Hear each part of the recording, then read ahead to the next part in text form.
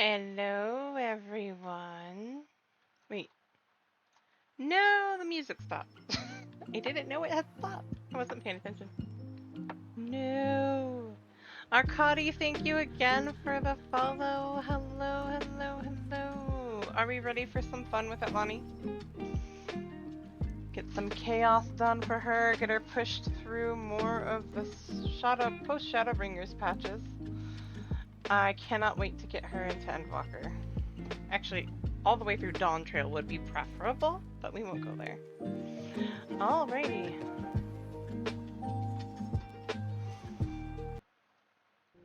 Time to begin the next section of this story. Old enemies, new threats.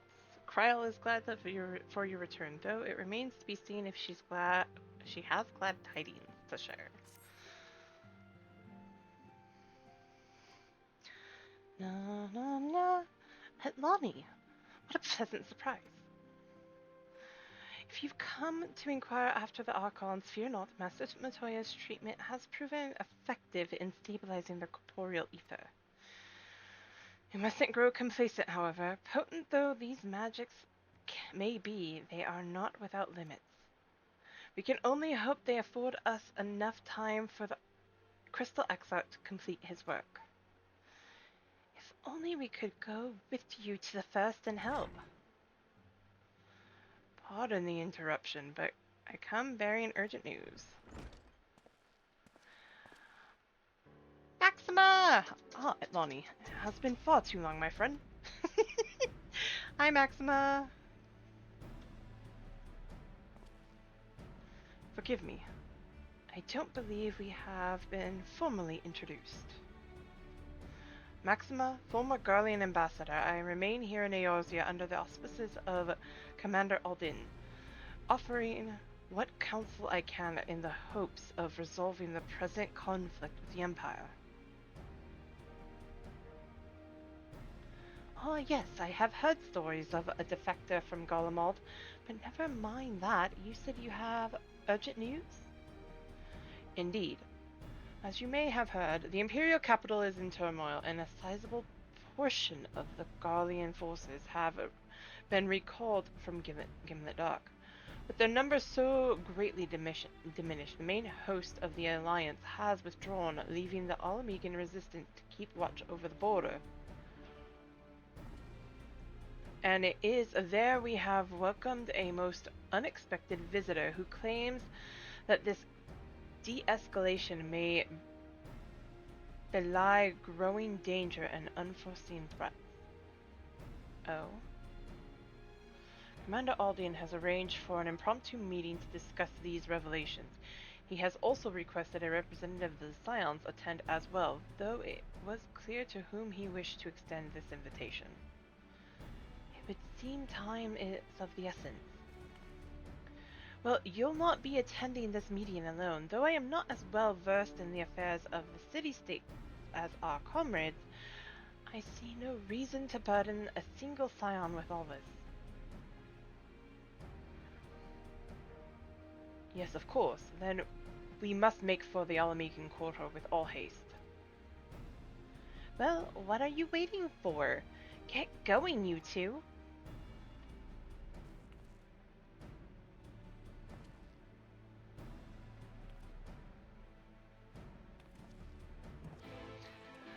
I love that the Garleans are effectively Elazins with hero heads. I love that. I don't know why. It's so funny to me.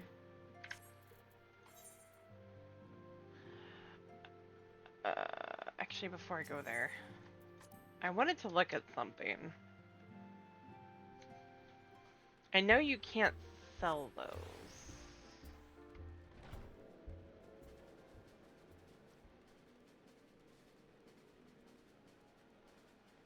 I kind of want to change her glam, but I don't know if I can. Oh wait, there's no market board here. Redonia. Wait. By a hair, Foundations is closer.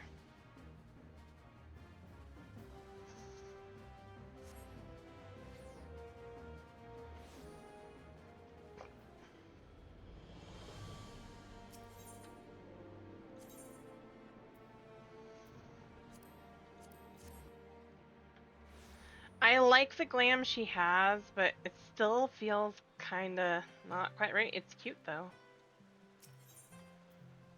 Tops.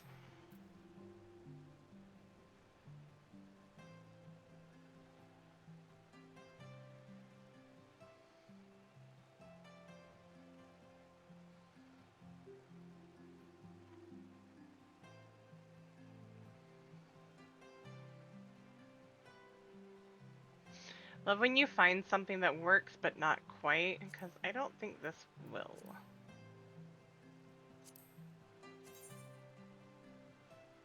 And I always do that one for the casting top, so no. This kind of works. Not quite what I'm looking for. I love this one. But it doesn't quite work for her. It works for Sierra, though.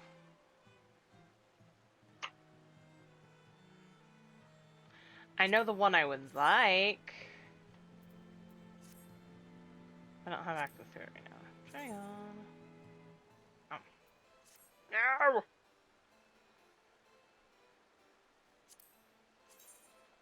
Oh, this is that one. No. Absolutely not.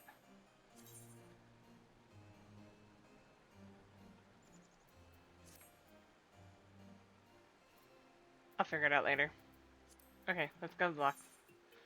I have to go run See Shui of the Violet Tide a million times to get the top that I want.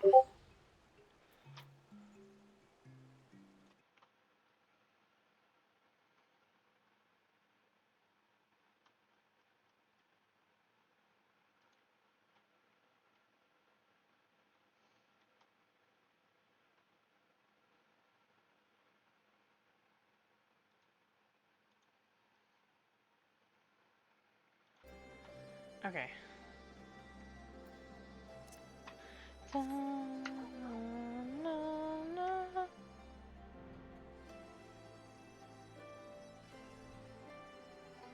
Makes it so much easier when you can fly over everything. You're not having to work your way through the maze that is Alamigo, the Alamigan Quarter.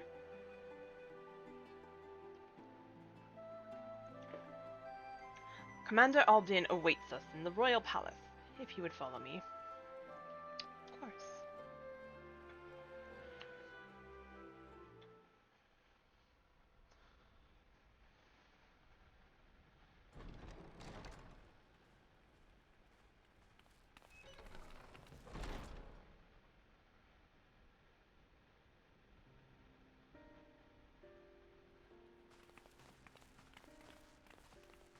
They're here, Commander. That look. And I, for one, am grateful that they are. Told you've been busy since our paths last crossed at the Gimlet Dark. Not that I understand half of it. When the Scions spoke of other worlds, I'd struggled to describe what I pictured. Mayhap things would seem clearer were I to hear the tale from your own lips. But I'm afraid the situation will not afford us that luxury. I trust you two require no introduction. We meet again, hero of Eorzea. Hello, Gaius. Must we repeat this ridiculous display? I pose no threat to you, though what I come to warn you of very well might.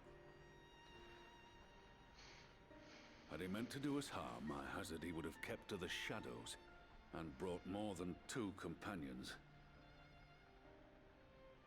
We need not pretend to be the best of friends, but I hope we can put aside our differences for the present. Yes, we can. Temporarily.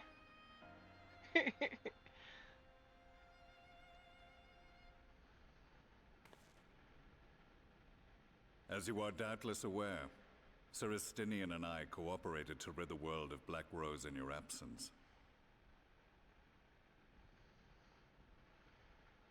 Our journey together took us as far as the Imperial Palace, where we witnessed Emperor Varus meet his death at Xenos' hand.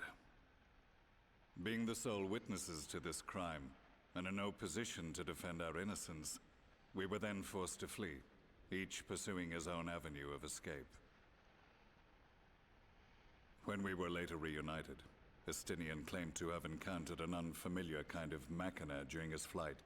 But to me, his description seemed anything but. And upon further investigation, I found that I was right.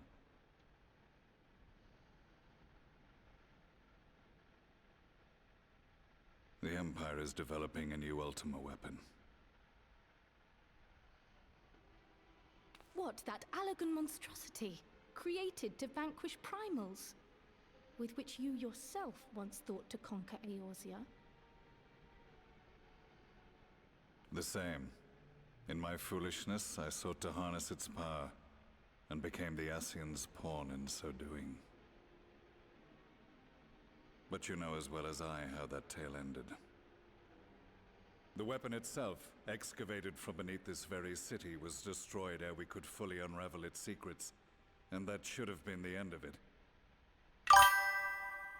But unlikely as it Arkani! sounds, Welcome in! the Empire's Hello! efforts to recreate it have somehow borne fruit. Primarily through secret research conducted by the 7th Imperial Legion, it would seem. Did I misremember something about this quest Wait, line? the Seventh was all but annihilated at Cartano, along with its legatus. Indeed. Few survived. Exactly, The yes. 7th, as it is now, has little in common with the Washingtonians Legion led unite. by Vandanis, and its leadership has changed hands several times since. Precisely how this project has continued despite such turmoil, and under whose auspices... Also, I feel like we remains a should have more mystery. streamers here.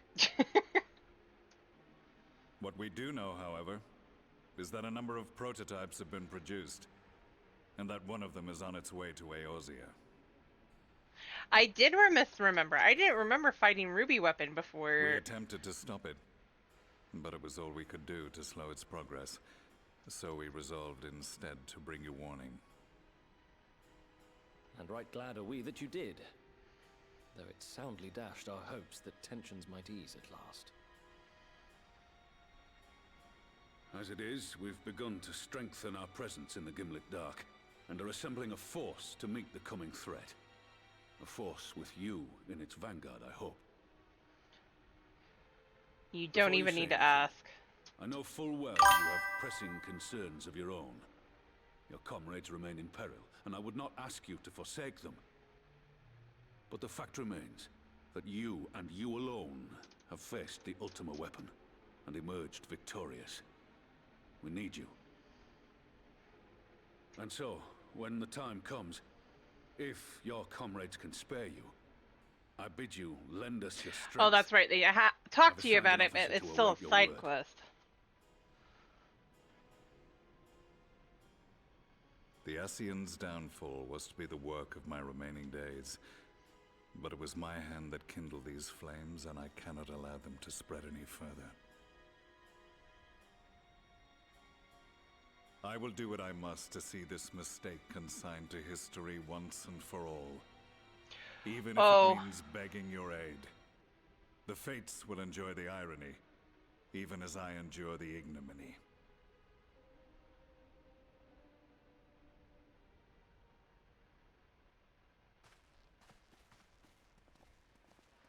I too shall make for the border and offer my skills, meager though they seem in such company. Mayhap we shall meet there anon.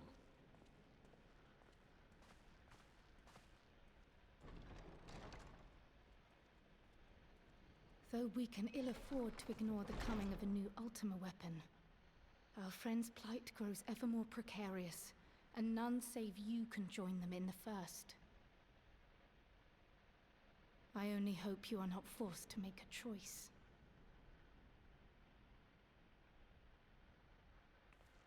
Not a choice. You can do both. Somehow.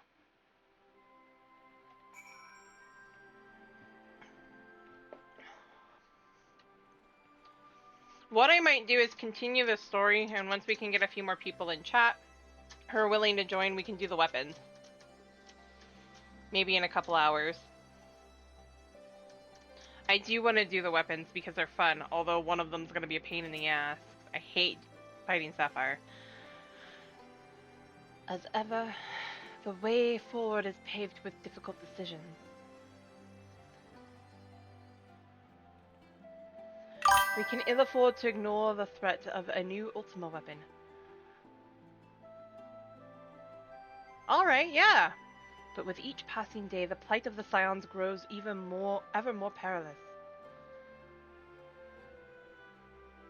Oh, well, family comes first, always. Always, always. Take care of your nephew.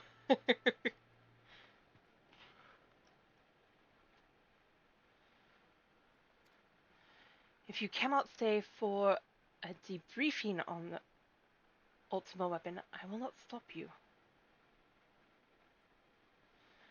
I only ask that you confer with me before returning to the first.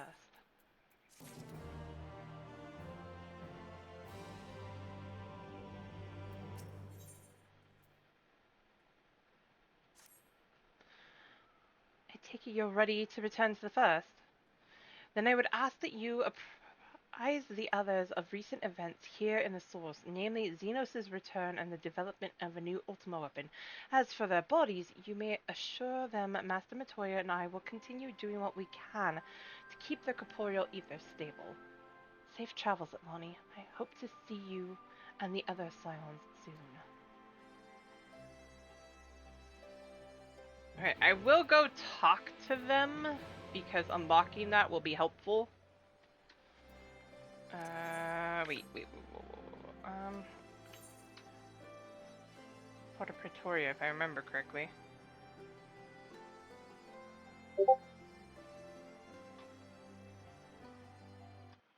One sec.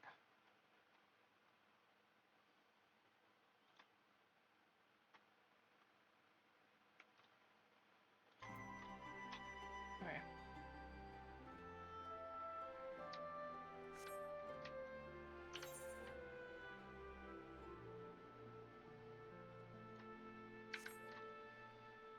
I'll just fly over there. Port of Pretoria is not that far. Wait. Oh, Ruby Doomsday. I forgot it started over here. The Resistance and Alliance forces prepare in earnest as a new threat looms on the horizon. Lonnie, glad you could make it. As you may have heard, Commander Alden has given orders to embark from Alliance headquarters to hold back the advance of the Empire's latest menace. Not that the soldiers stationed there are too chuffed about being on the front line against these new weapons. If they're designed to slay primals, they make short work of us mere mortals as well. Mind you, this guy is Balsar, and his followers who've led the charge so far, by all accounts they've been giving as good as they get. Unfortunately, their sorties have met with little success. I dare say they'd benefit greatly from your presence on the battlefield. If you're ready, my colleague over at Porta Pretoria will show you the way.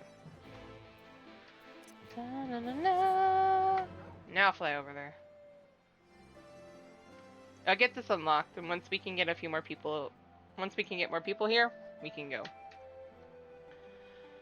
No. Fog is real, guys. Good God. Actually, I might just fall. I was gonna fly, but... Give.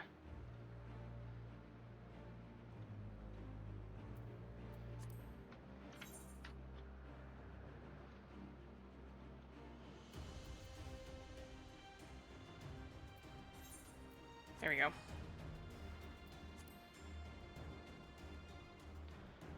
Na, na, na, na, na, na, na.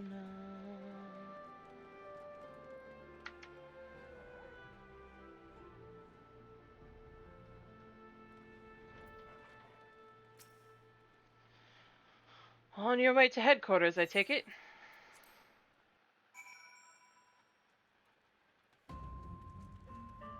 I didn't think I'd be back here so fast. Why are we back here? Oh, wait.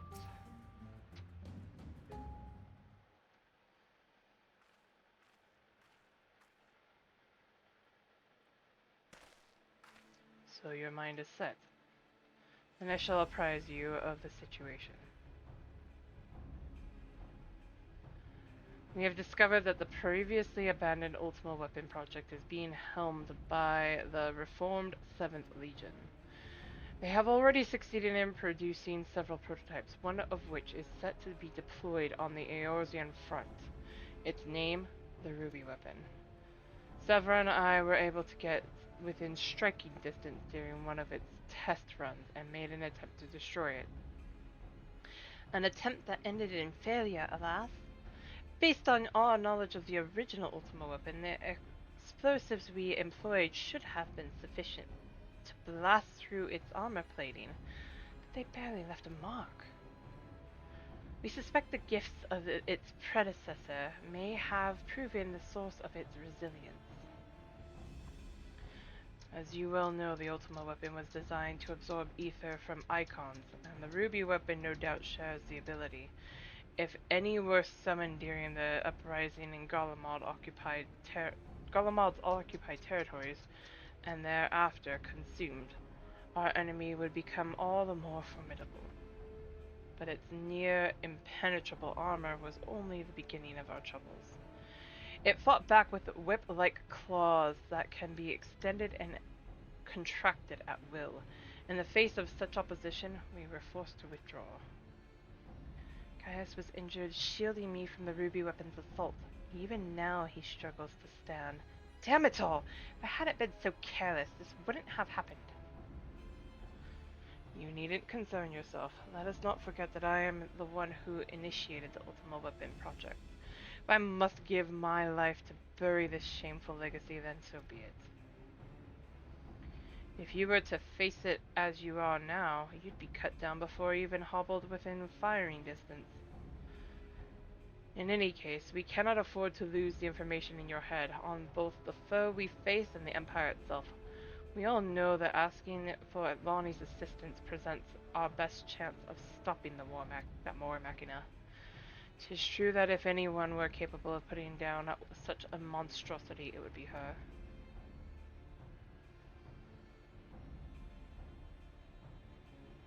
Though I have no right to ask this of you, will you lend us your strength?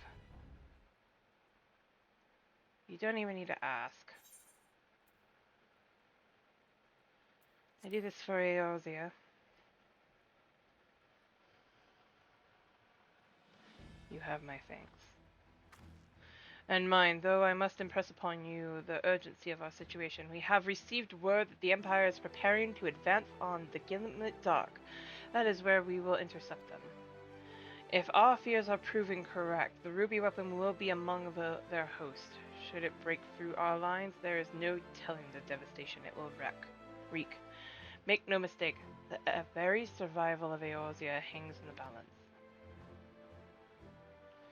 Once you have steeled yourself for the battle ahead, your escort will lead the way.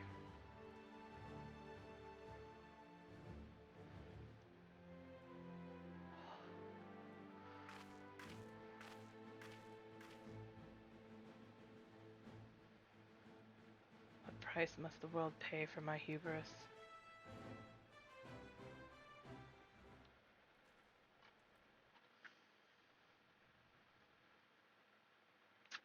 Yay! A short while earlier, in the Garlean-occupied city of Wurlit's Magic Tech Institution.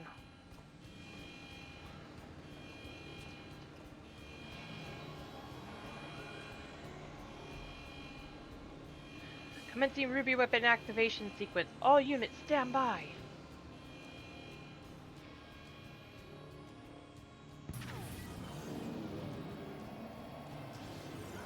Initiating synthetic orosite system. Fusion successful. No signs of incompatibility. Awaiting your signal. Ruby Weapon codename Darnus. Ready for launch.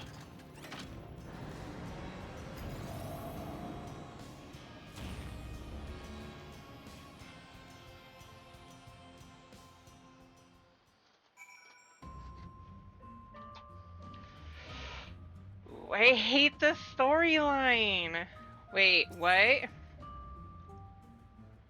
What? Oh, wrong one. That threw me for a loop for a second. Okay, you know what? Before I start this, I'll read that again. Or, I clicked through it, never mind. I'm curious.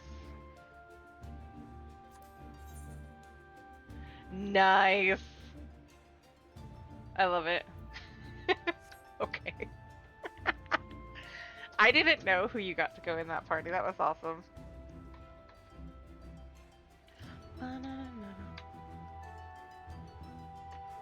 Okay, we have Cinderdrift unlocked.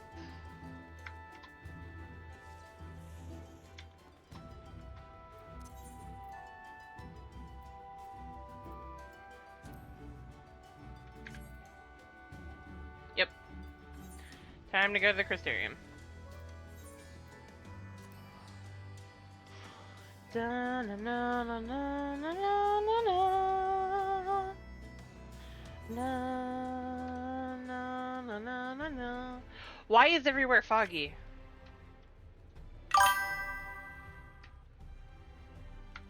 The fog is real.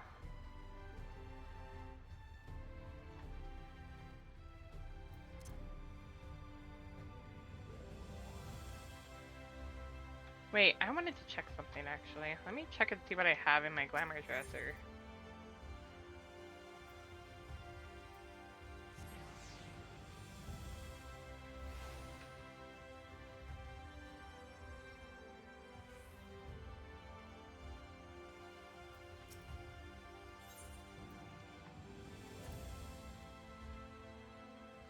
Is he in here though? Why?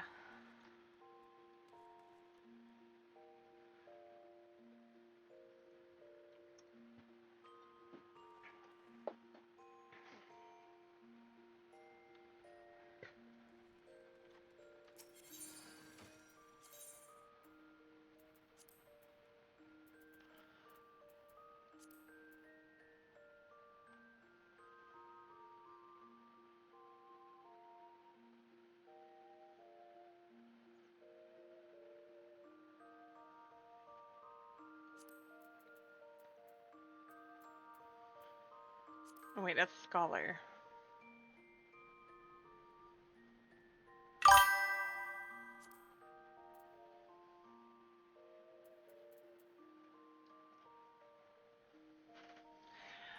If only.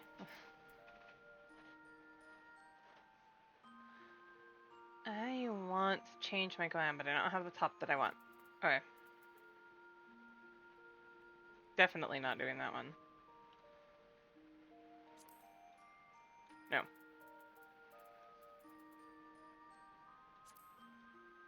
Don't like. Okay. I know I have one piece that I want, but I have to go through Shui of the Violet Tide a million times, apparently.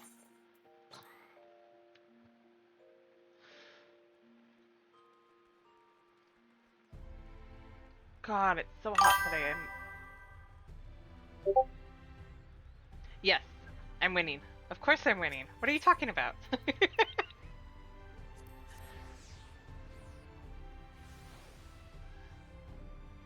Glam is ever the hard part, right? I mean, it's always gonna be the hard part. Figuring out what glam you want. The true endgame. It's always the hard part. Yes, I have business with the Exarch. Time to go talk to Graha again. You've come at a most opportune moment. Take two. You've come at a most opportune time, my friend.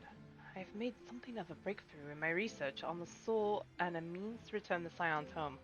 I trust you, too, have been making good use of your time.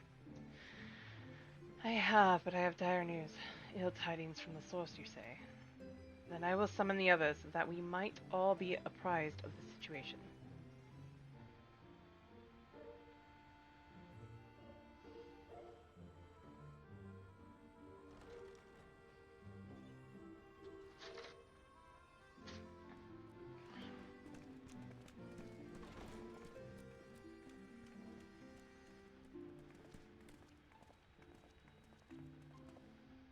Now that we are all here, what news from the source? Source comes first. Because bad news.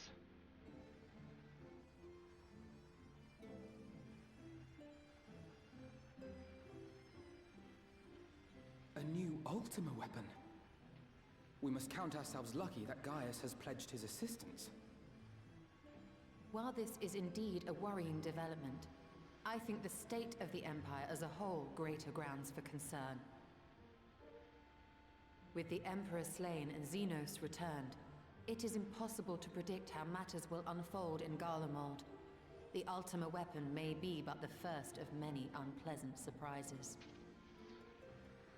True enough.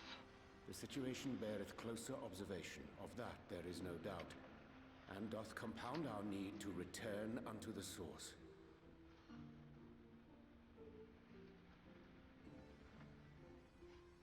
Then let us address that issue. Our long search for a means to see you safely home may well be nearing its conclusion.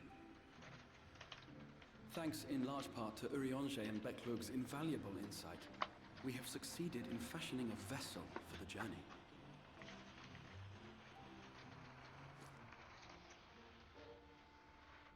We set out to create a crystalline container retaining the more useful properties of white aurosite, but without its regrettable limitations. And after a good deal of trial and error, we made one. An ark for soul and mind both, that will allow your incorporeal self in its entirety to be ferried between worlds. A spirit vessel, if you will. Ah, I'm throwing stuff. Sorry, guys. However? Though the vessel is possessed of the requisite qualities to hold mind and memory, it wanteth yet for a means to receive of them. For that, we must needs imbue it with the Exarch's innate gift. A gift that lives on only through the blood of the Allagan Emperors, which certainly does not flow within aurosite or any other crystal. Just so, milady. The blood serveth as a conduit of sorts. In its absence, memory cannot pass from mind unto mind, nor from flesh unto crystal. That being the case, we must either alter the process of inheritance so as to require no such thing, or determine a means by which my blood may permeate the vessel. I am hopeful that the records found within this tower will yield the knowledge we require to pursue one or the other of these avenues. As well you should be. The Allagan's body of etherological research is extraordinary. I can scarce believe it the work of ages past. But its underlying principles are not so very different from those of my own field of study.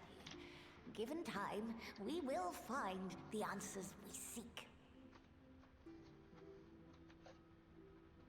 Hopefully sooner rather than later. I know that you can ill afford to wait, and it pains me that I must ask you to do so. I can only reaffirm my promise to you that a solution will be found. Whatever it takes, I will see you safely home. Smiley, thank you for that.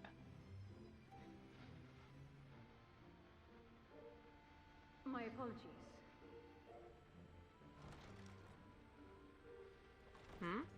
I do hope you haven't come to tell us that mortal peril fast approaches.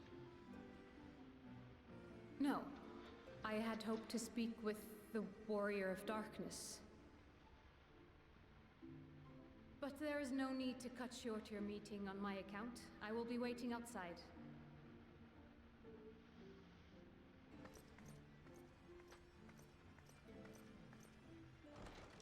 Why not speak in here? She knows I don't mind. Unless she didn't want to. Perhaps I might accompany you. Though I am woefully ill-qualified to assist in the Exarch's research, I may yet be of some use to Lena.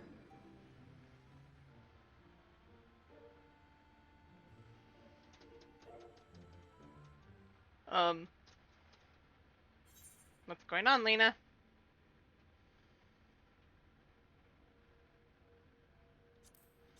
I should get more foods. Bombs!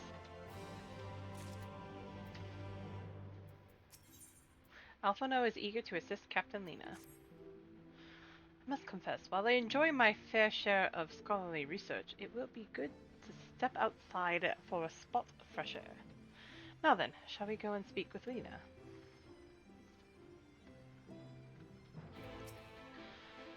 It may simply be my imagination, but Lena has been rather brusque with me of late. You don't suppose she's still upset over that mishap with the salmon fillet, do you? Never have I seen such a repository of knowledge. A stark reminder of what little we truly know of the world. Upon White Orsite's crystalline foundation, we have built not a prison, but a refuge for the soul. Would that moon breeder were here to see the wonders inspired by her research. I'm going to cry, Urianger. I think we will not only have Xenos to contend with once we return, but a new Ultima weapon as well. Why must all of our enemies insist on returning from their graves? Right! My question exactly. Why? Why? Why do you come back?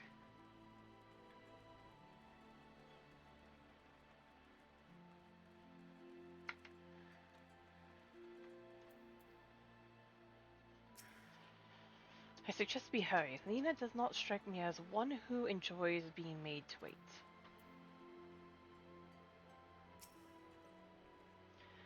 We have little time, so I will be brief. A senator has been sighted in Lakeland, and I ask for your assistance in slaying it. A senator? I heard some few yet remained after the knight had returned, but perhaps we should call the others? That will not be necessary. It is only a single senator, a simple task for our guard, I should think. That said, I believe fighting alongside the warrior darkness would be a valuable experience for them. Peace can lead to complacency, and they gain nothing from an easy victory, but you do not underestimate your foes. However harmless they may seem, my men would do well to learn from your example.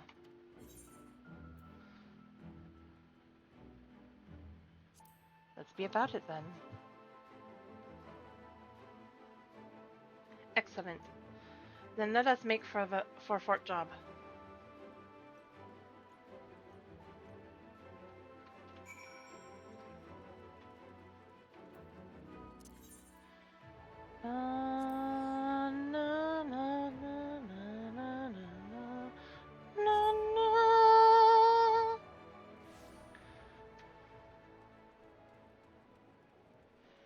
Did you find light again? If you would wait here a moment, I will gather the others.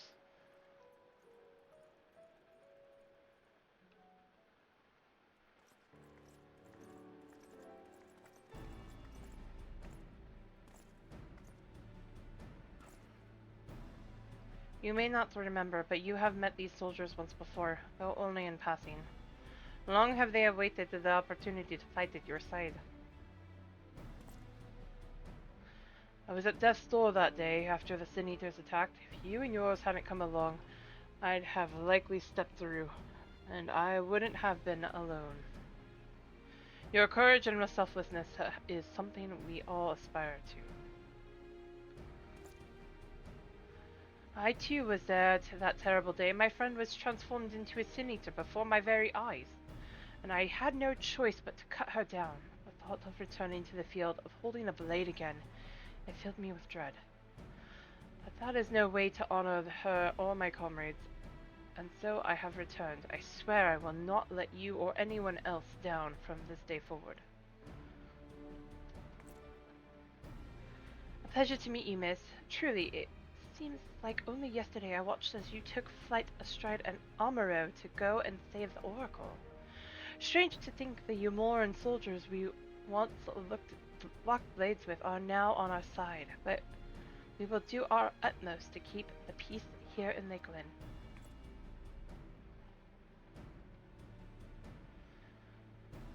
We seem to be missing one.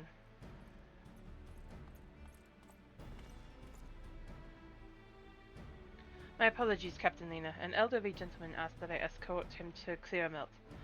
It took longer than anticipated. I'll not begrudge you your desire to help those in need, but a soldier must be punctual, especially when we play host to honored guests. It won't happen again. The name's Styler. Taylor? I'm sure you don't remember, but we met once before in the infirmary.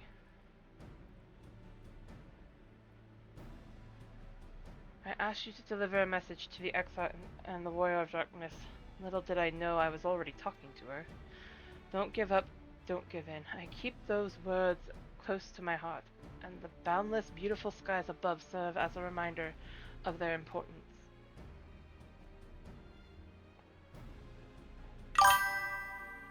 My friend got to see the knight's return shortly before he passed.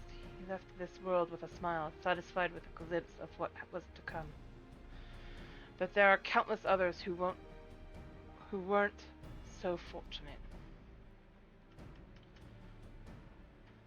They gave their lives for the promise of a future they'll never know, and so it falls to us to do everything we can to fulfill that promise. No matter what happens, we won't give up. We won't give in.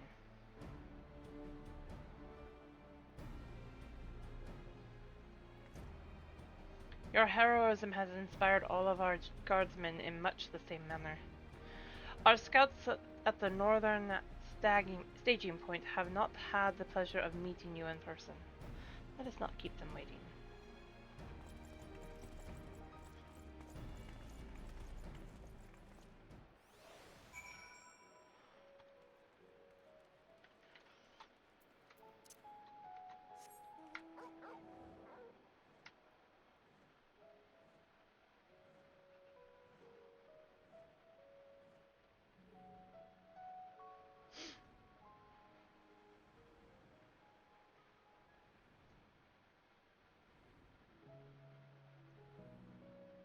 Da, na, na, na, na, na, na, na, na, da, na, na, na, na, na, na.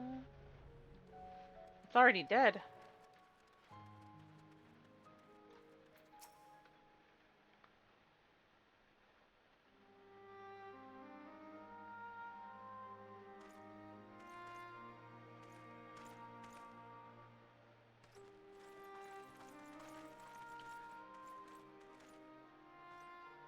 Did you slay this eater?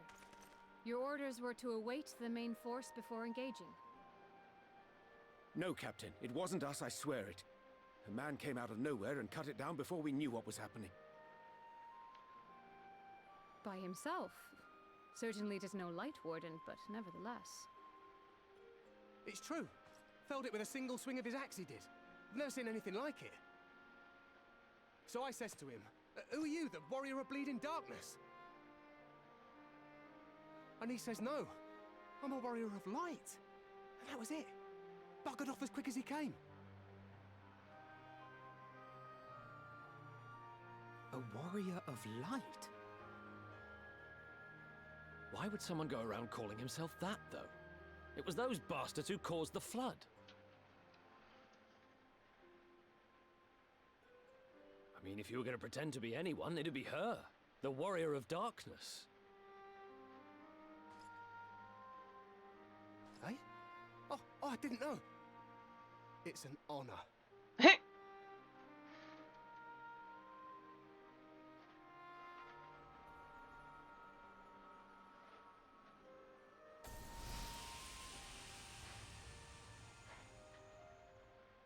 Since the Eater is no longer a threat, our work here is done. Return to your posts.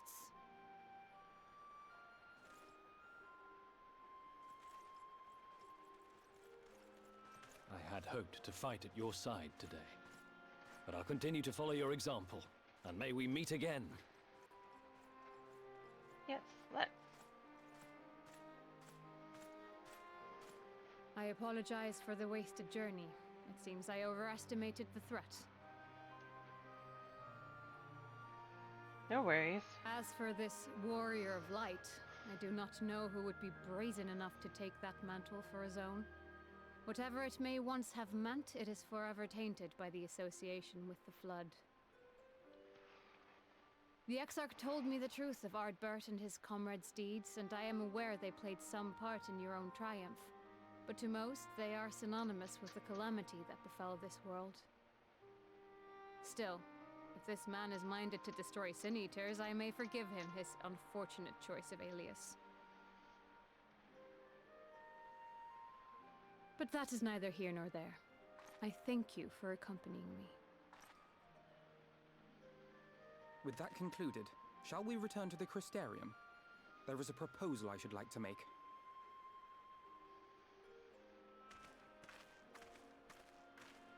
Forgive me. There is one more thing. A personal concern of mine. I had hoped you might have a moment to speak privately. Take your time. I shall go on ahead.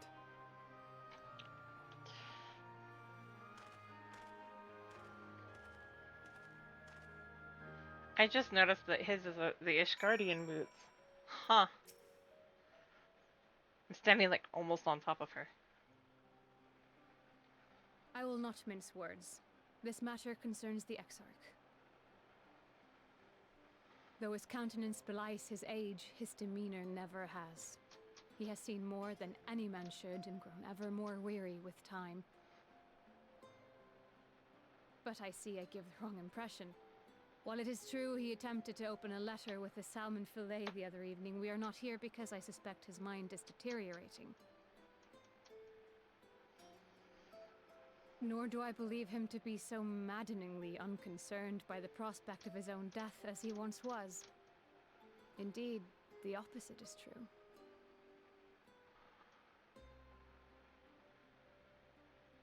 It is for this reason that I seek your advice. Since he returned from the Tempest, the Exarch is not as he was. He seems a different man, a younger man. I know not the details of his research, but when I saw him at work recently, there was a glint in his eye that I had never seen before. He looked happy. It was as if he had peered into the future and for the first time found joy there. Though it gladdens me to see him thus, I wonder if I should not keep my distance. I fear that my presence will only anchor him to the past, remind him of all the pain that came before. Aww, Lena.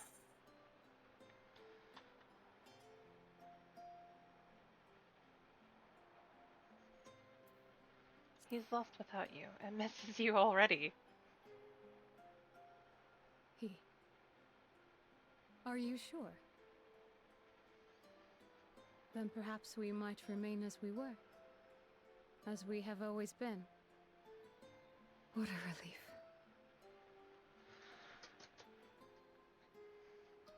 In that case, I will have to speak with him about the amount of time he is spending at work. This research is important, I know, but if he refuses to consider his own health, I will have to consider it for him. Good granddaughter.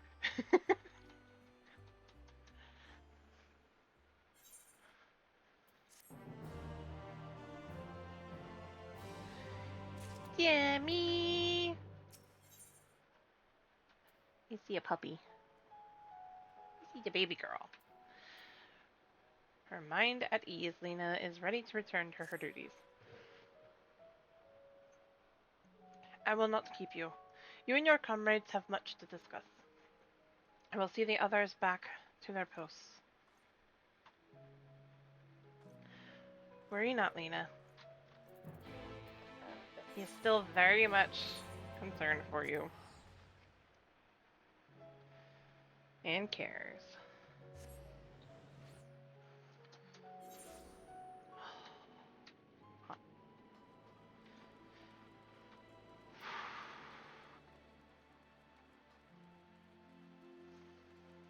Anybody else have days where it's so hot outside that even when the wind's blowing, as much as it cools you off, you're still really hot? It's like it's just blowing the hot air around.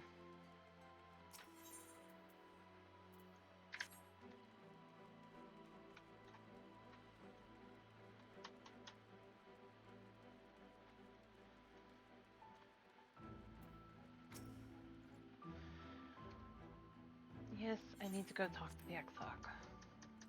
Stop asking me already! No, never mind.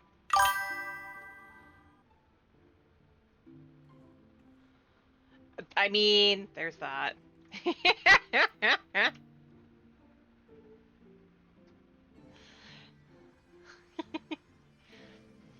Where I'm at, it's like, it was like 88 earlier. And it was so hot outside, but we were getting wind like crazy. And it helped, but didn't. That's true.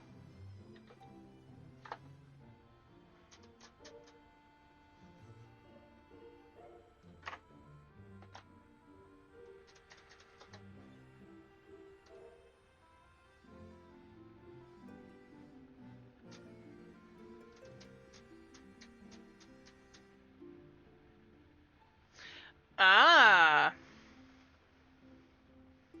Yeah.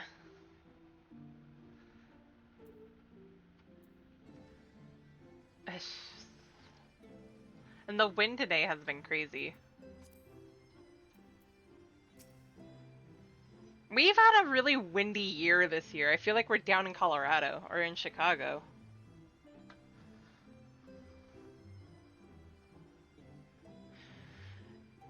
The others were quite shocked to hear what we found in Lakeland.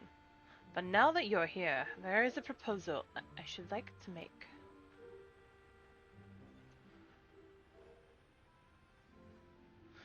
I have been spending a great deal of time in the Cabinet of Curiosity.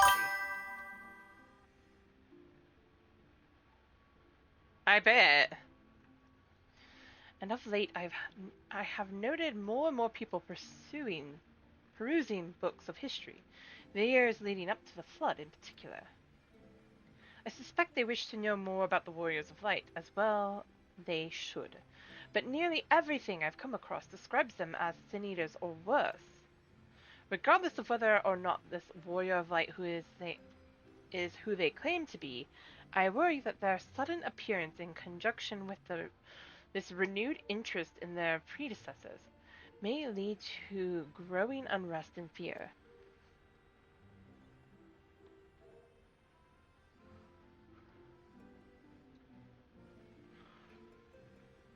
I bet. As the people of the Crystarium seek the truth, I say we give it to them. I too can attest to the falsehoods found within full many of the Cabinet's tomes, within nary a mention of the noble deeds of Odbert and his comrades.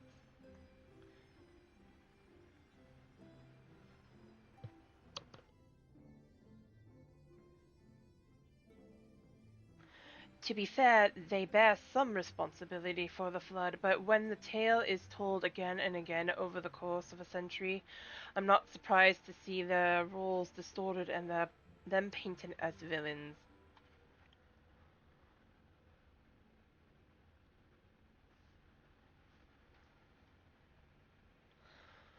Were it not for the records stored within the Crystal Tower, I would have had no reason to question the narrative. Unfortunately, the knowledge was of no use, for when I arrived here in the first, their reputation had already been irreparably tarnished. That said, there still remained those who worked tirelessly to defend their good name in those early days following the flood. Considering all the good they had done, I find it a wonder they needed defending at all. They brought to justice the man who misused my knowledge to bring about the fall of Vobert. That such heroes could be spoken of in the same breath as sin-eaters is absurd. Under normal circumstances, I would agree, but as time passed, those who knew firsthand of their deeds dwindled. In the end, only one truth remained, and They were the cause of the flood. With the world on the brink of oblivion, it was all too easy for the warriors of light to become villains deserving only of resentment and hate. At that point, the truth mattered little. It would not change their lot. Thanks to you, all of you, however, their lot has changed, and now they may heed the long-forgotten truth. You claimed it was Albert who helped you overcome itself, correct?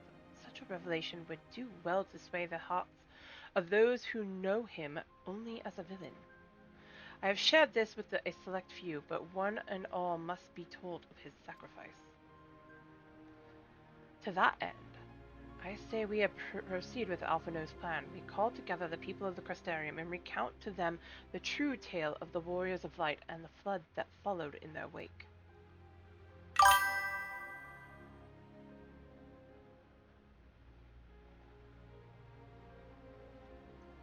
Well, what say you, Atlani? Spread the word, I say!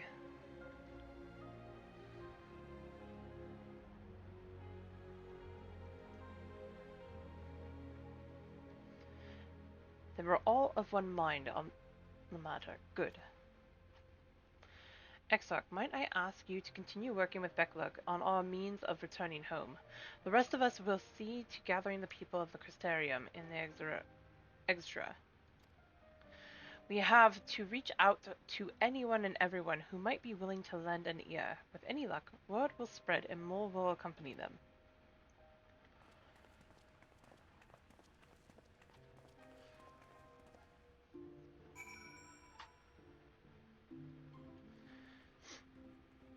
Once it gets to the cutscene that I believe is coming up, I'm going to step away for a second.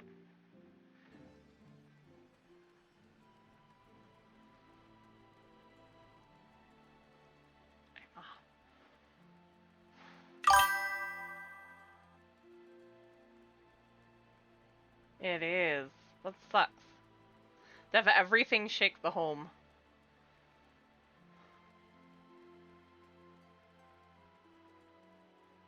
Would be rough. Ba ba ba na na.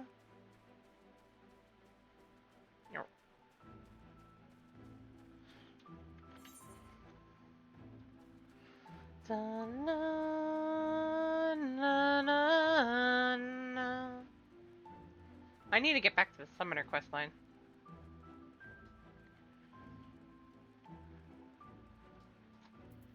Or the Caster questline. Well, well, to what do I owe the pleasure? Whatever it is, I must ask you be brief. With the night returned, visitors have been flocking to the Crystarium, and I find myself too busy by half.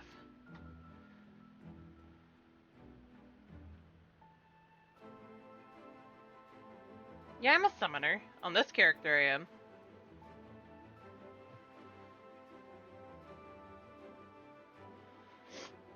I don't have Carby out right now.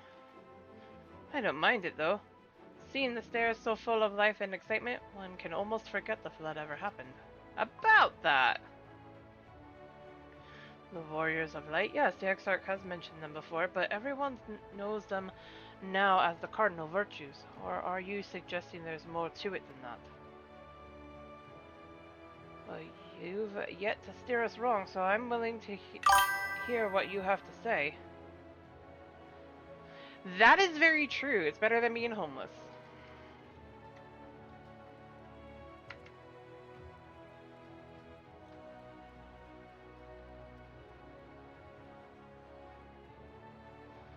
Very much true. It's better than being homeless.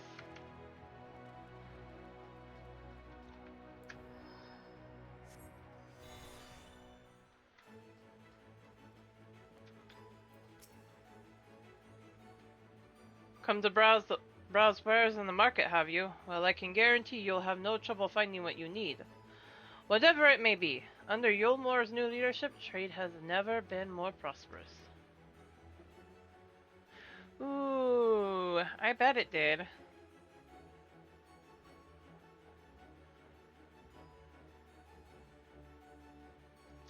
Word is that fellow from Daedalus Stoneworks has taken over as mayor. Did he really? Little wonder business is booming the way it is. I imagine it won't be long before all of Norvrant reaps the benefits, but you've not come to talk about the market. Something on your mind? I see. The Exarch did mention they had something to do with your returning the night to Norvrant. Alright, consider my interest piqued. Thank you. Where's the other one? Tumbling, turning, remain.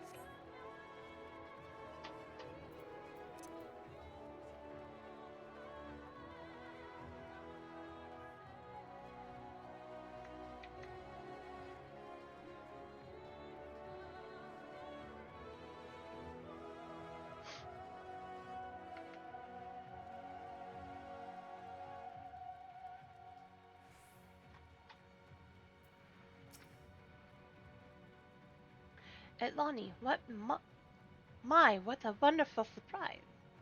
Though I hope your being here doesn't mean someone's being hurt. Thanks to you, I've had far fewer patients coming through my door of late, which is a shame, come to think of it. I've had fewer opportunities to test my new medicines.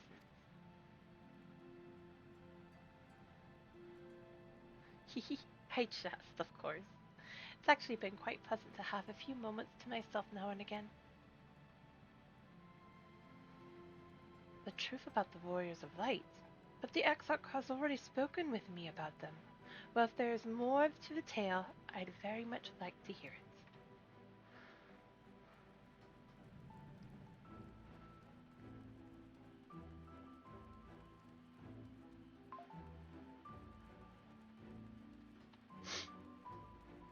Ah, my nose.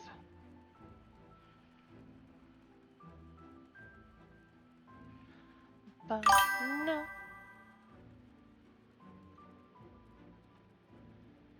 Yeah, that's what I was thinking. I think it would in anyone's life, it'd throw a wrench in there. Oh, wait.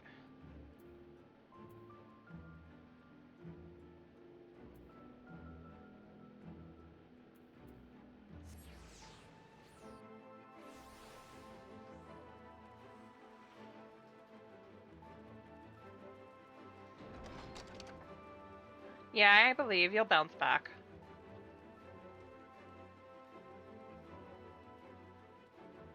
Eventually, fair.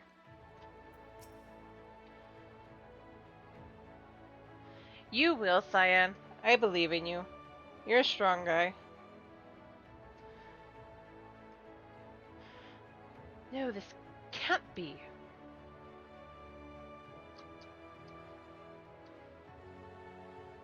That would be helpful. Surely there is at least one book here that does not cast the Warriors of Light and their deeds in such a negative light. About that, Morin?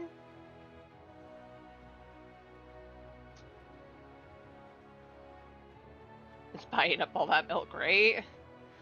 Oh, Atlani, forgive me. The Cabinet of Curiosity has been bustling with visitors of late, but I fear our repository lacks for the knowledge they seek. You're welcome. The people wish to know the truth of the Flood, of the Warriors of Light. I have searched high and low, but alas, every account portrays them as no better than sin-eaters, abominations worthy only of scorn and resentment. I know they were not always judged so harshly, yet I can find no proof, and I dare call myself a librarian. Hold up. You would address the people and tell them the truth of the Warriors of Light? And of the Flood? How wonderful! You have regaled me with the tale once before, but I should love to hear it again. Oh, and I may be assured I will not come alone.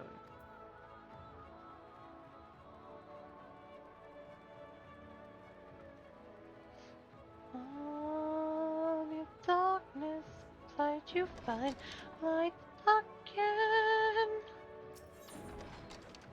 I'm tumbling, turning, remain.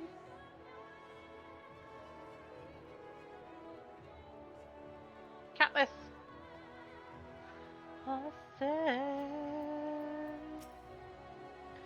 Well, well, what a coincidence. I was just reading over a letter I received from Grenoble not long ago. He says a visitor from the Crystarium found him at the bottom of the ocean and that she inspired him to reach new artistic heights.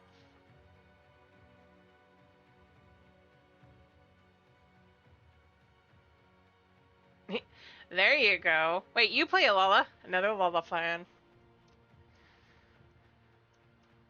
Well, I can only think of one person capable of both feats, though I'd say the latter is far more impressive. To think fate could bring the two of you together in such a place.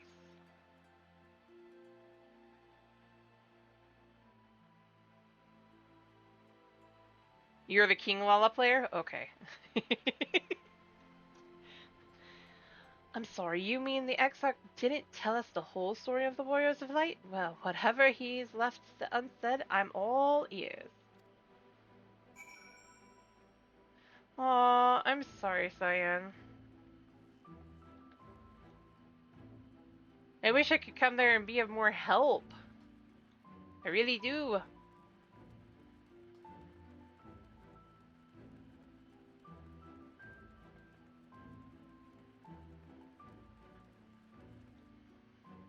Cowboy aura.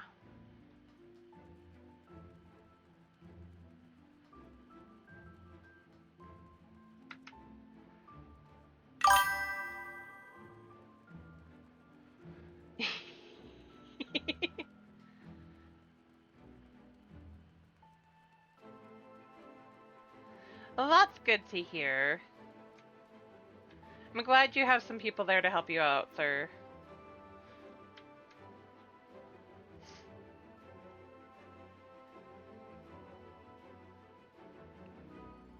You'll be back on your feet soon.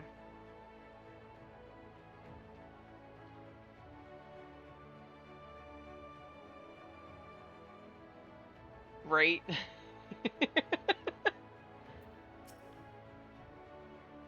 There you are. Between the four of us, I dare say we swept the Crystarium from top to bottom. Now we need but wait for the people to gather. Okay, this is gonna be a cutscene, and I think it's voiced if I remember correctly. I'm gonna step away for a second.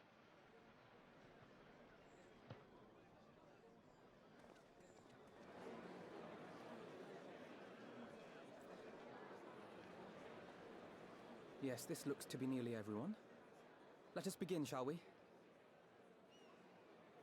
Though I am usually the first to hold forth at such events, I think on this occasion that honor should fall to you.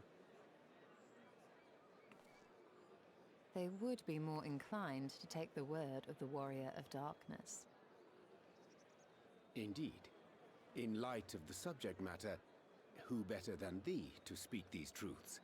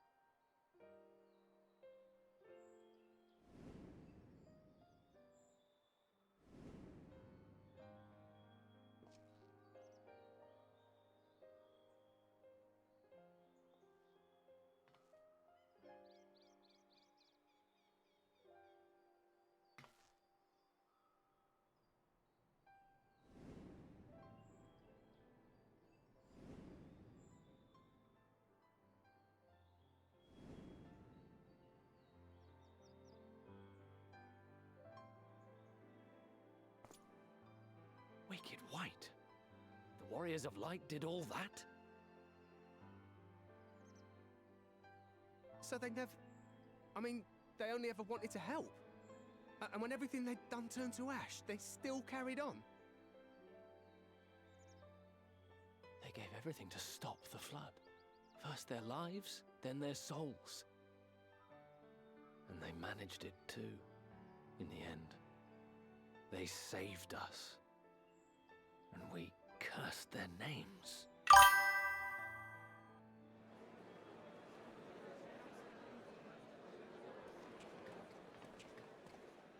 This should go a long way towards clearing the air.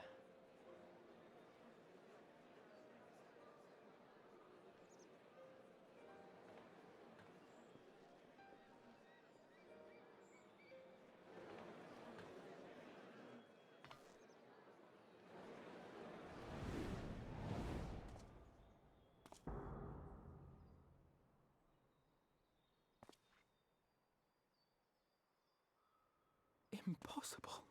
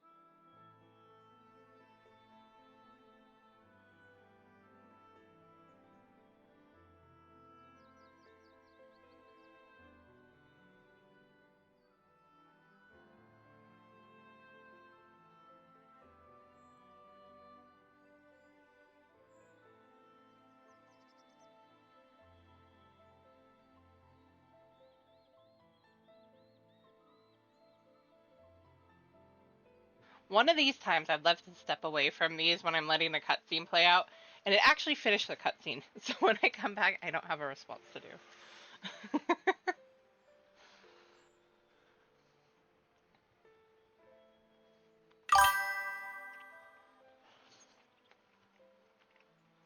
Right?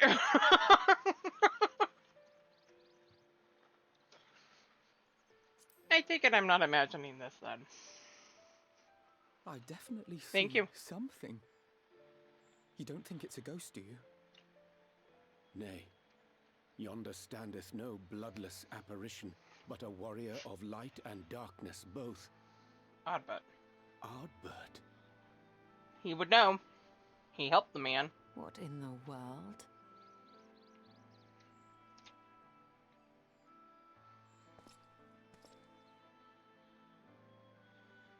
It's you! The one who slew the Eater!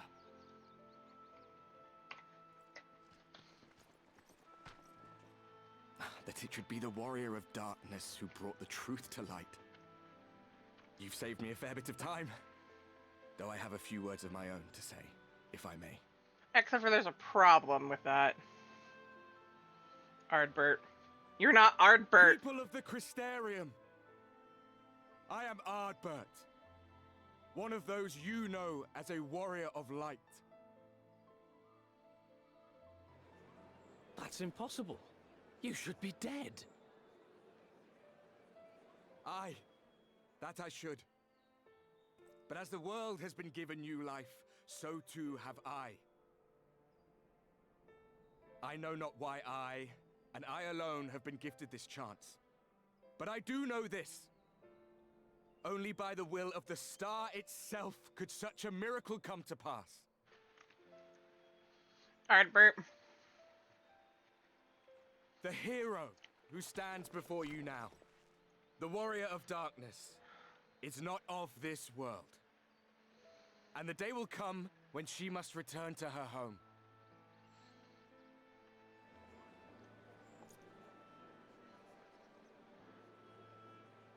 But this land is our home.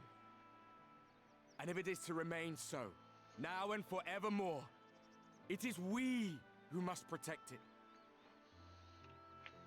The time to rely on saviors from afar has passed. It is you who must rise. You who must become the new warriors of light. What? Us? Warriors of light?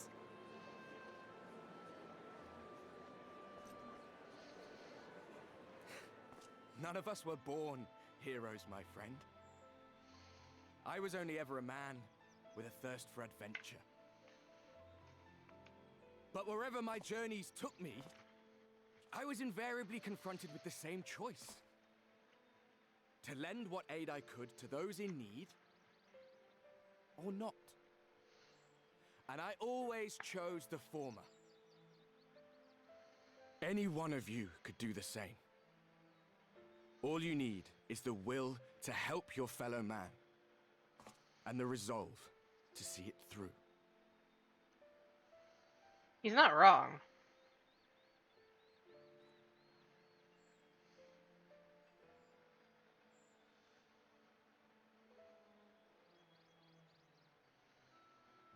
From thine own lips did we learn of Ardbert's fate, and by thy countenance I gather thou art not inclined to recant thy testimony.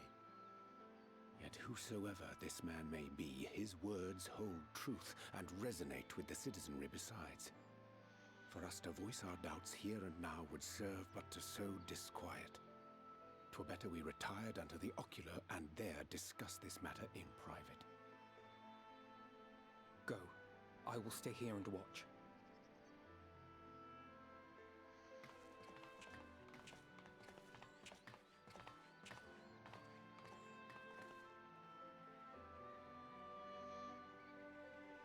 And the Exarch saw everything.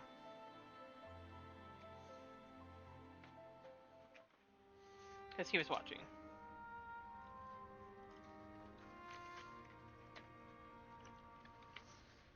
So, that is a warrior of light of the first.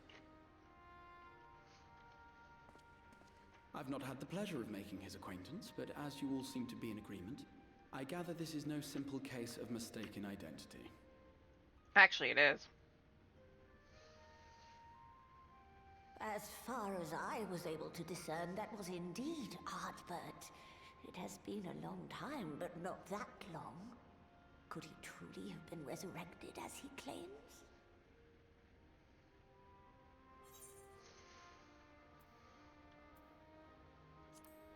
It looks like him. It sounds like him, but it isn't him.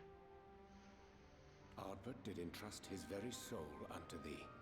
I see no reason to question thy judgment. Nor I. To my eyes, your ether burns as brightly as the day you slew Emmett Selk.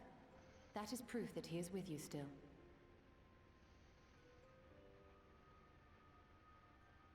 Yet that which standeth now before the people is far more than a passing imitation.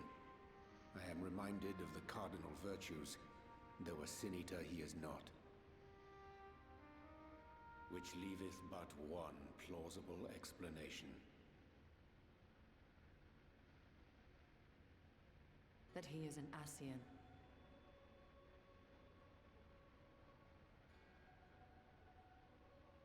Given their fondness for posthumous possession, I would have to agree. From what I understand, the Warriors of Light were laid to rest in Yulmore by those whom they had aided in life. At the time, some few still remembered them as heroes. Needless to say, 4 of them were subsequently exhumed to serve as the Virtues. And if one knew where to look, Ardbert too would not have been difficult to find. Assuming then that this is indeed the work of an Ascian, my mind inevitably turns to the last remaining paragon to survive the Sundering.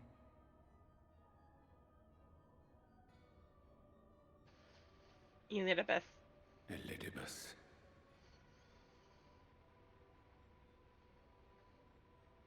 That Xenos hath reclaimed his own flesh is known. Thus evicted from his borrowed form, and cognizant no doubt of Emmett Selk's failure here in the first, 'tis quite possible the emissary chose Ardbert for his next vessel. Not just possible. Inhabiting the flesh of the fallen. My, that is unsavory. And they do this often, you say? Verily, for they possess no corporeal forms of their own. In what one may term their natural state, none save those gifted with the echo can perceive them. Indeed, when Elidibus intruded upon the waking sands, his presence did go unmarked by all save Minfilia and the Warrior of Light. On that occasion, I myself remained ignorant of his coming until after his departure. 'Twas only at a later juncture, when he deigned to appear before me in borrowed flesh, that I was finally able to take the measure of him. In such puppetry do the Ascians engage when they seek to influence the course of history. And they have gained much by it. Emmett Selk single-handedly built the Garlean Empire in this manner, while the Hebrea came close to conquering Eorzea, having taken possession of Thancred's living body. Yet it must needs be noted that the Ascians cannot avail themselves of all mortal vessels. For were they able to do so, none would serve as a better pawn than our own redoubtable champion. Mayhap the blessing of light shieldeth Hydaelyn's chosen from Ascian influence. Or mayhap other forces are at work. We cannot say for certain. We have too strong a will. Whatever the reason, I hope it holds true. I dare not contemplate what might come to pass otherwise. Is it not peculiar, then, that Ardbert's mortal remains should be susceptible, given that he was once a warrior of light? Or did the final departure of his soul make it possible, perhaps? Regardless, to hear an Ascian use him to call forth new warriors of light boggles the mind.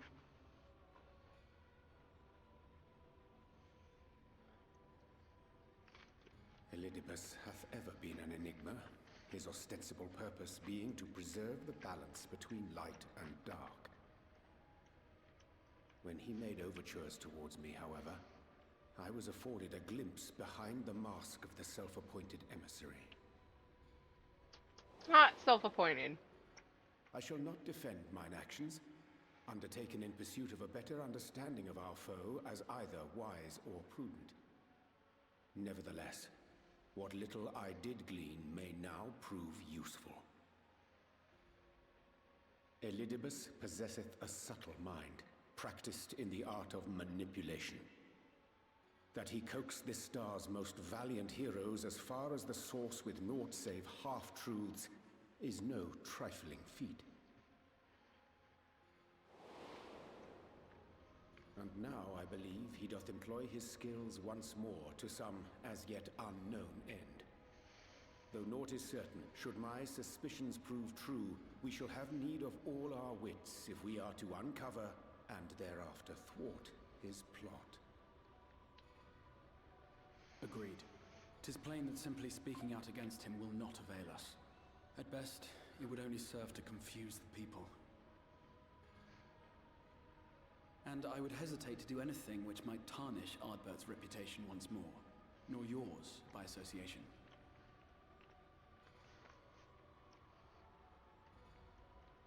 That being the case, it may be wise to keep a covert eye on this Ardbert's movements, as we attempt to discern his purpose and how best to mitigate his influence.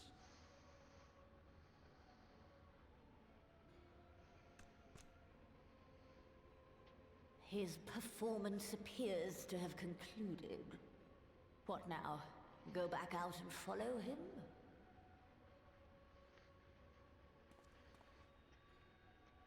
Twould appear Master Alphino already hath pursuit in mind, and I suspect one pair of eyes shall better serve our cause than half a dozen. Let the rest of us maintain an inconspicuous distance, for the present at least.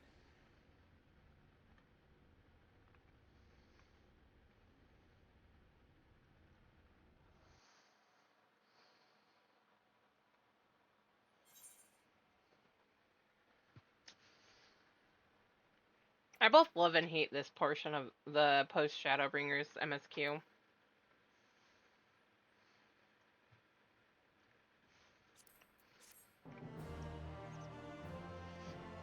For two reasons.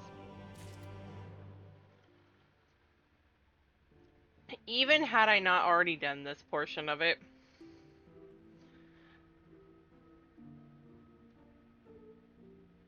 I understand the holding back. I don't understand the holding back so much. They don't want to tarnish their own reputations, and they don't want to tarnish Ardbert's anymore. I get it.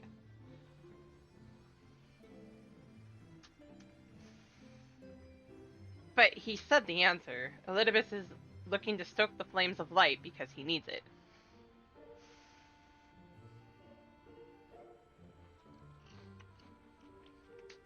Ever a man of balance, he wants the course to be set and be done with it.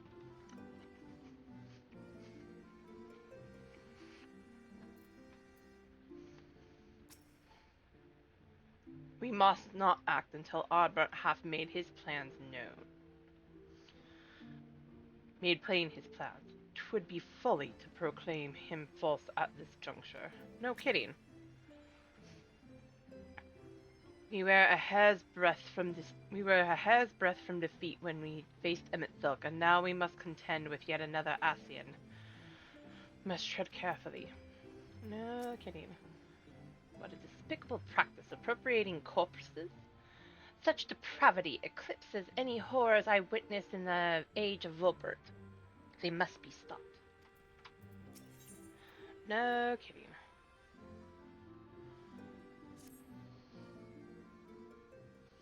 The V's.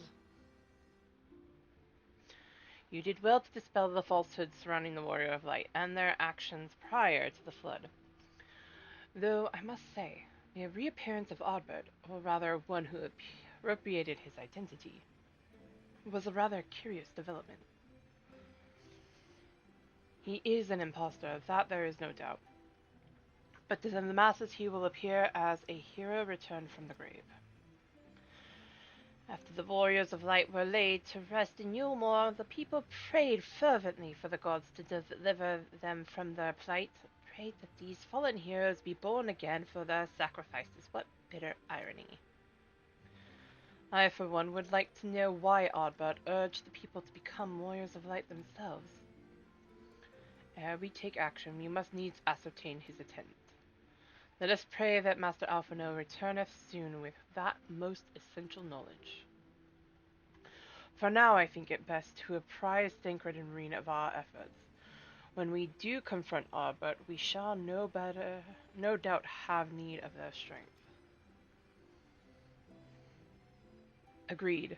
I think it prudent we all take measures to prepare for what's to come. Beklag and I will continue our research into how we might improve the spirit vessel, that it might one day carry you home.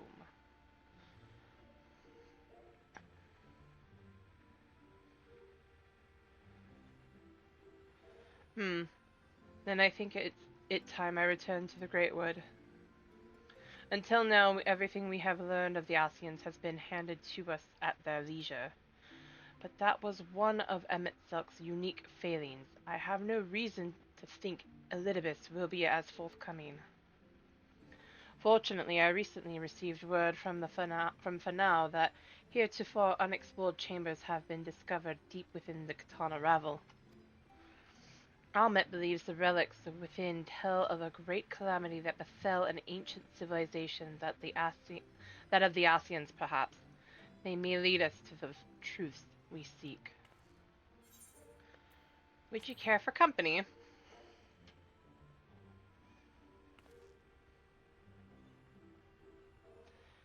I wouldn't dream of going without you.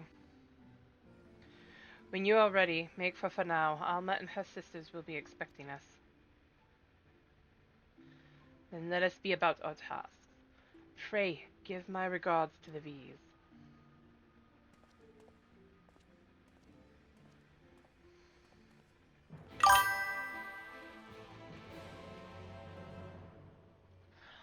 Have a good night, Cyan. And thanks for coming by.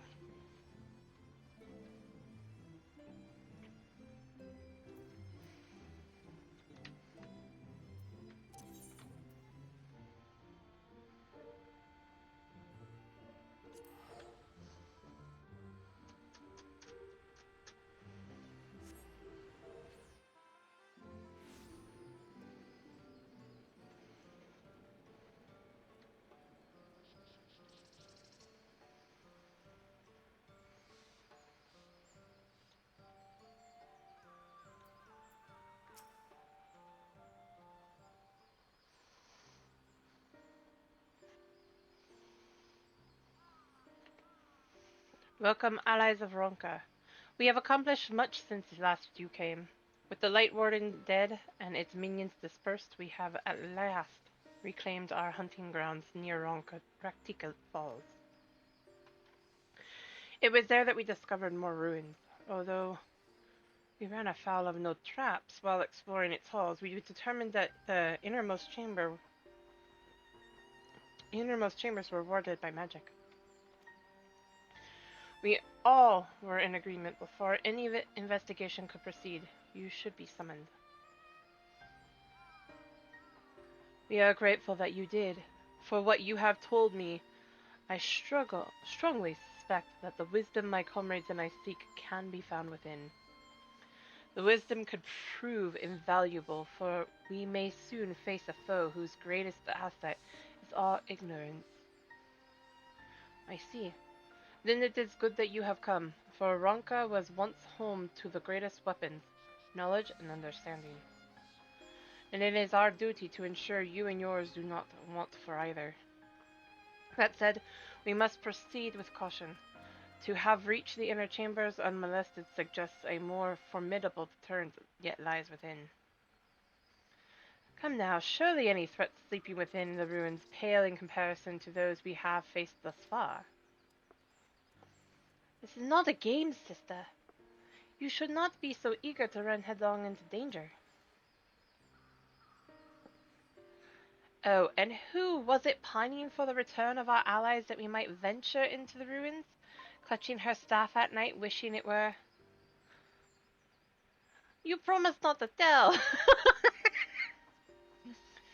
Then I suggest we be going. Get back here!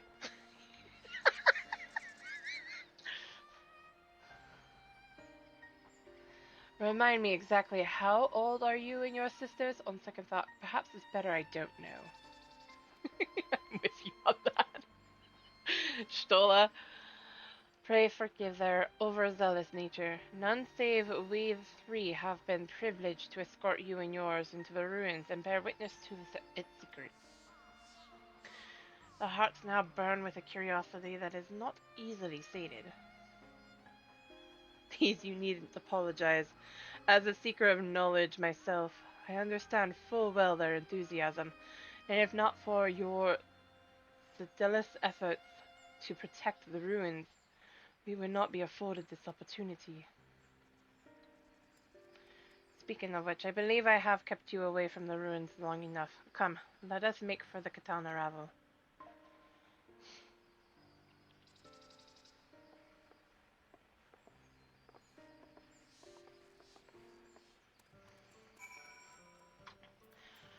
To Quintana Ravel. Oh, we love you, Torgal.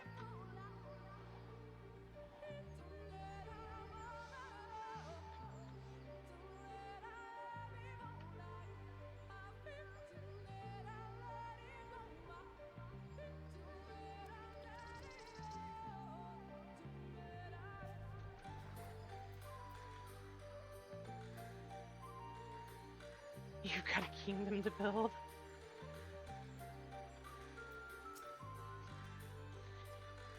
It is most strange for these halls to be left unguarded. Have care when breaking the seal on the chamber door. Danger surely awaits us on the other side.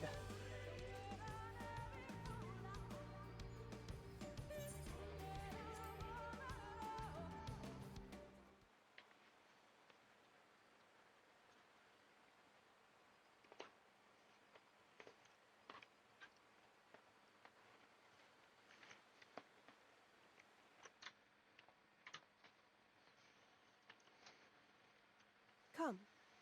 Our new discoveries are to be found this way.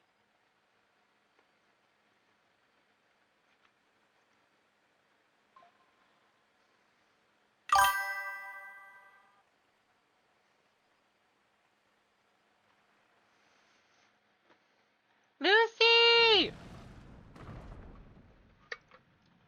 Hey, you!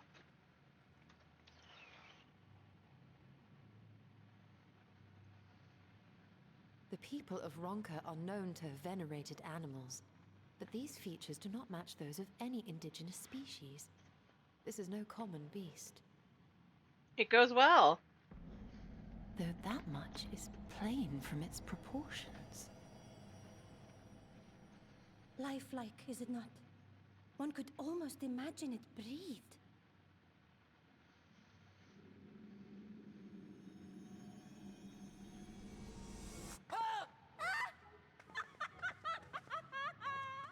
Why you... Ugh.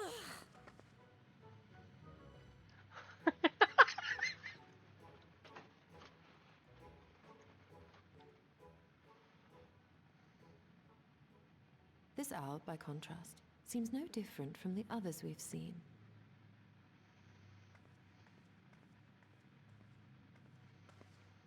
The sealed door lies ahead.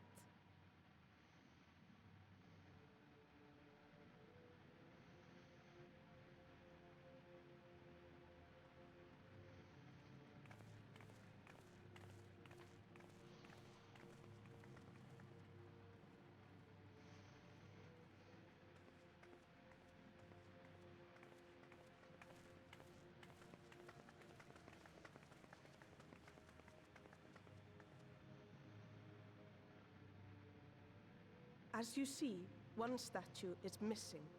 I expect we are meant to replace it as before.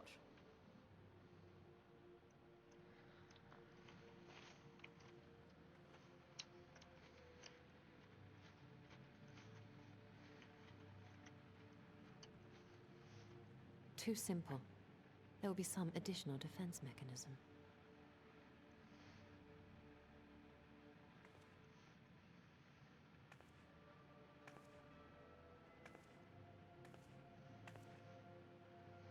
Just a moment. There are words carved into the stone.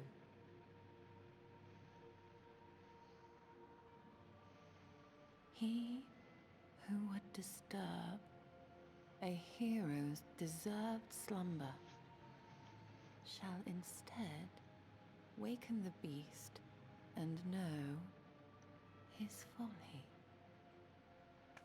Wait! Don't!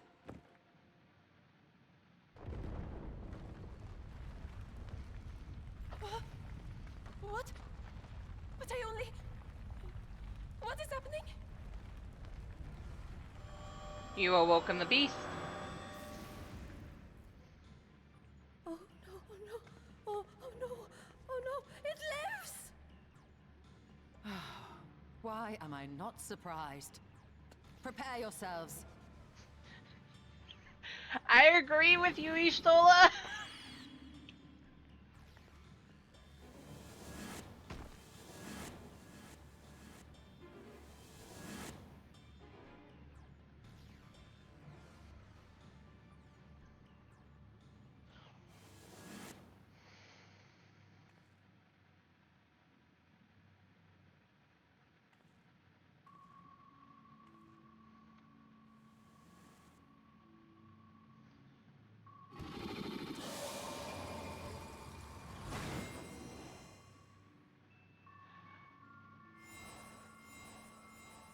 No!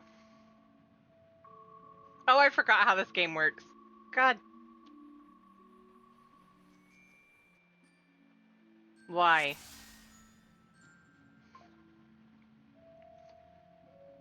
You trespass, mortal, upon sacred ground. In retribution, 4 souls have I bound.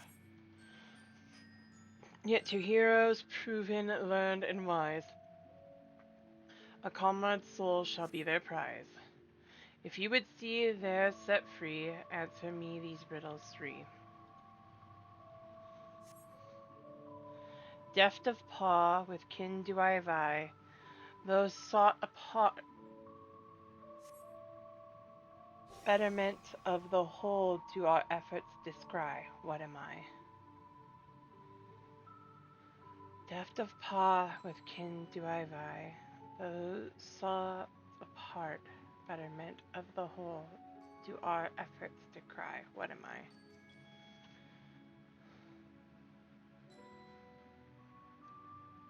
Oh my god, I do not remember this.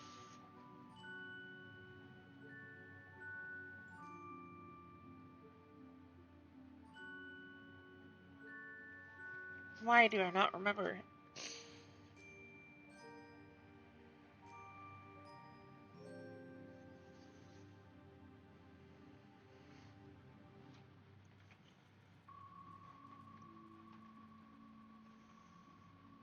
Those sought apart. Curls usually travel alone, don't they?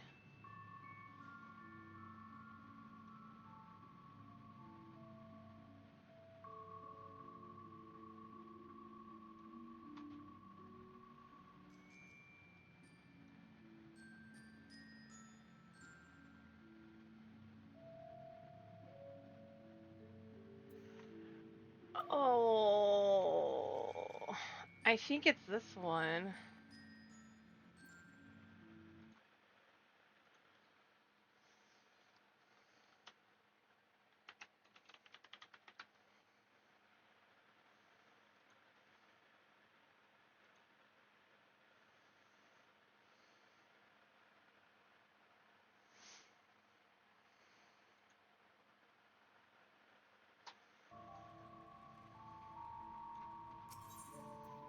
I don't know why I didn't think of that.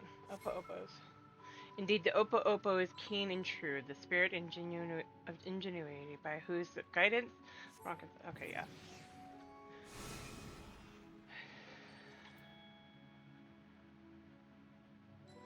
Fearsome Fang I travel with the pack. Together we find harmony, and thus for peace our land does.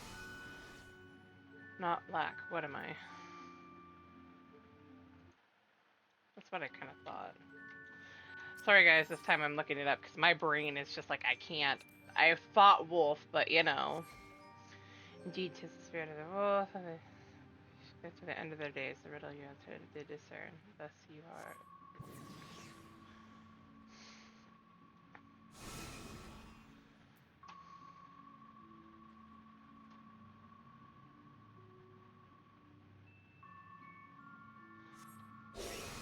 On my belly do I crawl, by my strength does the prosperity reign within our hall. What am I? A serpent, if I remember correctly. Yeah.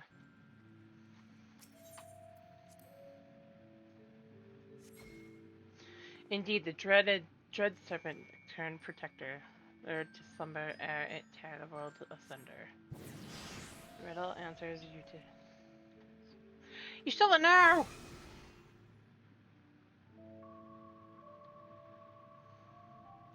Desire that which I yet claim, then we shall play another game. A test of mind and memory, choose wisely, you all may yet go free. Twixt these talismans hide friend and foe, choose your companions well, or sorrow know. Wait, what?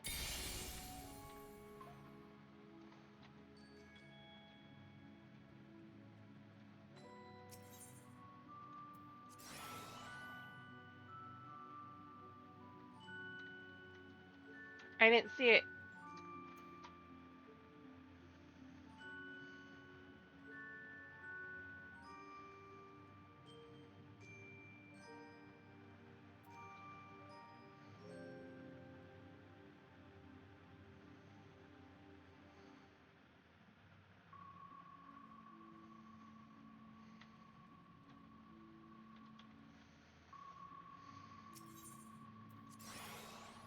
That's easy Stola, okay.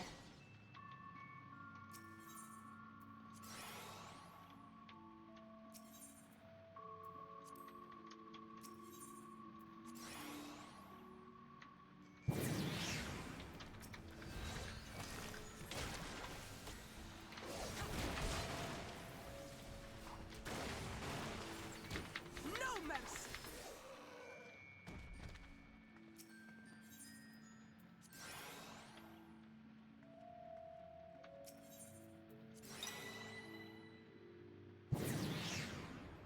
Well done!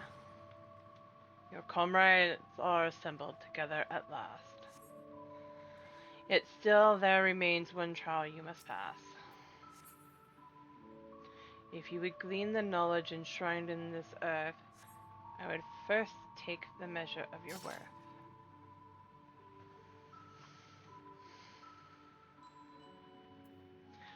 One worthy of she who the wrong extolled must be strong of mind, body, and soul.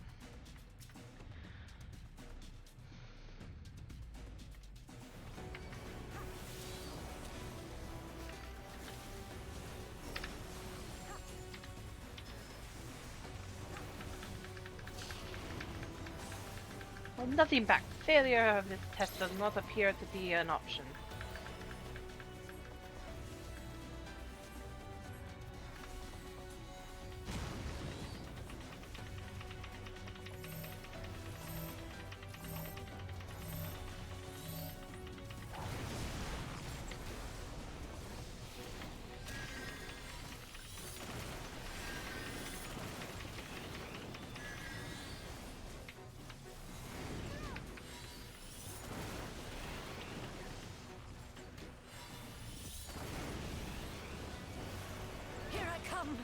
No! Lonnie, hurry! We have to save her!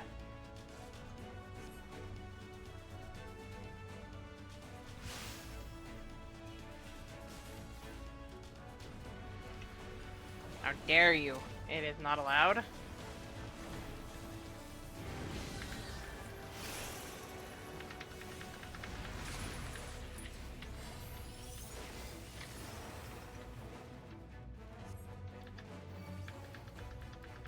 Luckily, I do not have to be up close and personal for that one.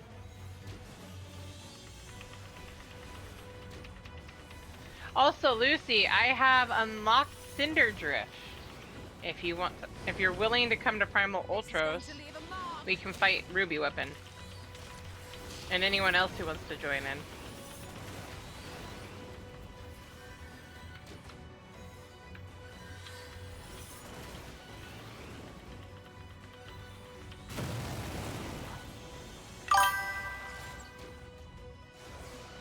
Let us see how you handle this. Oh, well then come on, let's go. The Ruby, they're fun. They are fun.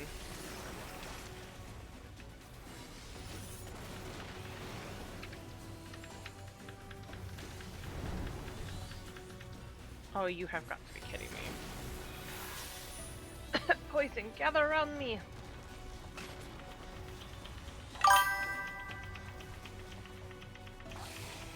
Aww. Gloves are off.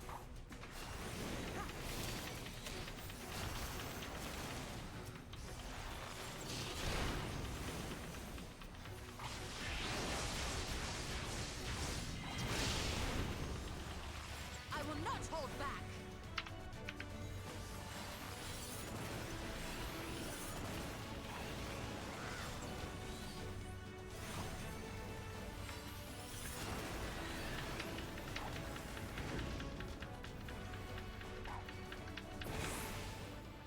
Well, Fault Hero, the trial is complete. The way is open.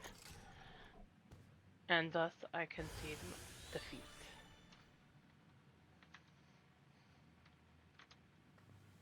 Not wholly unexpected. An exhausting ordeal nevertheless.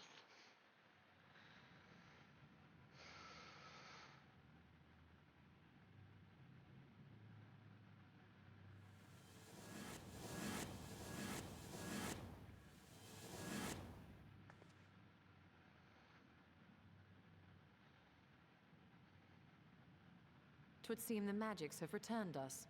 How polite. Now, what have we learned? Ah, we were bound to run into a living statue eventually. And now we can open the door.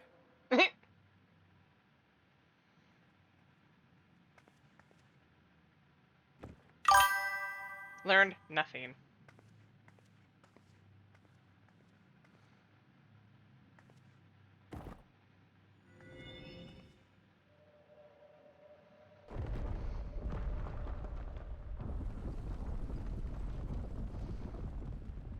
He who would disturb a hero's deserved slumber.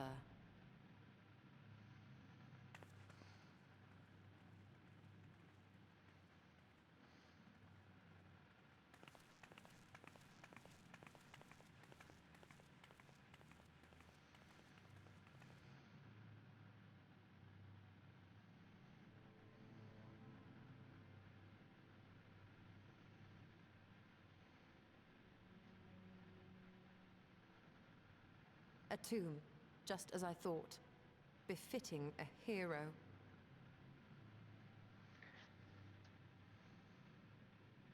She is Vis. Could it be the Archmage Tiuna?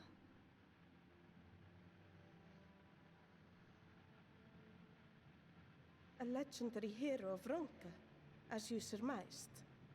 The tales tell of how she smote entire armies with a single incantation, so potent was her spellcraft.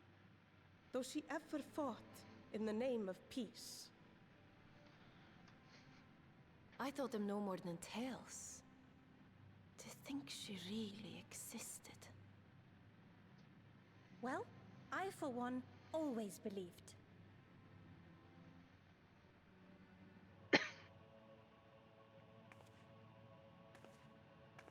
I wonder. By the light of fallen stars, great power awakens. Tiuna was not only a master of spellcraft, It is said she could see truths long lost and hear the voices of men's hearts. She was a warrior, Hydaelyn's chosen. Naught less than the Echo. In which case, none of this is mere coincidence.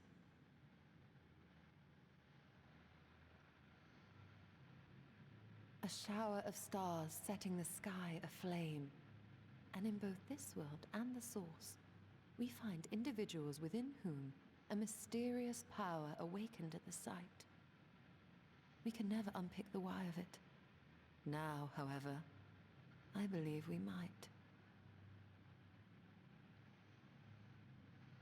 Does the scene depicted here not resemble the one we saw when we first ventured into the Katana Ravel?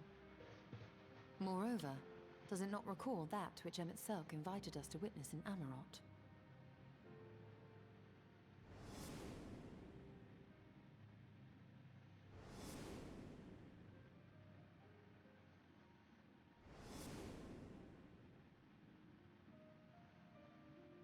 The final days.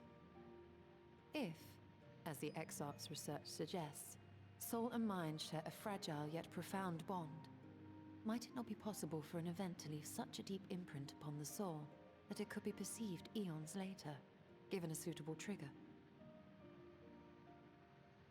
The Echo defies explanation by conventional etherological theory, or shall we say modern etherological theory. But if it is a power that once belonged to the ancients, to souls yet undivided,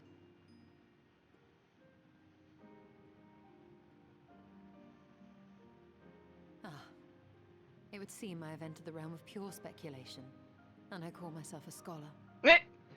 I shall refrain from making any further wild claims until such time as I have evidence.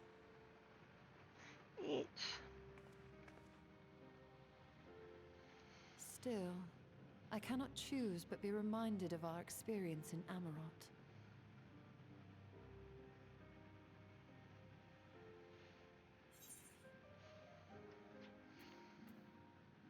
Then you must recall Emmett Selk's dying request.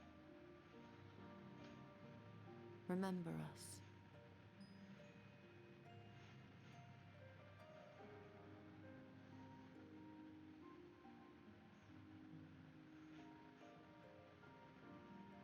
History is learned, not lived. We have always protected the tales of Ronka, just as we have protected this place. But we are mindful of what our mothers taught us. We see the past through our own eyes, and speak of it with our own words. Thus do we come to understand it in our own way. But this is not the same as remembering. Your mothers were wise. Though we witnessed the final days, our impressions cannot fail to be colored by our own experiences and expectations. Those who lived through it would have perceived the event quite differently.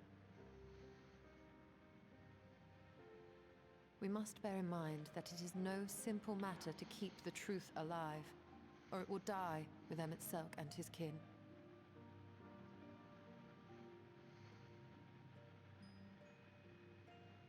But we have disturbed Tuna long enough. Fanau will serve similarly well as a venue for our contemplations.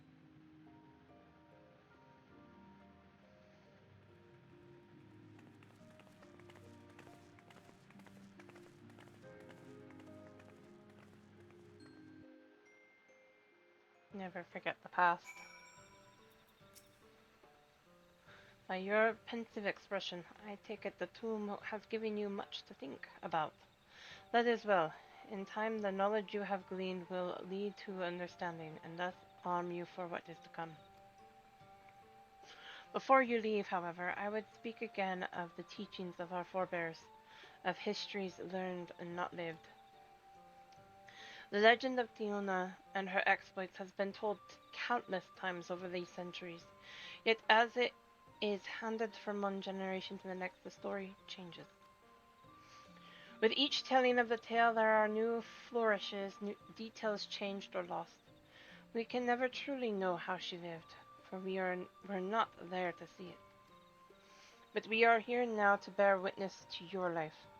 We have seen the change you have wrought, and the echoes that will endure long after you are gone. And though it too will change in time, I swear to you, we shall do our best to preserve your story.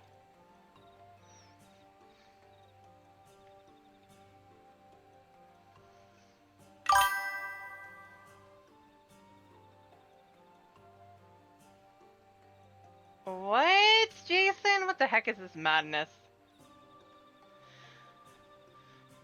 I hope you will forgive me if I don't make an oath of my own, but I think it goes without saying we could never misspeak of your heroism. Perish the thought.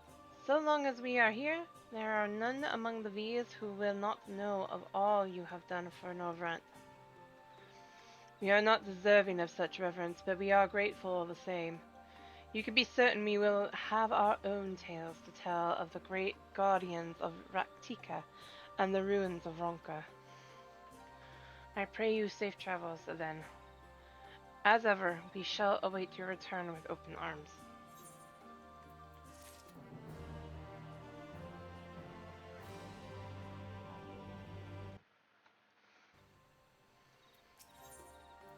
By all rights, you should be departing for the Crystarium, but Ishtola does not seem ready to return. Although we learned naught of the Ascians, the insight we gained into the Echo made our trip worthwhile. Before we return to the Crystarium, however, there is a small matter I would attend to in Silverbow. Might I trouble you to come with me? Thank you. After we arrive, we should have a brief word with Runar.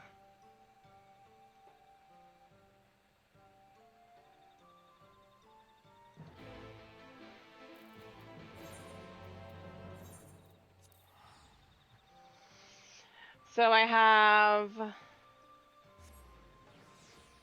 Arcady when you're ready. I have potentially Jason willing to do Cinderdrift. Normal. I'm adding that in there. This is normal. There's two. Atlani. It is so good to see you. You've arrived at the most opportune time. I was preparing a pot of my famous stew. Come, I will ready you a place for you. I'm sorry, Runar, but we haven't the... Please, I insist. It will take only a moment. Runar. My apologies, Atlani. It seems our return to the Crystarium will be delayed. But perhaps only for a bit, if you assist me with my work. I say work, but it is rather more a chore. I must clean my chambers here in Silverbow from top to bottom. If you would be so kind as to go and fetch a broom from Eskir, we might finish before Runar is done cooking. Uh-oh. I see squats. Okay. Let's get those done. 1, 2, 3, 4, 5, 6, 7, 8, 9, 10. Okay.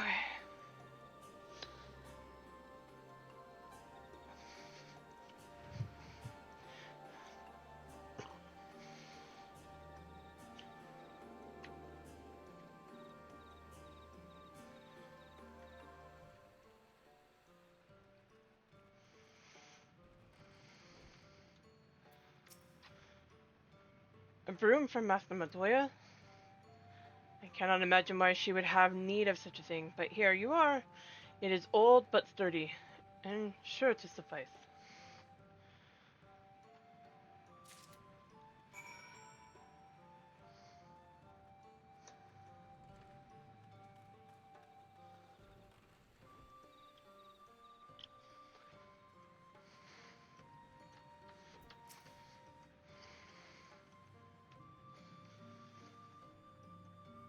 I trust SGO was able to find a broom for us.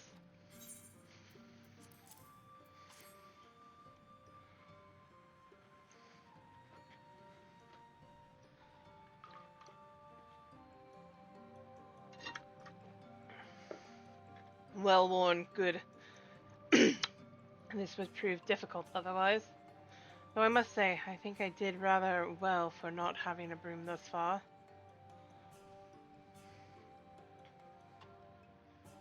No! Yes, well, you weren't buried beneath a veritable avalanche of books when you entered, were you? Right, anyway, it is time I finished cleaning with the help of that broom.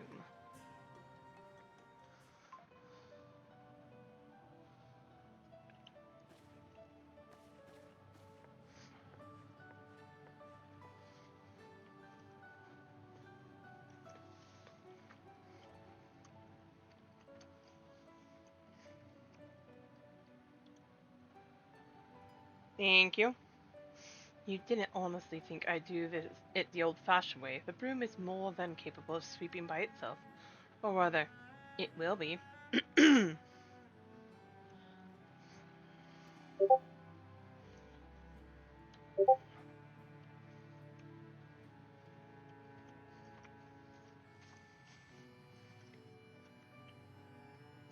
Time to rise, to swish and sweep. A tidy chamber you must keep. To this task you shall be bound, until no dust is to be found.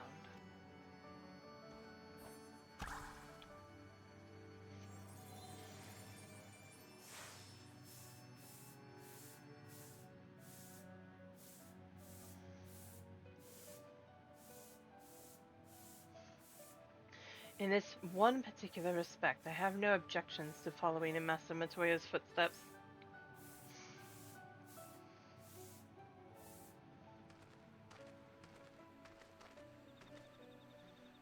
In future, I may need you to remind me the pursuit of knowledge does not preclude other equally important duties, such as maintaining clean quarters for said pursuit.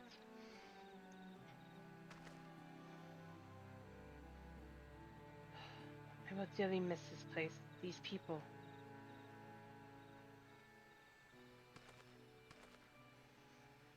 Poor Runar.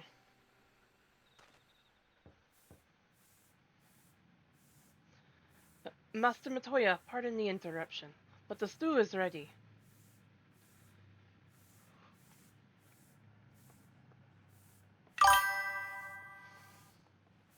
Thank you for the hydrate, Jason.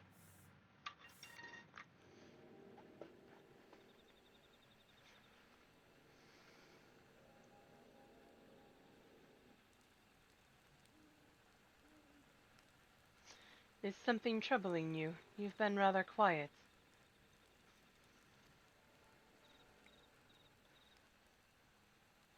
No, everything is fine, I assure you. It's been a long day, is all. I see.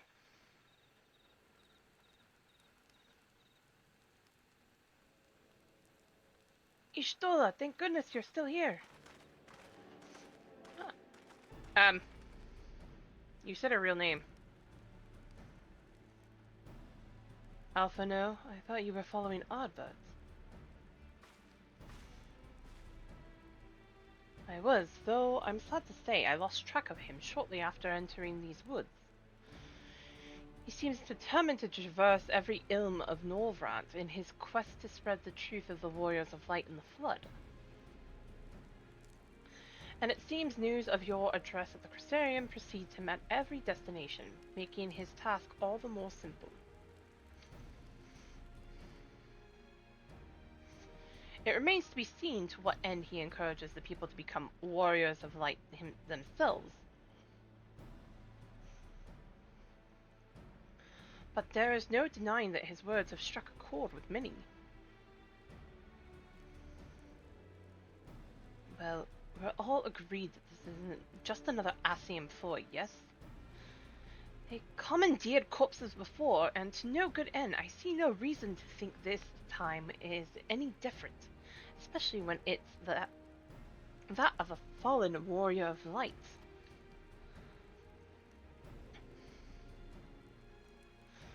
I doubt we'll learn more if we remain a step behind. His next destination is likely, in all likelihood, Slitherbow. Alize, are you certain you should be here? If you're concerned about Halric and the others, you needn't be. Their treatment is going well, but progress is slow and exhausting. For all of us, the best thing I can do now is let them rest. So, I believe we're about to discuss how to arrange a meeting with our would-be warrior of light. Before visiting any towns or villages, Ardbert would hunt down and slay a nearby senator to earn the locals' trust. Our best chance of getting ahead of him is to find one before he does. Thankfully, Thancred and Reen are returned from the empty and have taken up the search. Reen believeth one may lurk beneath the boughs of woven oath. Then that is where we will start our search.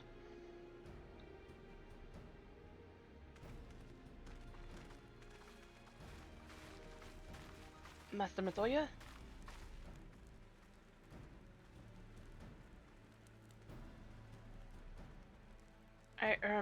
A warm bowl of stew will be awaiting your return. I look forward to it.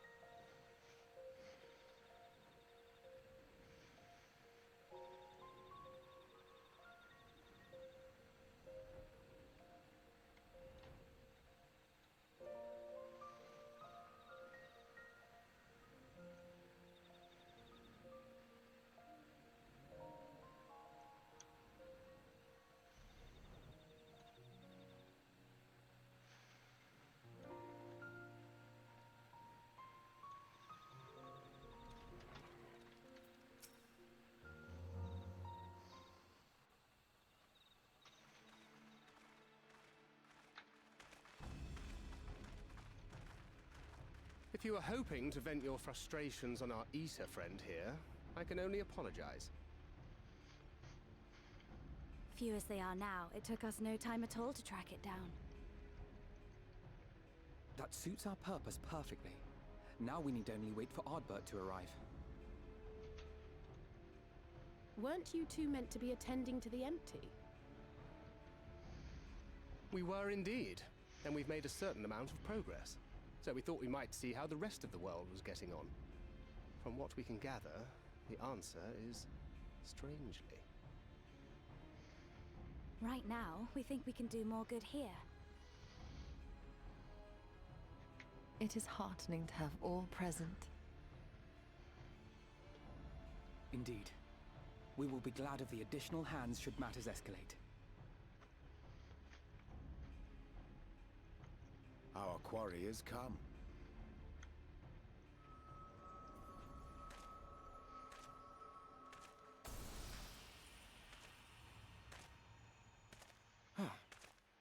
It seems I've lost this particular race.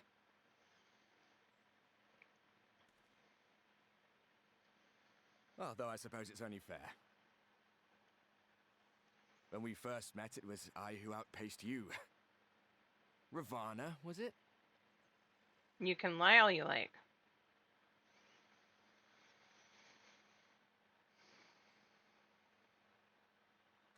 But where are my manners?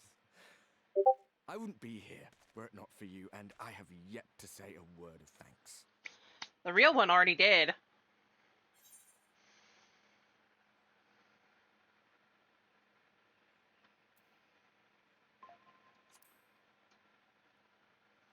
You wish Seto were here. Poor fellow. He will be sorely missed.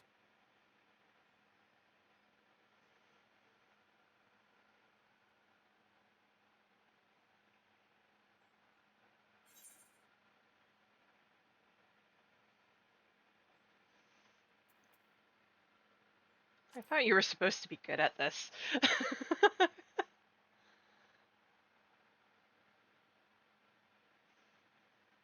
Very well. Let us forego this pretense. After all, it was never you that I needed to deceive.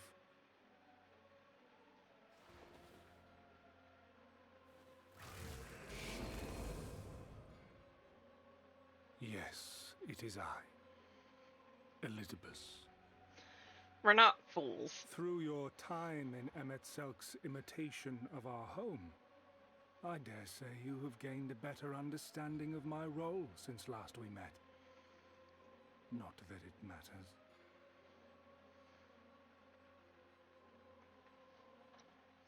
We understand your role, emissary, but not your goal. What is it that you seek to achieve? False hero alert, right? I seek to enact the will of the Convocation, of course.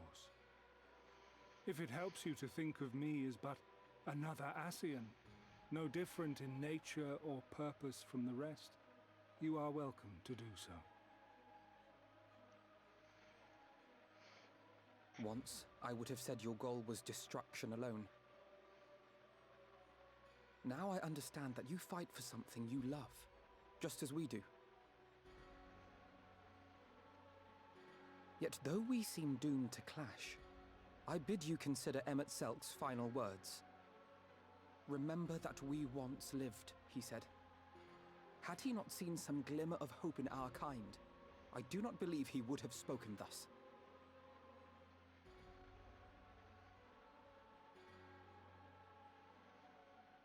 None better understood your plight than he.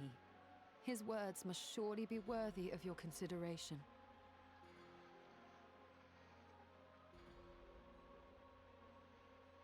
Emet-Selk.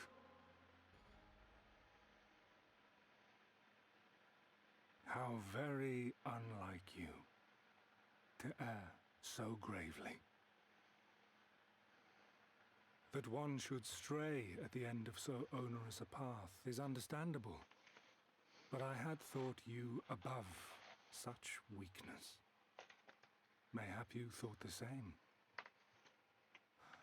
Would that I had been present to offer correction. But I shall do so now, as is my duty, and return all to its proper course. As for you, look at yourselves. Look at your history. Look back 100 short years to how your greatest warriors were undone. And now, at but a word from me, you raise your hands in answer like the puppets you are. Naught has changed. You fail, and you fail, and you learn nothing. Allow that which is most important to slip through your fumbling fingers like so many grains of sand, again and again and again, and you would remember us. You do forget yourselves.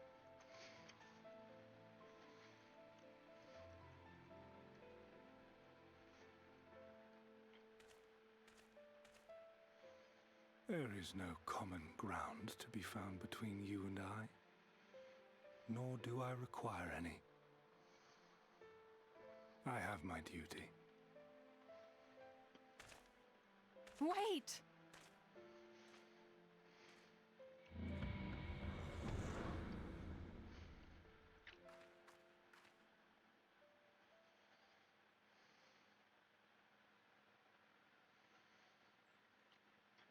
Well, we have confirmed the identity of our foe at least, and 'tis safe to say his objective is the rejoining. But we still have no idea how playing the part of a warrior of light will further his cause, nor why he would spur others to do the same.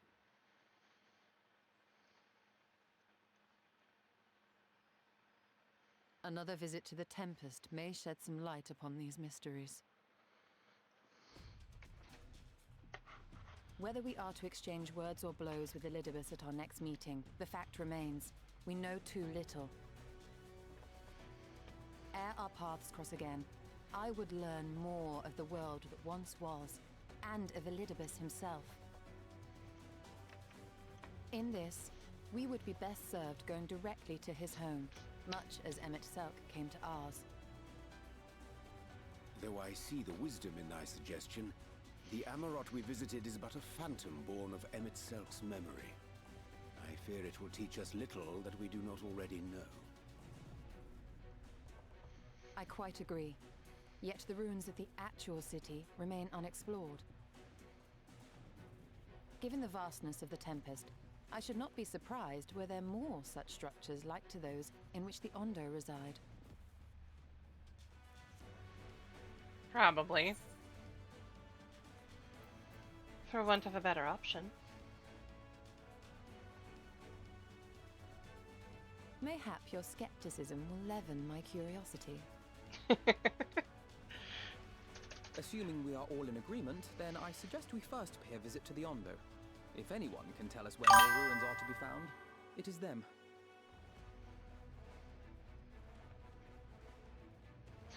Ew. For want of a better option.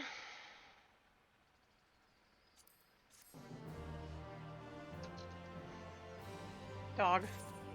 There's a dog. There be dog. Jimmy's is all curled up over here on my bed. Well, not curled up. She's stretched out.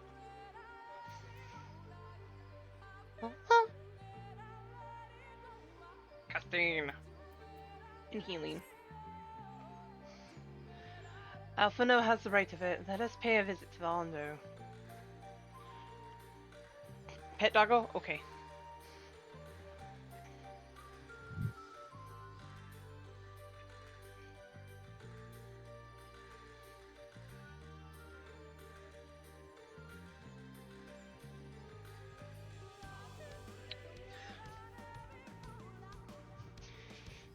Okay.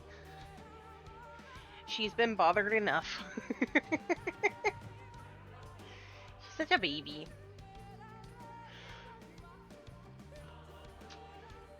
We should speak with Tulshath. As chieftain, he is doubtless privy to a great many secrets.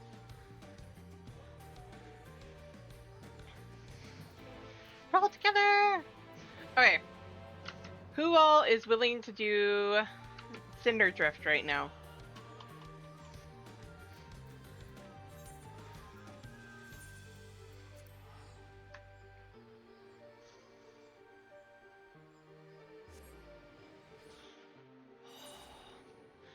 Or we can wait for a little bit. Nagi should be home in about an hour and a half. Roughly.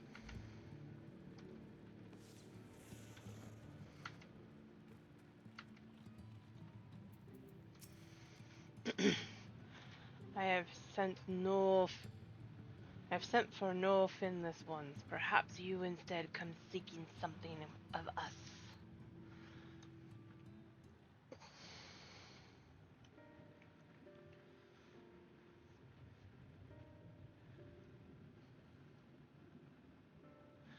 Ruins which your kind have yet to explore, I see. I know of one such place. Alas, under these circumstances, I'm afraid we can spare none to guide you there. Under what circumstances are these? Rather than hunt for their own meals, the Benthos have pillaged our stores of Myrni liver. They must be replenished with haste. Benthos, a particularly violent tribe of Ondo, if I recall. A band of bottom feeders. We all lost much in the flood, but while others worked to rebuild, they restored to thievery and murder. Revenge, they call it. Excuse me. When they prey upon your kind, but do not be fooled. They cared not who they harm. Would that we had the warriors to challenge them. This is not the first they have stolen from us, but there is no resource more precious than liver. All must dedicate themselves to the hunt. Unless, of course, we were to reclaim the livers for you. It seems a fitting payment for vital information, does it not? Moreover, one could argue that by employing Bismarck to reach these depths, thereby driving back the waters, we are in part responsible for the deeds of those driven to desperate ends by the changing of climes. One good turn and all that. I thought you might say that. You've never been one to miss an opportunity to help. Reclaiming the stores it is, then?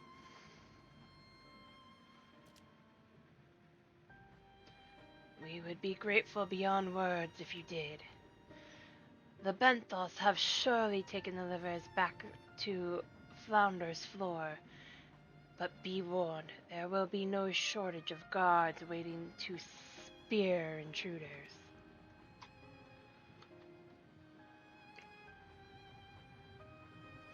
Then we will have care not to draw their attention, shall we?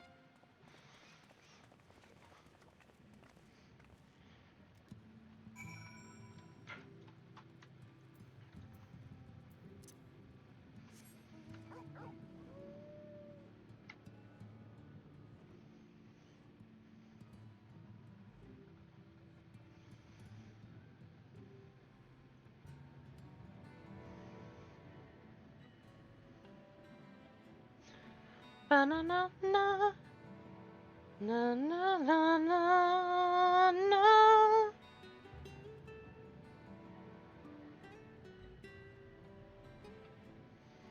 Ba-na-na-na, na-na-na-na-na-na. Sa-na-na-na, na-na-na-na-na.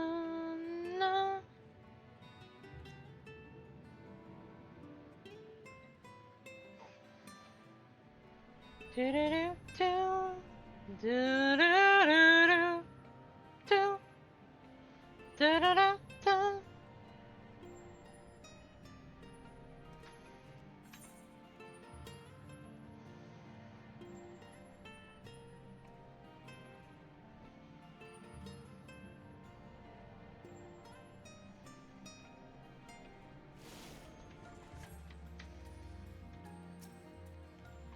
Bristly bag. Thrusting your hands into the sack, in turn you find that all are filled with wheat down to the bottom. You also find that raw wheat is unpleasantly pointy.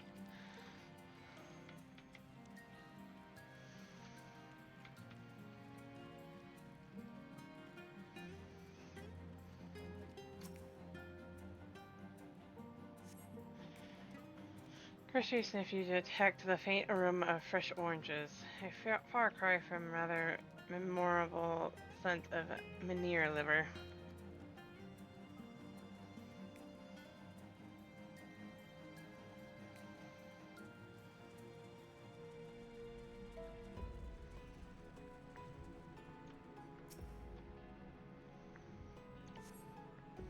Boxes are filled with assorted vegetables. The liver is not a vegetable.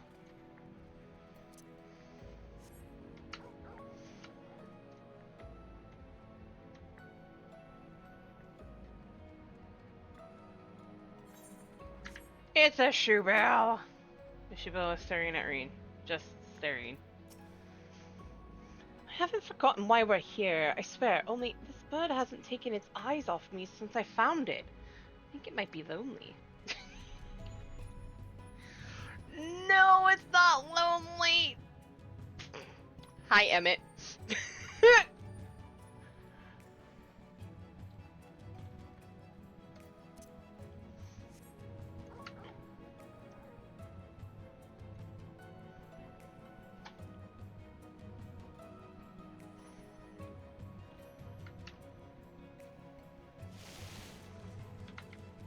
Bulbous bags. From the squelching noise they make when prodded and the vile stench, you conclude that these bags are bursting with livers. Brilliant!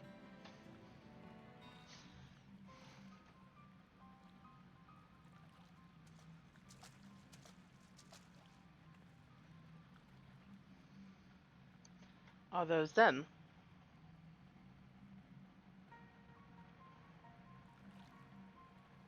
Perhaps you've deduced this already, but it seems the Benthos have been raiding Kaluja storehouses as well as those of the Ondo.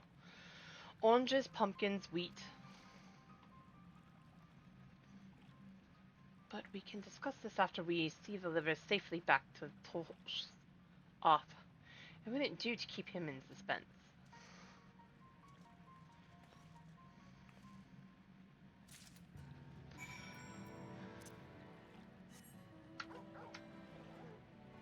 The bonus of being able to fly. I have no need to land and get attacked.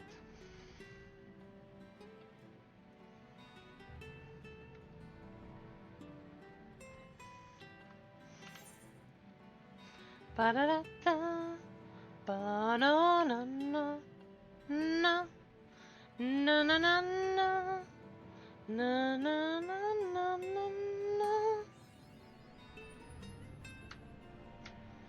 Yay! Ba-na-na-na. I will always love Neath Dark Waters. It is such a gorgeous song. Or gorgeous tune, I should say. It's one of my favorites. Always will be. Dun, dun, dun, dun, dun, na, na, na, na, na.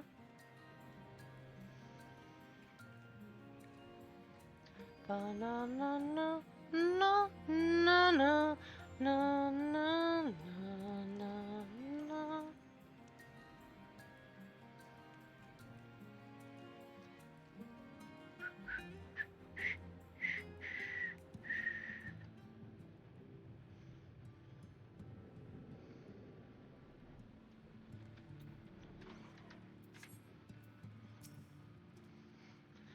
I am relieved to see you unspeared.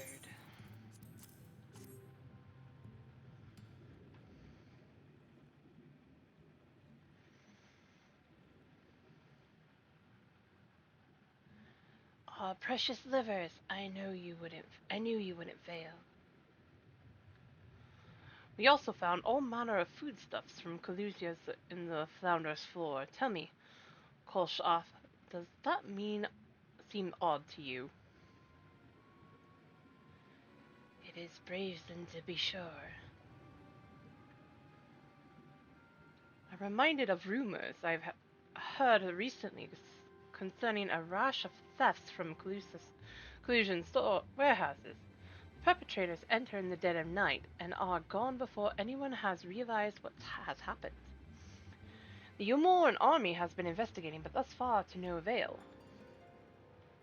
Perhaps the reason they have struggled so is their quarry is of the sea. The true question is then, what we mean to do about it. Much as I would like to proceed to the ruins without further delay, we cannot allow the Benthos to carry on as they are. If I may, I believe that the ruins are in fact key to the Benthos' plans. Is that so? The ruins which lie deep within the illuminated land are a recent discovery. We have seen signs that the Benthos are preparing to claim them with all haste. We could not fathom why, but in light of the knowledge that they have been stockpiling resources, it is clear that their queen will soon give birth. They require space to raise their young and food for both queen and hatchlings to thrive. Well, we can hardly fault them for that. Under normal circumstances, perhaps. but conditions in the Tempest are far from suitable for spawning. Its resources barely able to sustain our current population. There's only one reason they would disregard this.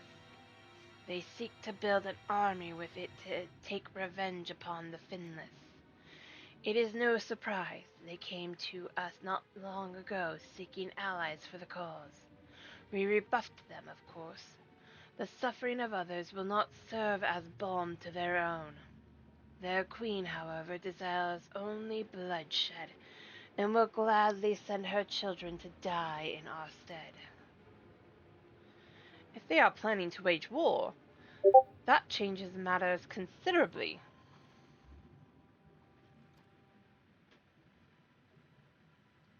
Indeed. I doubt that this can be resolved without violence, but perhaps with a show of force we can convince them to see reason before the die is cast. I'd rather not risk your people in the attempt. If we travel to the illuminated land, is there a way we might identify the ruins ourselves? Yes, once you reach its depths, go deeper still. You will see a monstrous structure there upon the sea floor. That you have come to us now is the will of the Ancient Ones. They have guided you here that you may drive out the usurpers. Those who seek to use their magnificent creations with vile purposes. I have no doubt that they will show you the way forward.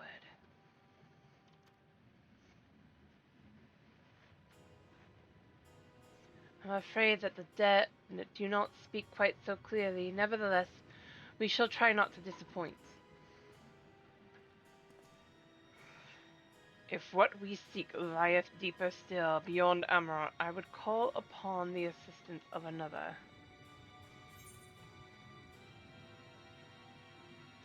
You mean Bismarck.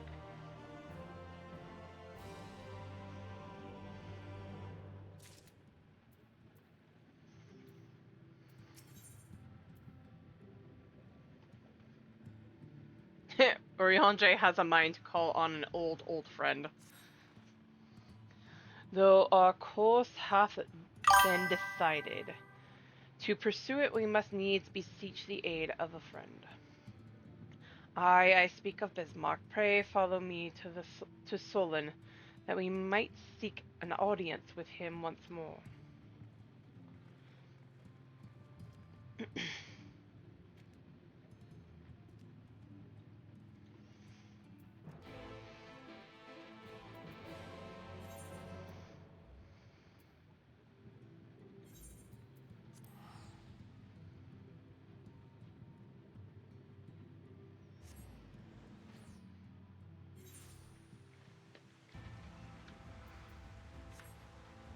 It's raining!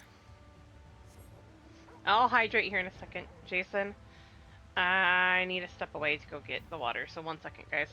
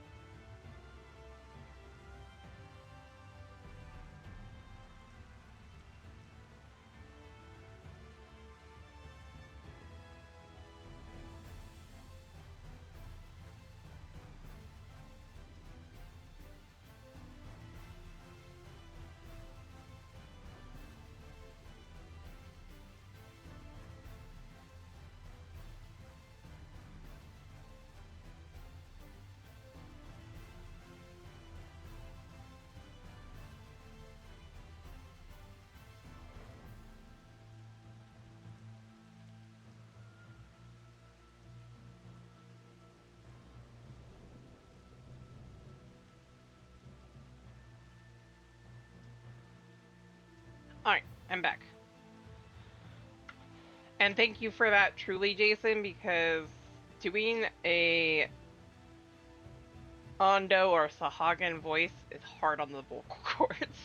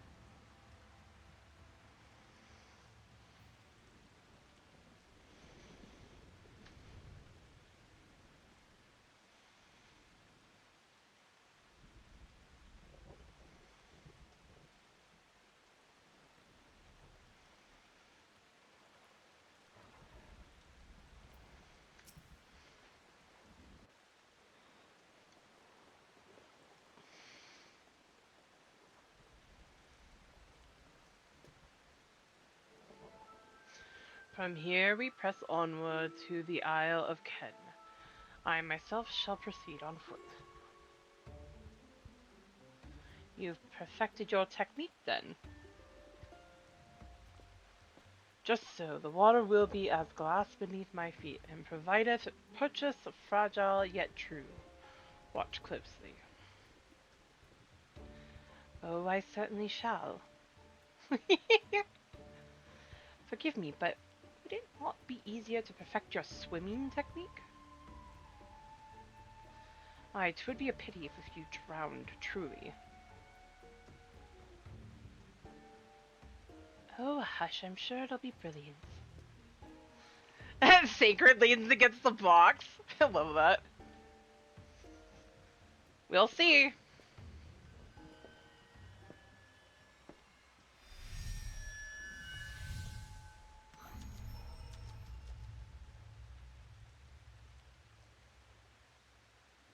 He's done it. Incredible.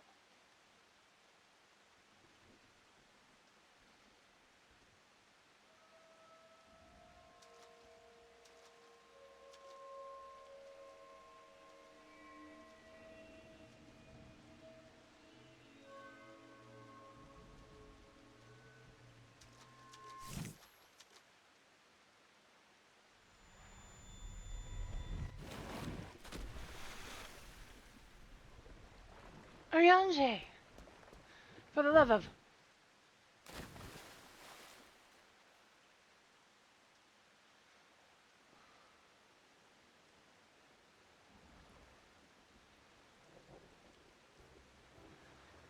mine apologies. The technique requireth the purest of focus, and mine 'twas lacking.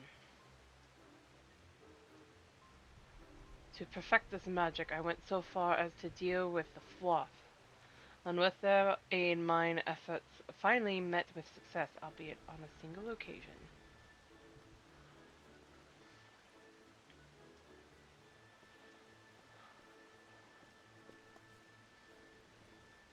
I know not why I cannot repeat it.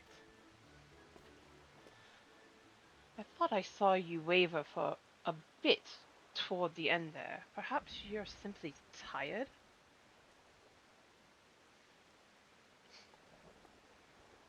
Tancred!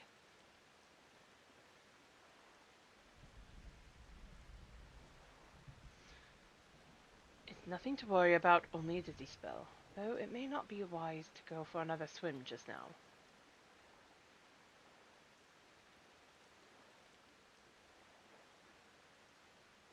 Thankfully, we have an alternative. A wonderful little invention. I'm certain you'll agree. A boat?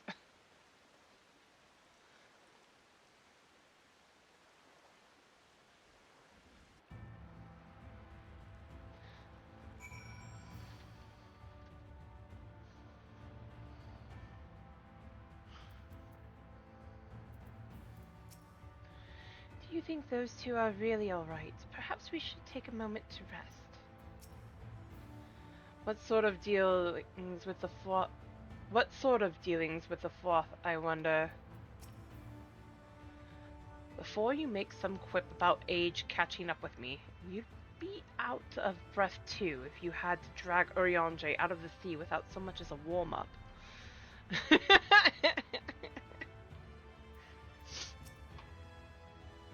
must admit, I've been keen to attempt walking on water myself, though I know what Alize would say.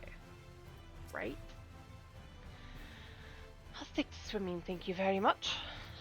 Right? I will petition Bismarck's aid on our behalf. Let us pray my diplomacy proveth more effective than mine experimental magics.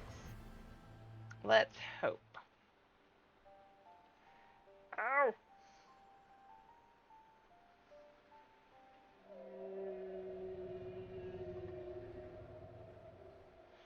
You speak with the voice of the king, little neighbors. I will not deny you. As before, if you seek what sleeps beneath the sea, I will be your guide. Thy kindness is as boundless as the depths. Serene One. Before we depart, however, I would ask a favor. After our last flight, I found many creatures clinging to me. I am itchy. Remove them, and I will take you below. With all haste shall it be done.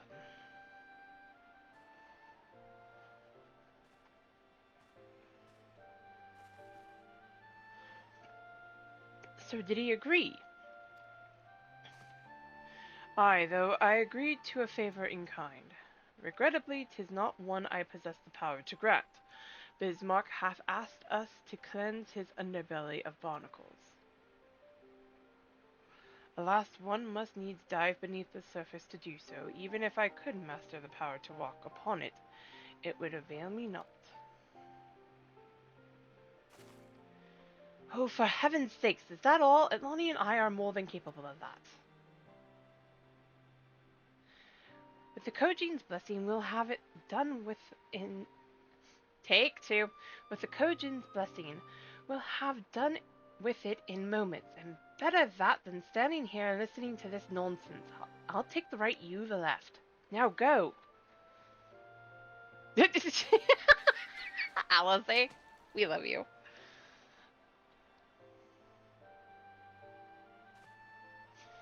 I am in your debt. Maybe I should help you with learning how to swim, sir.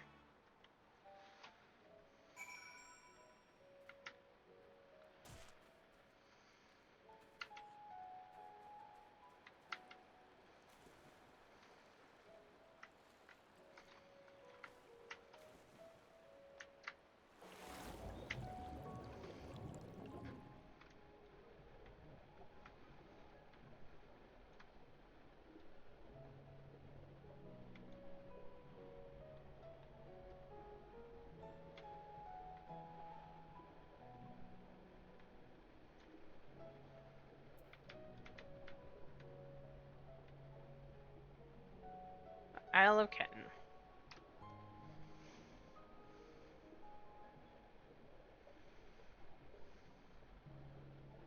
The source. But... Barnacle.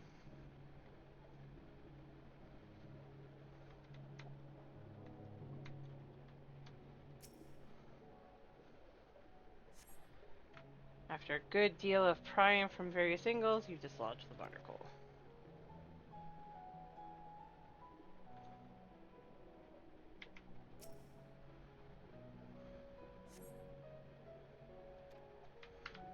Barnacle 2 dislodged. I saw you. There you are.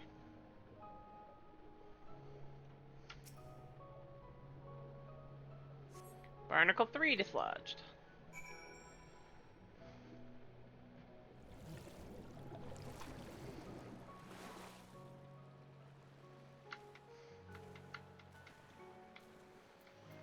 Torgal, help.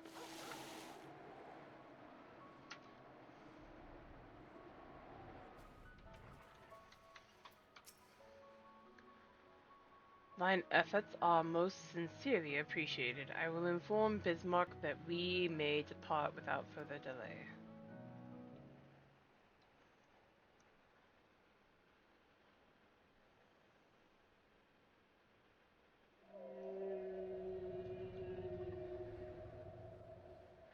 Much, much better. Thank you, little neighbor. I remember a long time ago another did this favor for me. After the flood, when I chose this spot for my slumber, he came and made a home on my back. Ken was his name. When I grew itchy, I stirred, but he was not afraid. No, he asked me what was wrong. I told him of the creatures clinging to my belly, and he dove into the water, helped me. He helped me. He was my friend. He told me he wished to live in peace, away from his people and their wars. This I understood. I treasured our time together, brief though it was, brief though it always is, but I remember him, and how he laughed when we flew. I remember when he slept. I too slept that day, many days since. Boop! Hey, Aki! All the boops. How you doing, friend? Boop, boop, boop, boop, boop.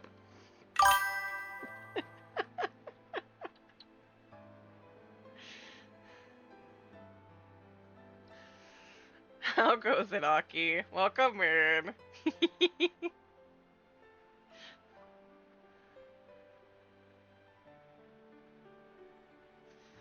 How is you?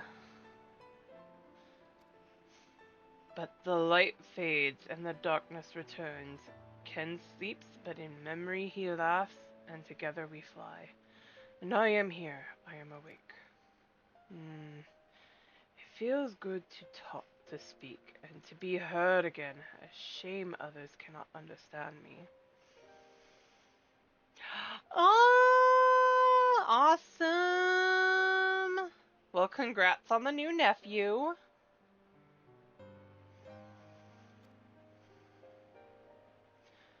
If thou art willing to learn, I would gladly teach thee the language of man.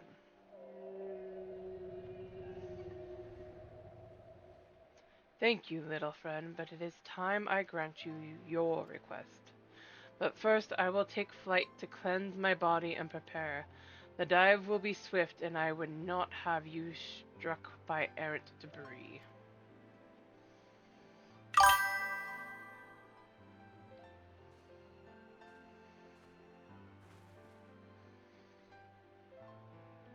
So this island was named for a man. How easily the past is forgotten. He passed not even 100 years ago, yet the truth has slipped from history, like so many grains of sand. Might I have some explanation of what he just said? Or shall we stand about and making vague and mysterious allusions? While he maketh ready to deliver us unto our destination, Bismarck bade us wait for him on the shore of Kalusia. That's all. I feel as though there was more to it. Indeed there was, but it hath no bearing on the task at hand. I should be glad to share the rest with you anon. Fine, later then.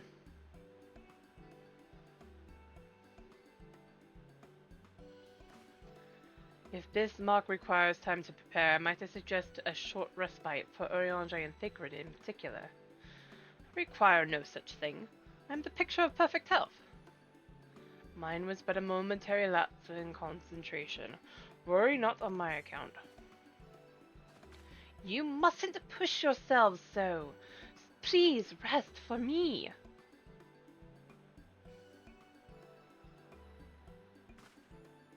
Oh, all right, if you insist.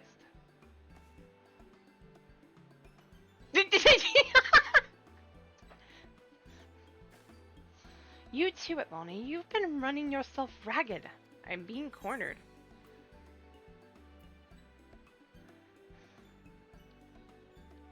Yes, ma'am.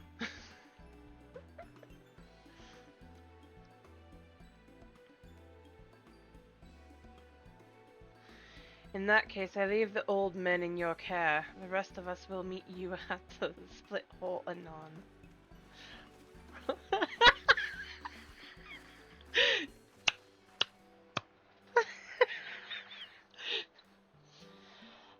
Word of advice, never let it show. When she realizes she struck a nerve, she remembers. By the gods, she remembers. In any case, if we must be made to rest, I know a place in Solon that's better for it than most. Come with me. I won't! Reen is also another one. I forgot about that. We don't let Reen cry.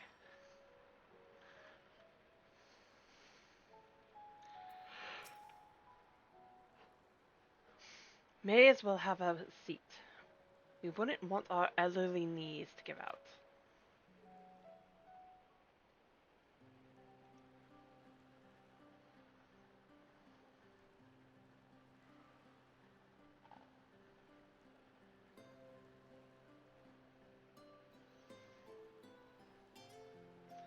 To hear her speak, you'd think I'm on my deathbed. By the 12th, I wish that girl wouldn't worry so much. Thy countenance belies thy words, Master Thancred. I'm sure I don't know what you mean. Let the record show that I am here under protest. Though I can't say I mind the view.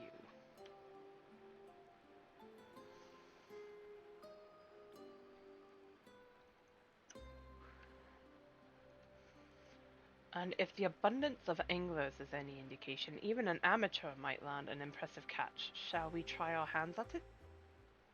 Help! Someone! Quickly!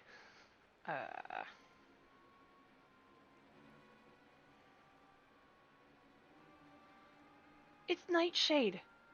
We was attacked on the road from the Crystarium. Barely escaped with me life. I suppose we might have predicted this. Just a wee bit. A little.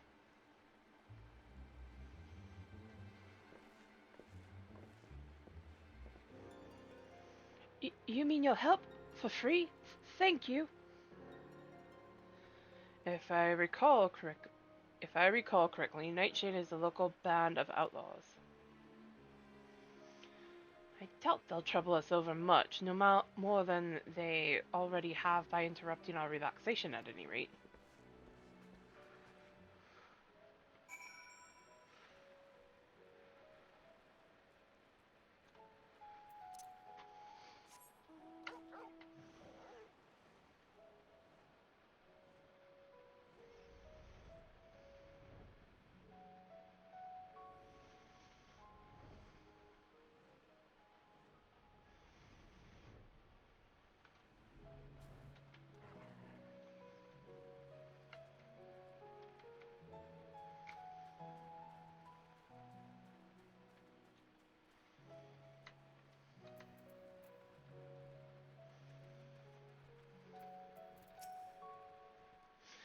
These two have matters well in hand by the looks of it. Just a little bit.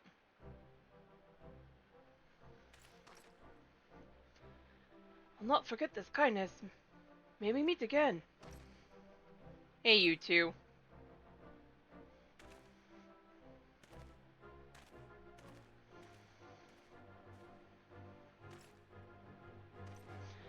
Is that you, milady? Don't tell me we just deprived that poor fella the honor of being rescued by the Warrior of Darkness. We had no idea you were in the area. Fancy us meeting again so soon, eh? Why, I believe I even recognize your companion. Ah, yes, from the infirmary. You had a message for the Crystal Exarch, did you not? It's good to see you back on your feet, and on patrol, no less. Oh, it's nothing as official as all that. Strictly speaking, we're off duty, but as we had a free moment, we thought we'd give a few of the less traveled roads a look. The god doesn't have enough hands to patrol them regularly, you see. That's admirable. There are few so devoted to their duty, in Lakeland or beyond.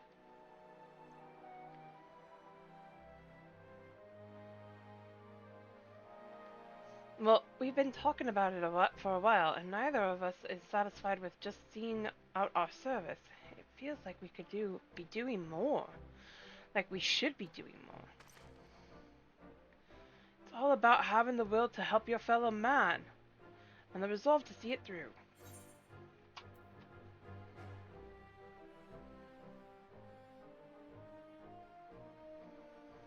I remember you, the excitable one.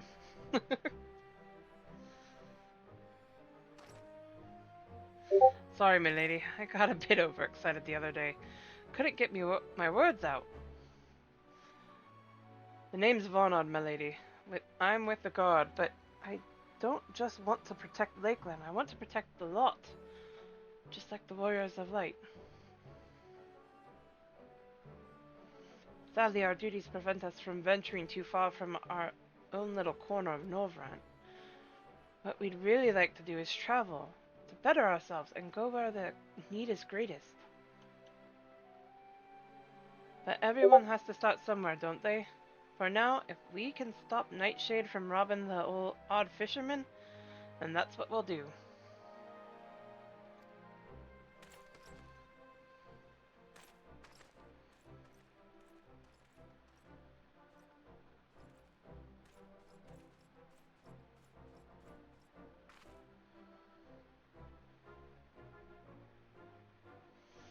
Well, well, future heroes of the first, do you think?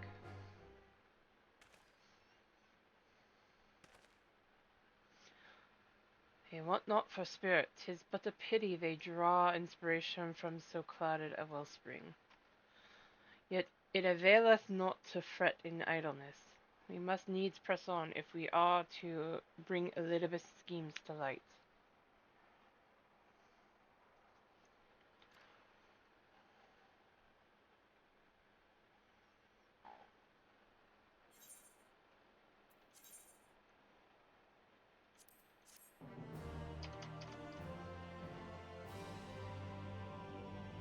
Oh wait, that means I'm almost to Academia a Nighter. Yep. Thus reminded of the urgency of your investigation, Urianger would press on. Though our respite was cut short, I dare say we are all eager to avail ourselves of such knowledge as the ruins may hold. Aye, and I doubt further contemplation of Elizabeth's machinations will be conducive to relaxation. We may as well make the fourth split hole now.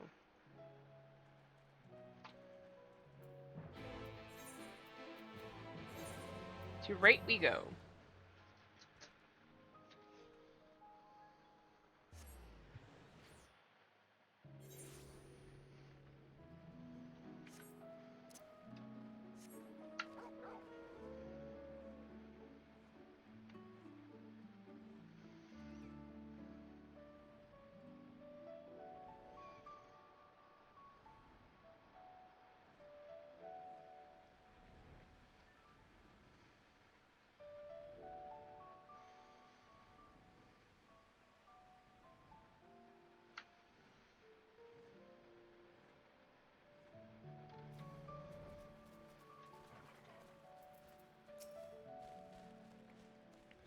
All are present.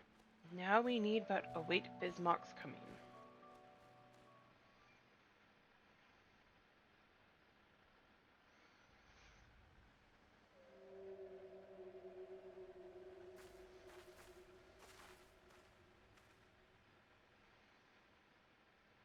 "'Tis time. Pray make ready."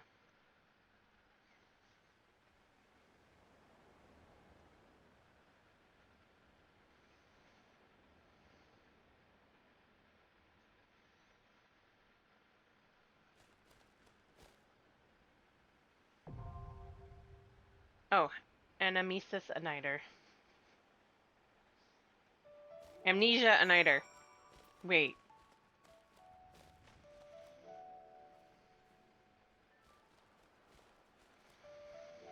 Okay, I'm curious.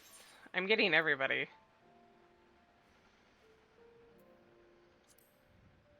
Our fates are not yet sealed. Here we go!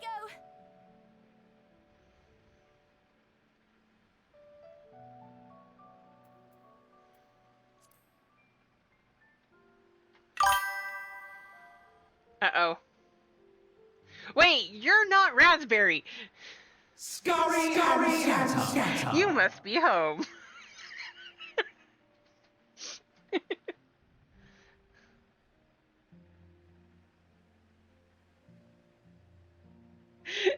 How goes it, Nagi? Because you only do the scurry and scatter when you're home. Okay.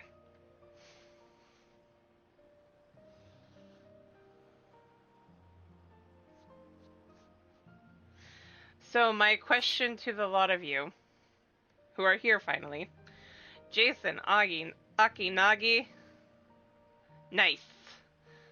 And anyone else, if Arcady is still here. I have Anamnesis a Nighter up for those who want to join, but I also have Cinderdrift available. Anybody up for joining in either of those? Also, which one first?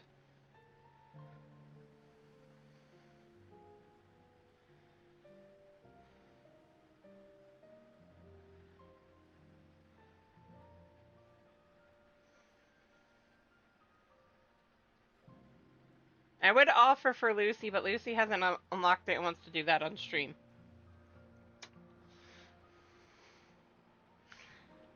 Which I wholeheartedly understand. Doing those on stream are fun.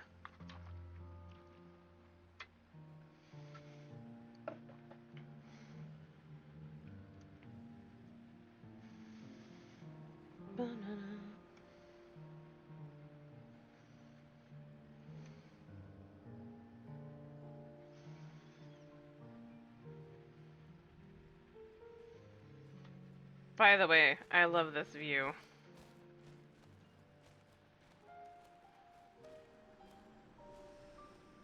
It is so gorgeous here.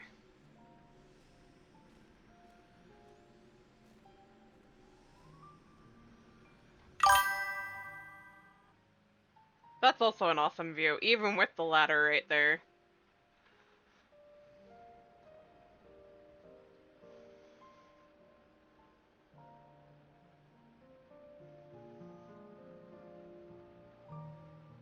Okay, I have to do this really quick.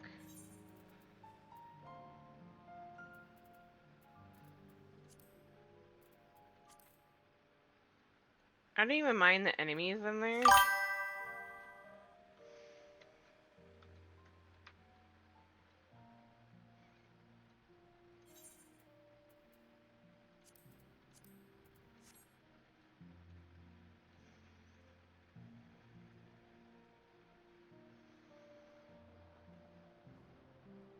Right.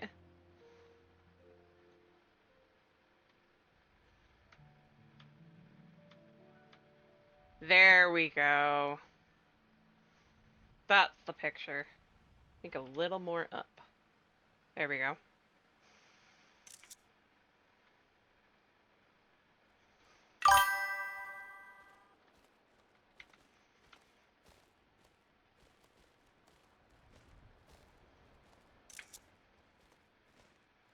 There we go. Okay. 2 good pictures. That's all. I couldn't help myself with that one. That's a gorgeous view.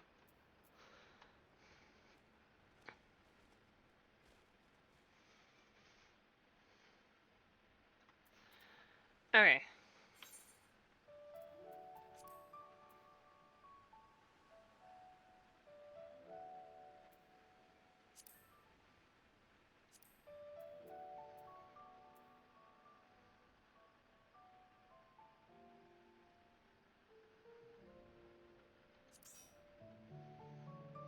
Anyone else want to join?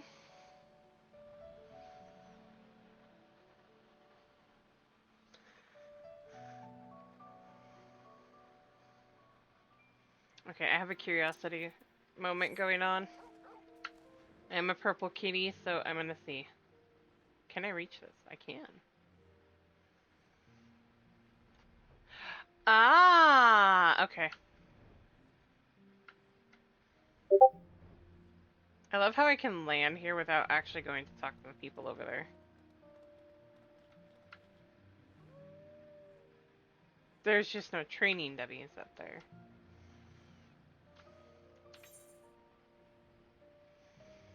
Stone Sky Sea. You know, what I would actually like to do one of these days, and I bet I have to go over there for it, on the opposite side of Yulmore, is get a picture showing Yulmore with Mount Golg in the background.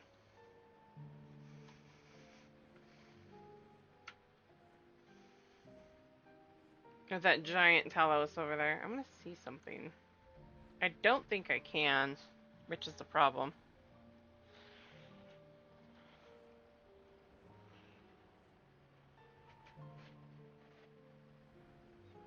You'd have to be able to go off the map, and you can't.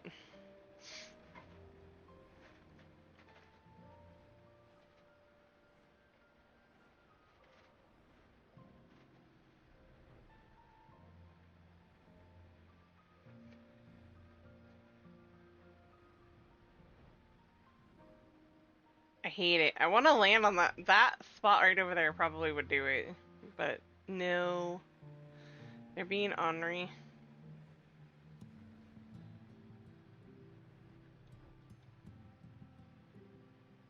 You can't see Yulmore, though. Ah, wall.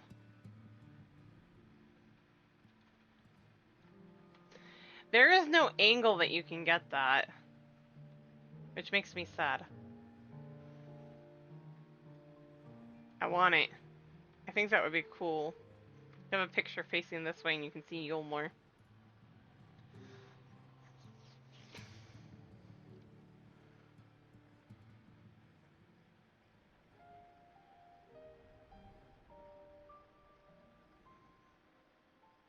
Can I land up here? Just curious. I think I should be able to. Can.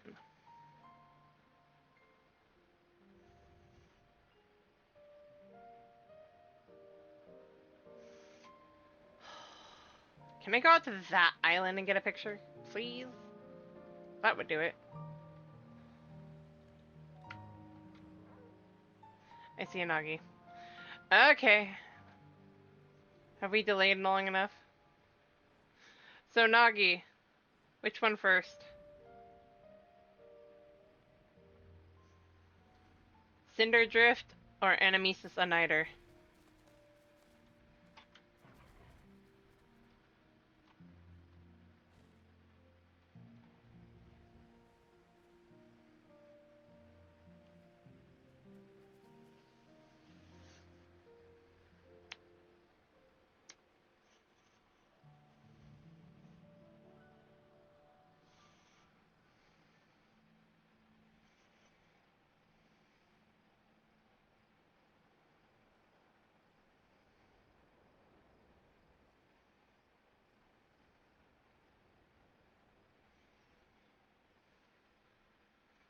Down for either. Okay, we can just queue for both.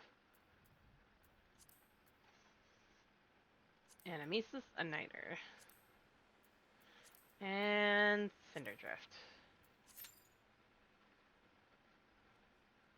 Why?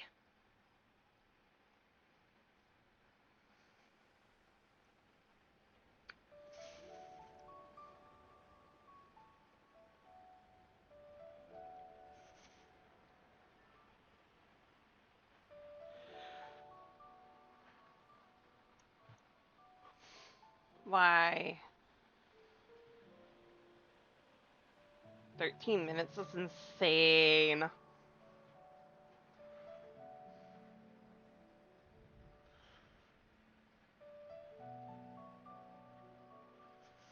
Bestest boy, Torgal pup.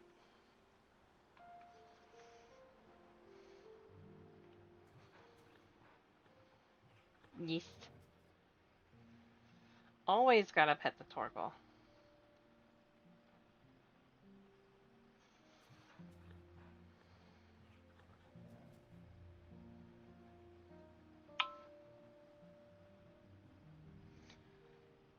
Cause Torgal bestest boy.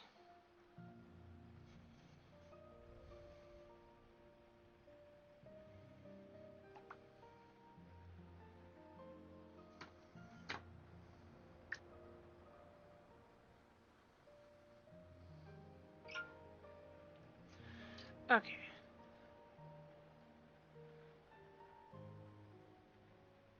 Hmm.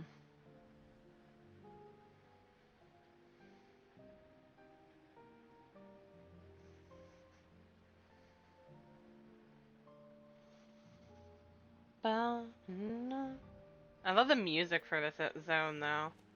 At night.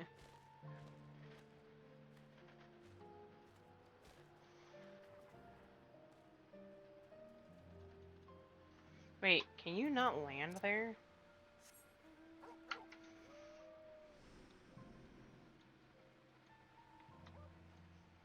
Nope.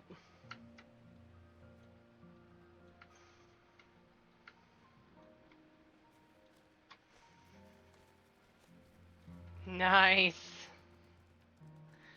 I need to start crafting on my main so I can start just making gil.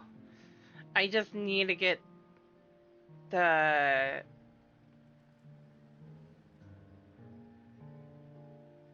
macros for it.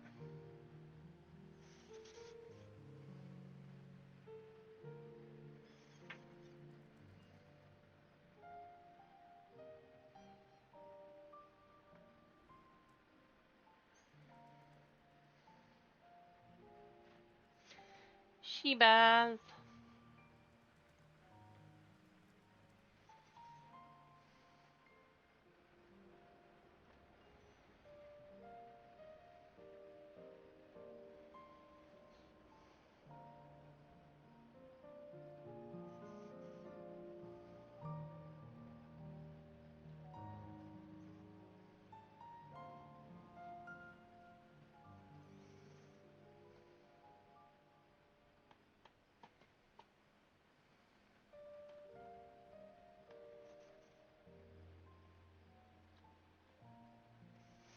I've always wondered for some of the areas if you can get into them without the person actually being there. I know in Ishgard you can't go into that back room of the barracks without Emmerich actually calling you in. Same with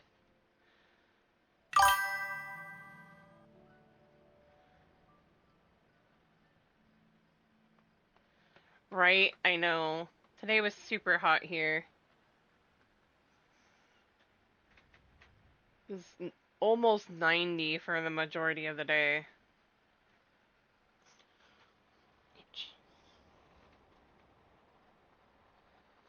And we were windy, but the wind was just blowing around the hot air. It wasn't cooling it off, really. I mean, it felt good, but it wasn't really cooling it off.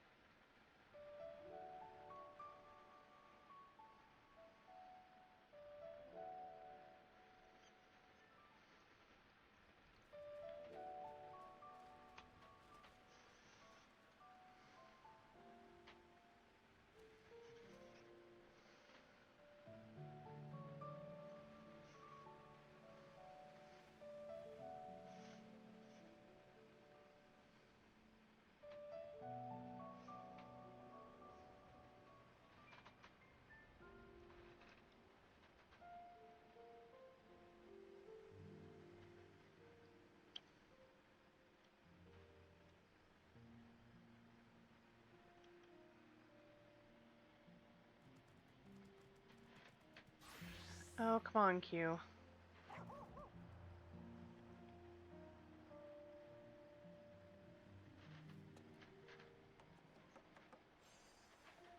Nagi crafting.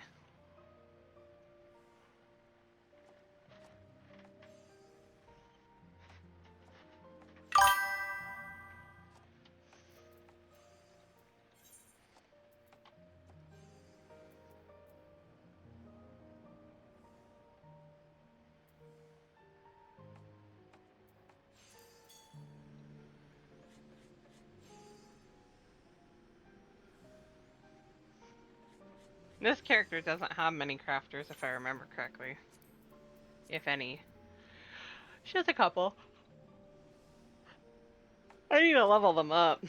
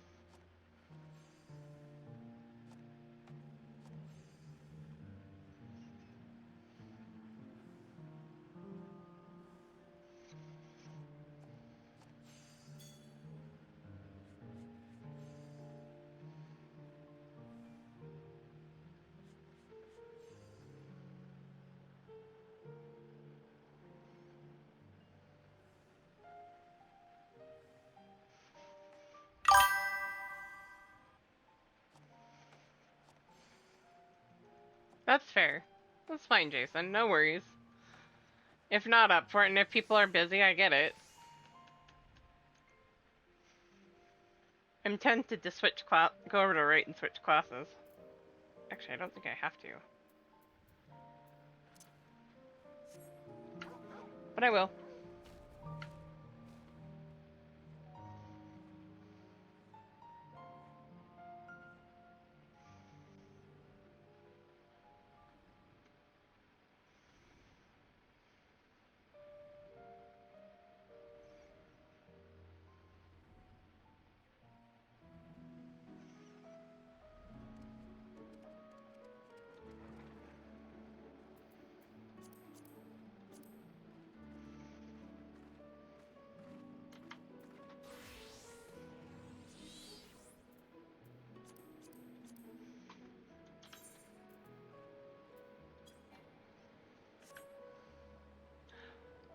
She can't do it? Oh no.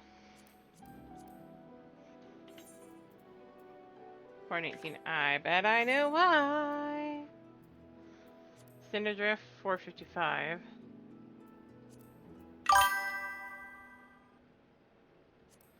And 440. Okay. Where am I at? Broke. Tombstones. I might be able to get it away with it for 1 sec.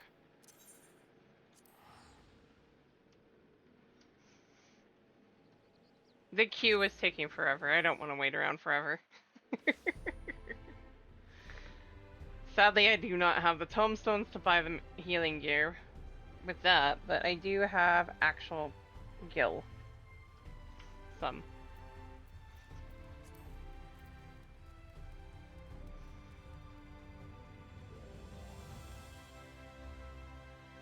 Pigs Oinkerton? Oh my god.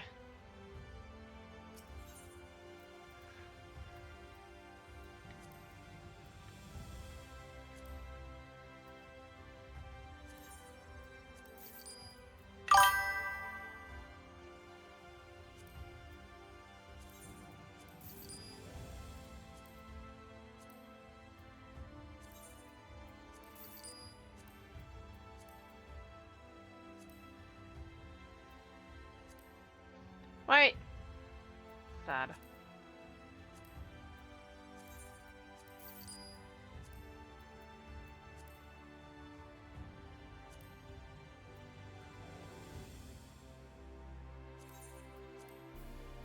Oh, I don't have the gil for that. Okay.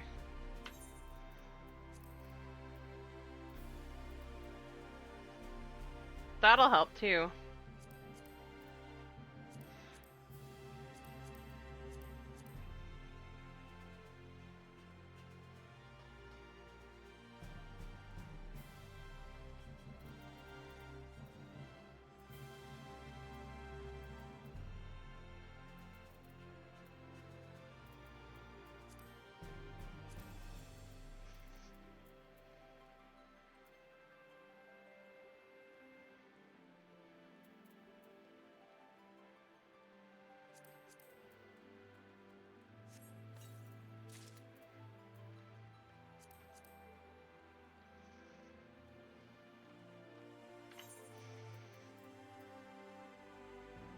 That will help.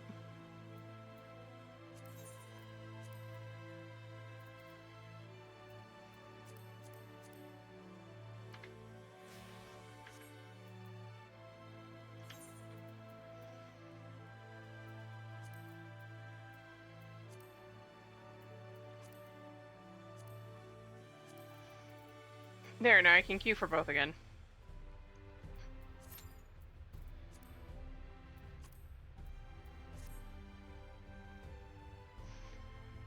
That definitely helped. Now you can get back to crafting Nagi. I haven't gotten that yet? What the hell?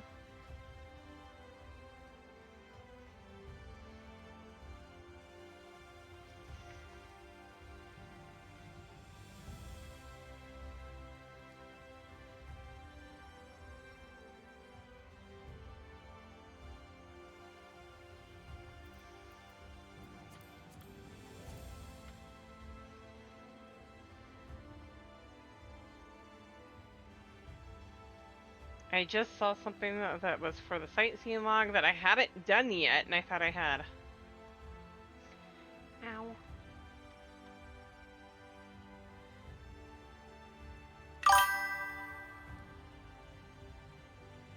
Oh, you know what? I think I gave up on it because I couldn't get to it. I couldn't land it right.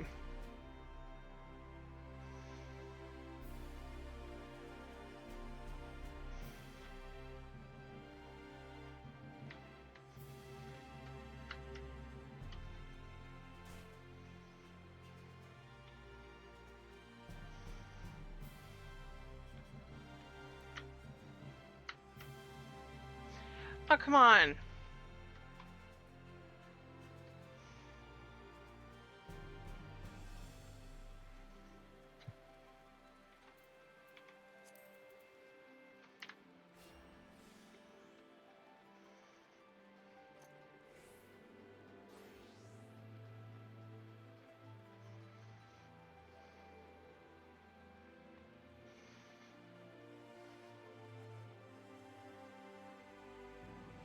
Na, na, na, na, na, na, na. I have had way too much sun recently.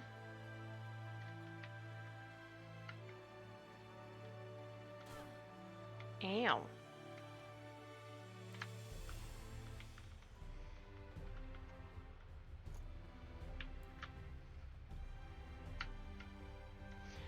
I jumped that.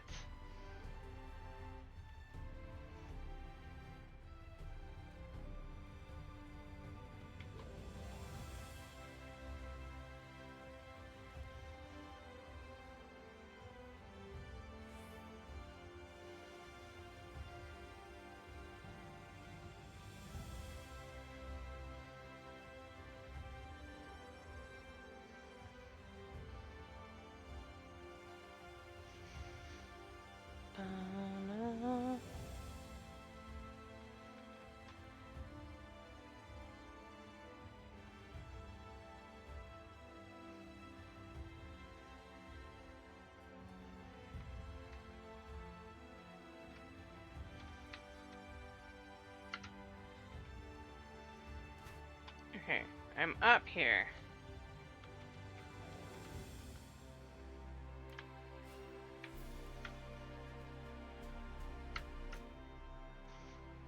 That is how you do that, and I know that's how you do that. No other way you can.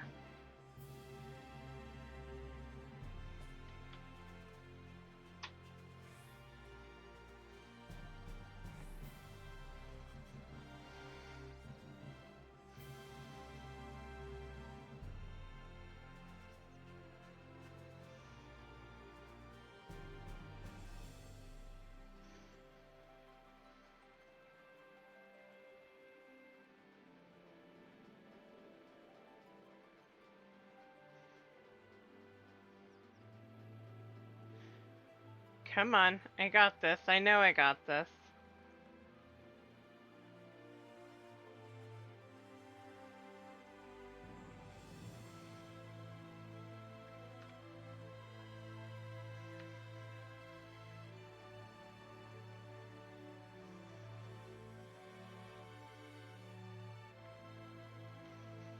Because here you're too far away.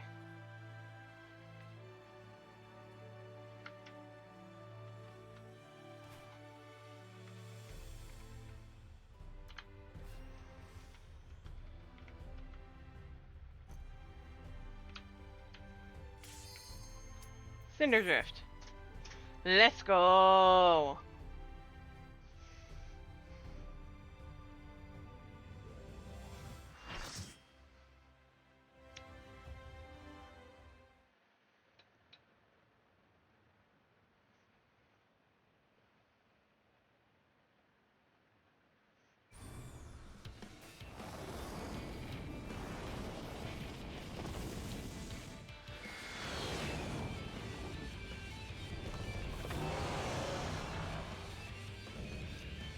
Mark III, Anti-Icon War Machina, the ruby weapon.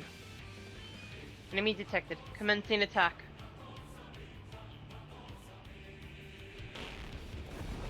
We got big soft tacos, guys. The big soft tacos, the big soft tacos, so big.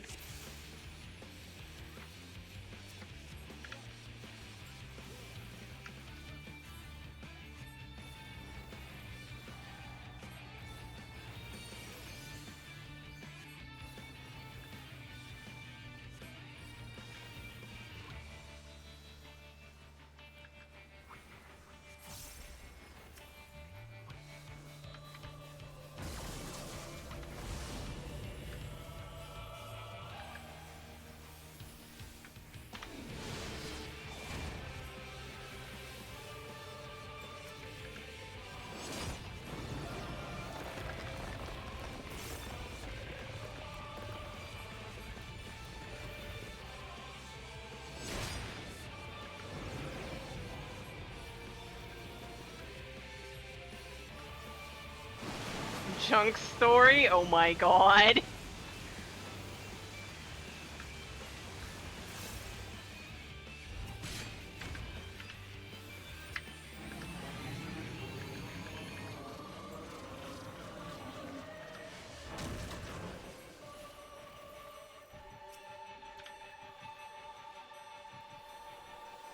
Oh. That one.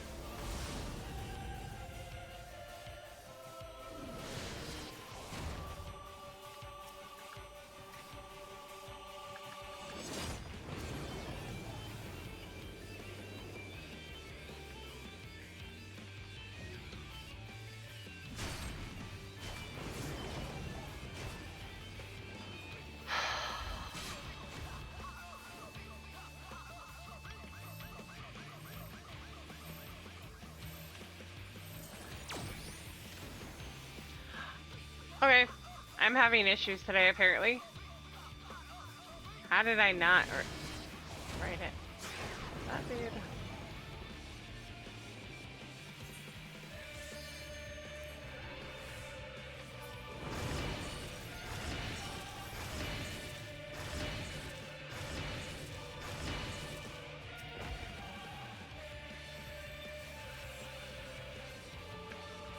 No, wait.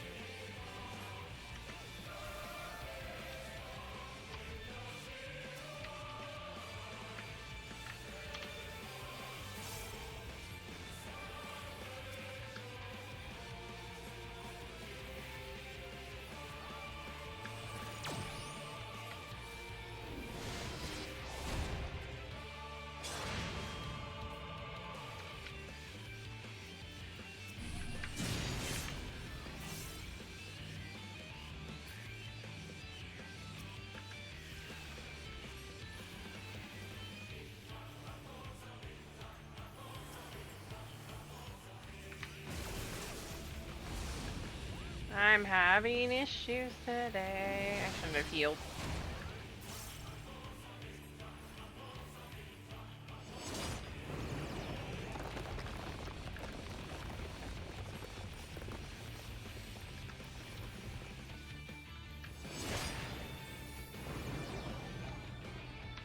Oh, undermine. Okay, I'm gonna go over here.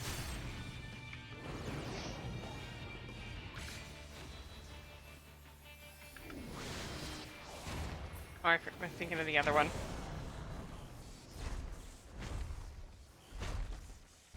This cannot be. Ruby weapon is unstoppable. That poor right? Died twice. No, 3 times. Increasing pilot override to 100%. Commencing system shutdown. Synthetic ore site switching to oversoul mode. Loading data sample. Darnus combat data ready. Initiating organic core overwrite. What is this? No! Get out of my mind! Stop! No! I'm not Nail! I am...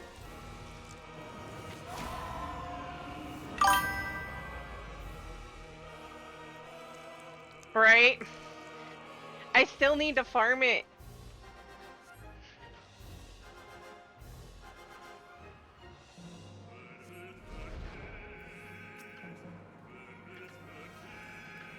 With how I'm doing today, you'd almost swear I haven't done this fight before. Ever.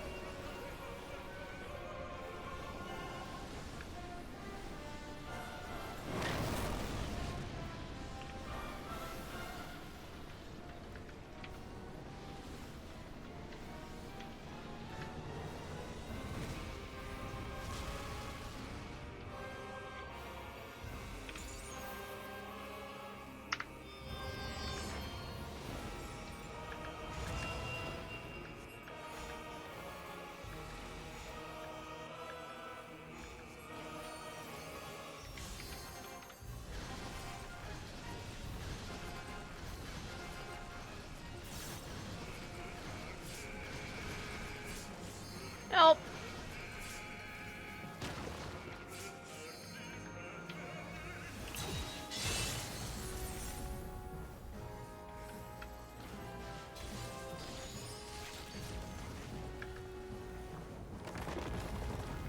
Timing.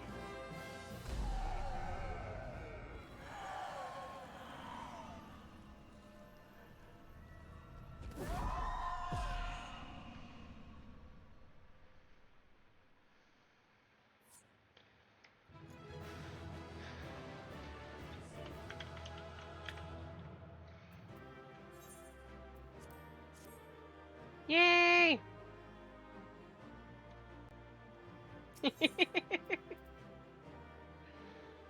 Yay, get to end that one. Oh, I got 2 player comms.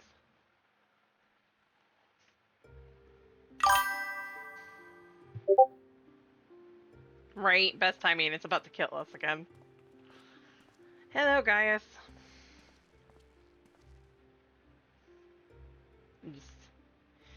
Even from afar, your figure was unmistakable. As ever, an impressive display.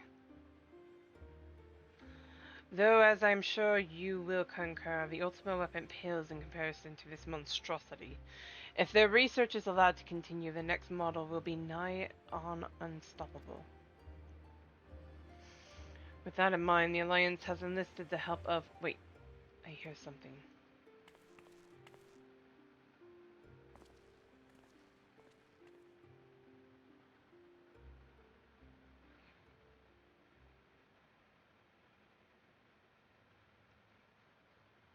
Here to sift through what remains of the ruby weapon, are you?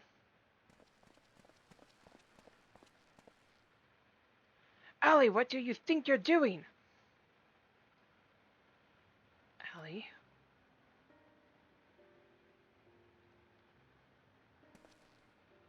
Father. It's been too long, Alphonse, and you too, Rex.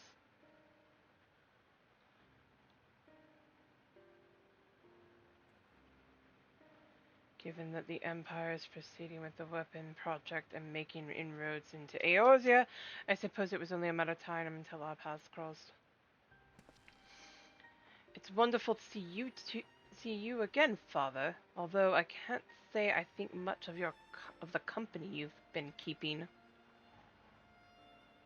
I know a lot's happened, but I'm just glad you're all right.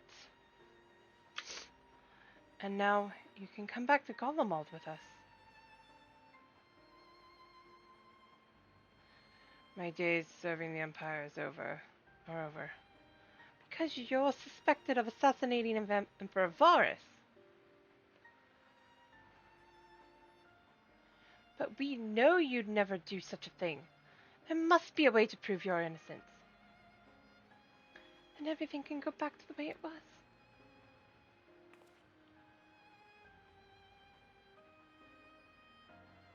She's so cute.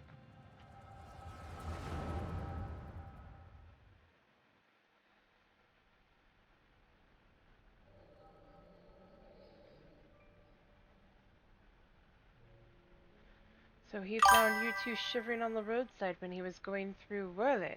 Lucky for you, eh?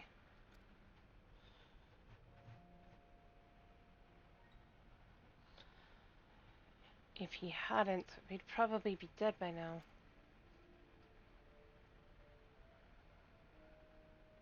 As for us 3, our parents all died in the epidemic. We'd still be begging on street corners if it weren't for him. I just wish there was a way we could repay Lord Gaius for all the kindness he's shown us. He fights for the Empire, so we should too. That'll make him proud of us. You're saying we should join the army. I don't think that's such a good idea. Everyone in Wurlit was scared of the Guardians. Why would we want to be like them? Lord Gaius is different. I know he is.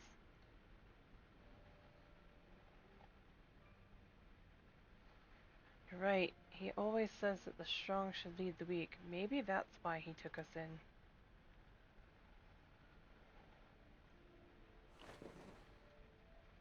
Alright, if becoming a soldier is what it takes, I'll do it. Who's with me? Count me in, and maybe one day people will look up to us like we do Lord Gaius.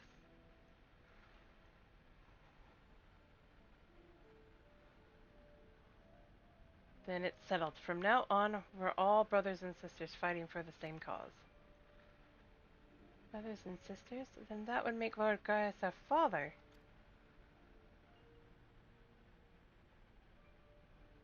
Well, if he doesn't mind us calling him that, I suppose. And that makes you our big brother, since you're the oldest. You'd better be nice to us, or I'm telling Father. Haha! That's cute.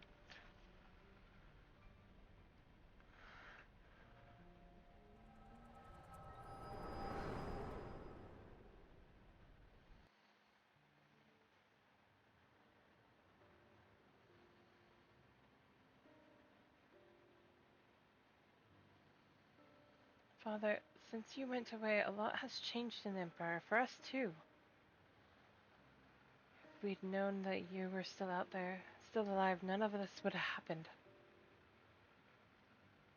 What do you mean? The truth is,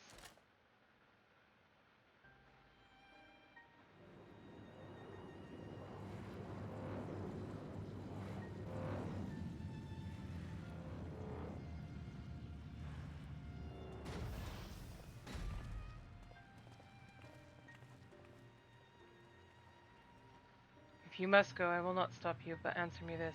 Who was piloting the ruby weapon? We all know that Nail von Darnus has not returned from the dead. Who do you think?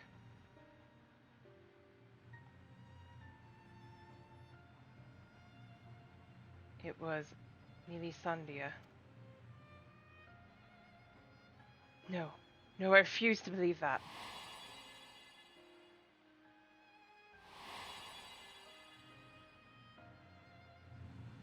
I refuse to believe you would let that happen. She was a sister to you. To all of you. We only want to finish what you started. And while we will never forget all you have done for us, next time we meet, it shall be as enemies. Goodbye, Father.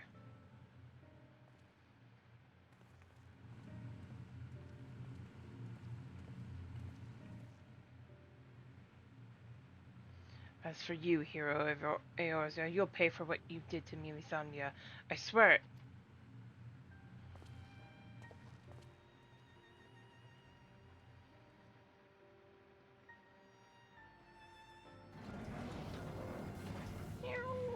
Poor Gaius. I feel so bad for him in this.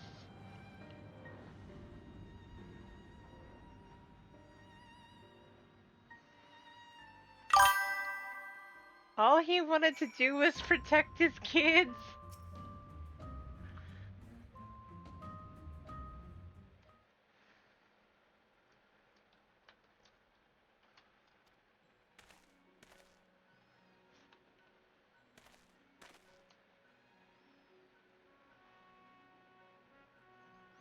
Well, well, Gaius von Belsar. We meet again.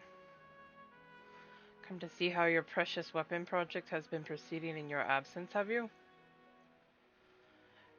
You are come to collect data on Ruby Rippin, correct? The pilot, Milisandia, should still be inside the cockpit. I will ask Valduin to escort you to the wreckage.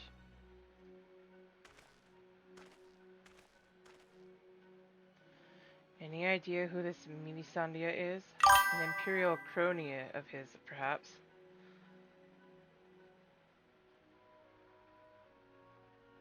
Right.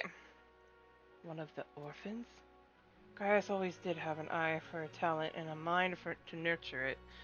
In fact, Olivia Thosdunius was another protege of his.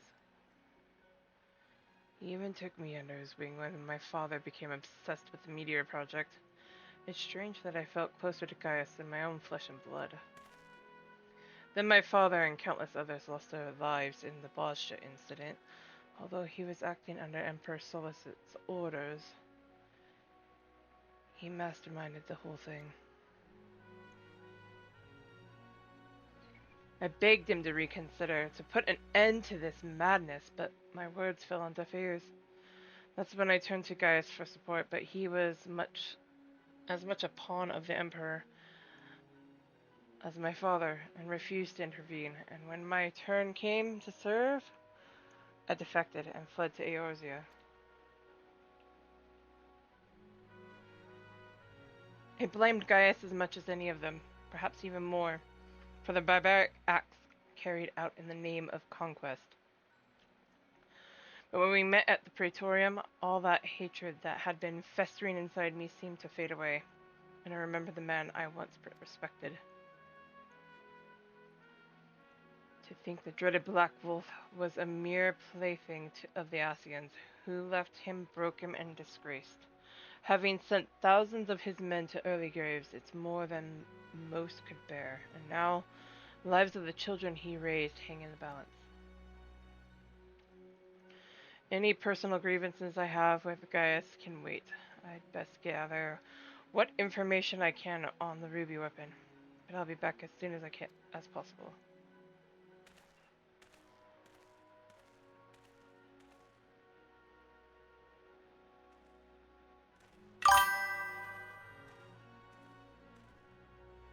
Through this whole thing, I just wanted to give Gaius a giant hug. The poor man suffers so much in this. If Sid is as I remembered him, it will not take him long it will not take long for him to finish investigating the remains of the ruby weapon. He never was one to waste time.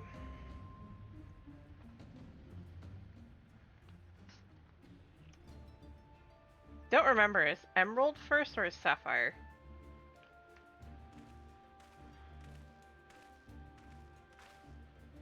My engineers are still in the field, but there's something I thought you should know right away.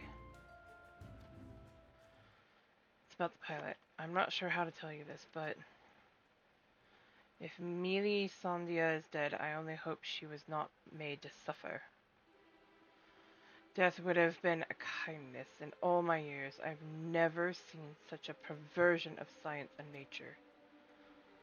Her body was fused with the ruby weapon's core. Those last moments must have been spent in pure agony as her very life essence was drained from her.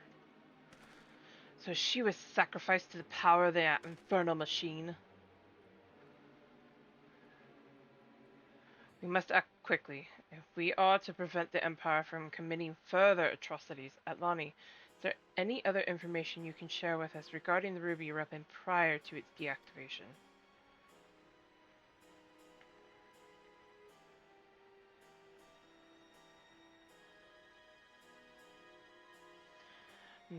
Nail von Darnus, did the Legatus mean that much to me, Lysandia?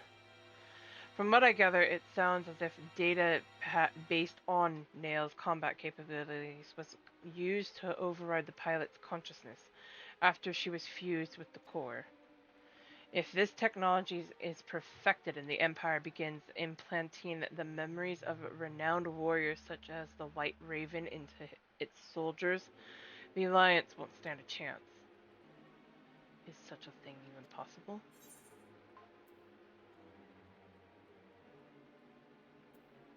That's more or less how soul crystals work. Yes, it seems that such crystals are in common use throughout Eorzea, an ancient but effective means of passing on knowledge from one generation to the next. While it may bear some similarities, we won't know for certain until we've analyzed the wreckage of the ruby weapon. Cannot be denied that combining combat data from an experienced soldier with the powers of an icon has yielded remarkable results, but in doing so the Empire has sunk to the very depths of depravity. This is beyond forgiveness. For once I agree with you, yet one question remains unanswered. How were they able to obtain data on someone who was supposedly killed prior to the calamity? That's what I'm trying to determine. There is one possibility I'd like to explore, but I'll need to carry out more thorough investigation first. Serva will provide support while you are in the field. Not only is she extremely well versed in the latest in Garlean technology, there are a few soldiers I would rather have watching my back.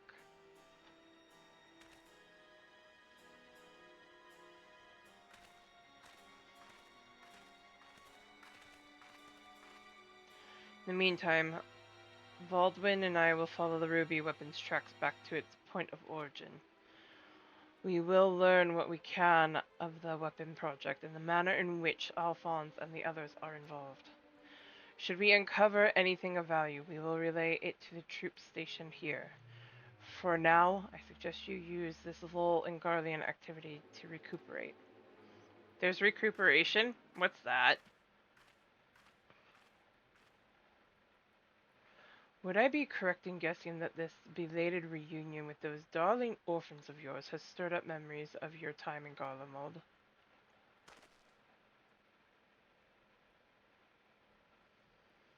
Remember our agreement, Gaius. If you so much as think of returning to your Imperial masters, I'll kill you.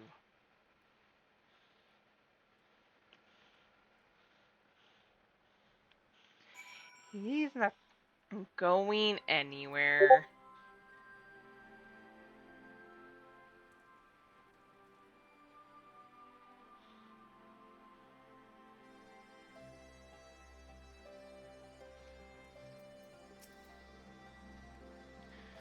So you put down the ruby weapon?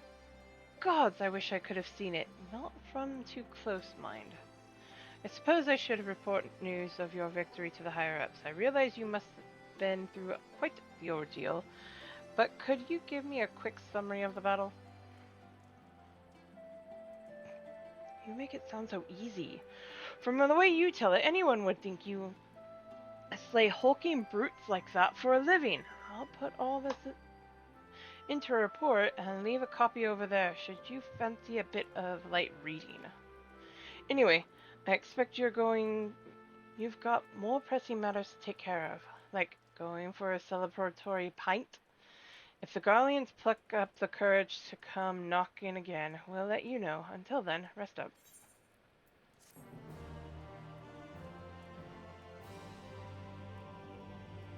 I'm not queuing for Animesis just yet because I knew the cutscene was coming. I hate this guy. With a bloody passion. Meanwhile, in the Warlock Magitech installation. Oh my god, I want to murder this man over and over.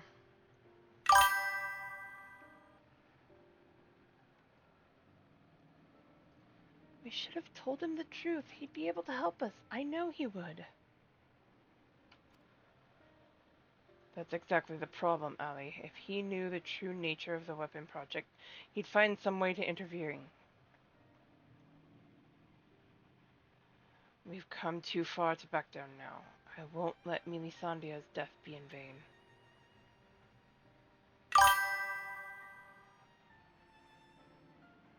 Right?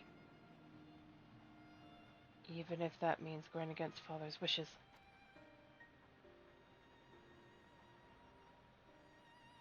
Cheer up, Alphonse.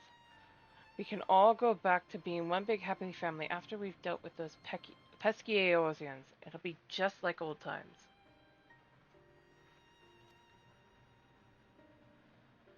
If only it were that simple. There's no guarantee any of us will make it back alive. Excuse me, I think you're forgetting whose turn it is next.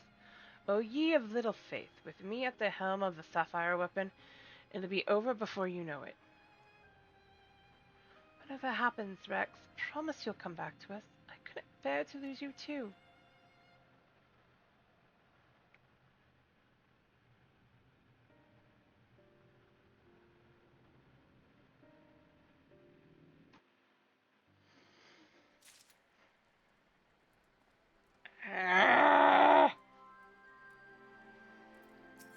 Just want to punch him in the face.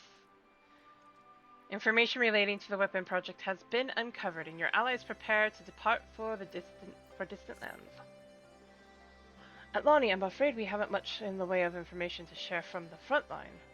We have, however, received word from Gaius Word that Gaius wishes to speak with you at the Alliance headquarters. I've arranged an escort to take you to headquarters, so when you're ready, depart and speak with the fellow over there.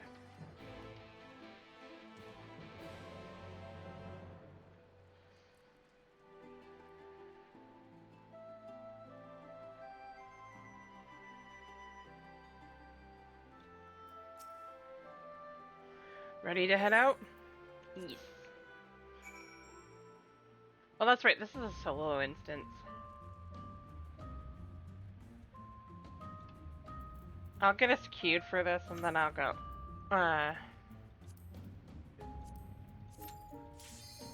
Oh, hey. Let's do it!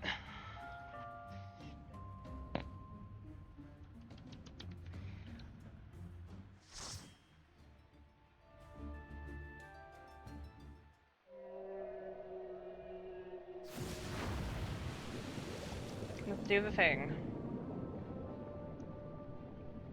Bismarck! Right? I wasn't expecting an instant queue.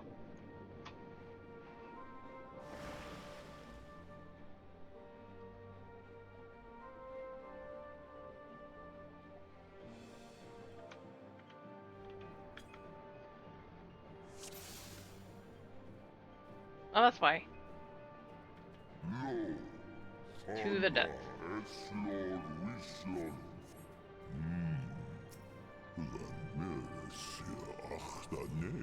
These are poor neighbors indeed.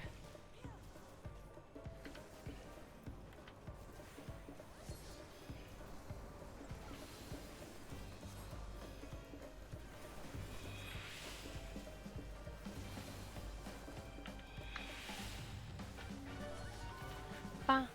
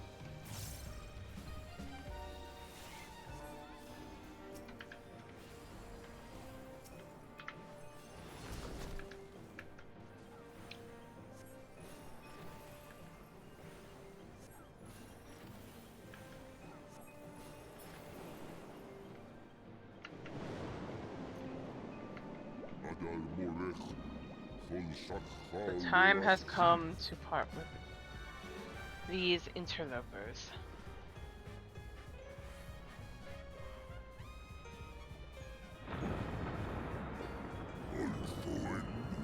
The walls fall, we must hurry.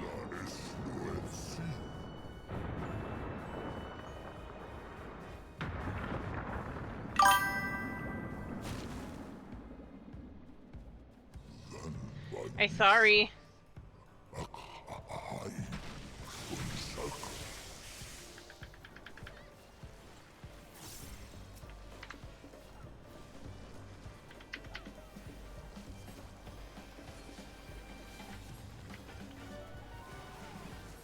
I have a glam that I want to work on, but I'm gonna have to spam Shui Gate.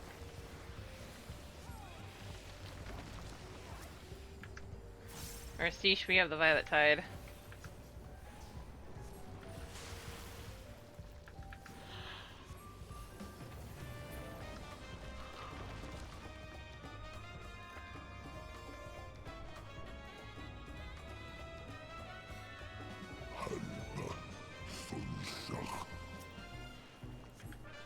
Tiresome creatures.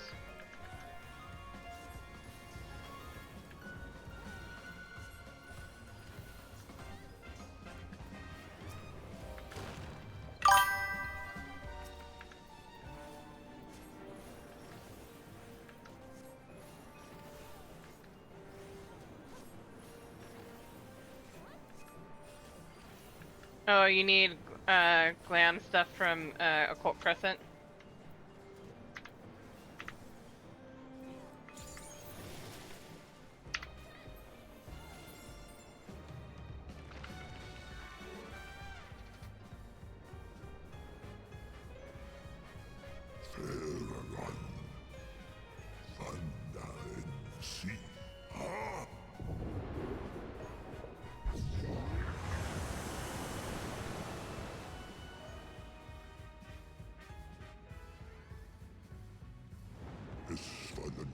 Your wish granted. Go, little wanderers.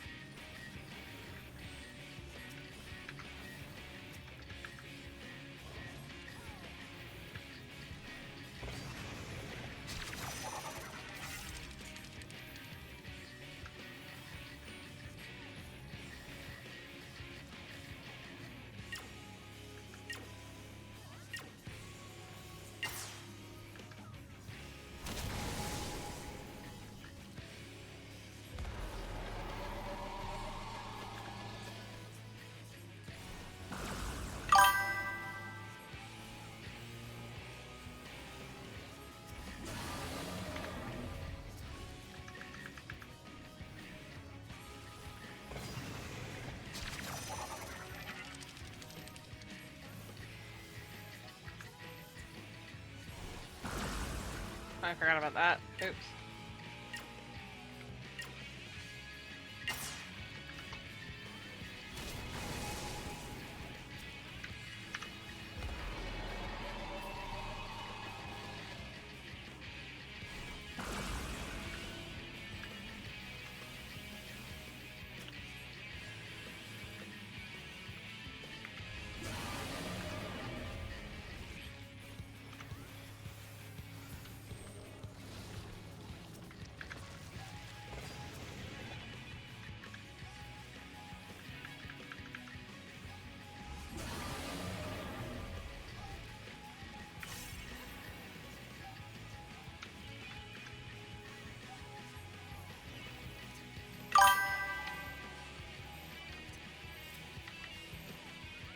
Oh shit. I knew that was coming. God damn it. I just pulled that off too. I didn't mean to pull that off. Asylum was supposed to go off, not the other way. Thing.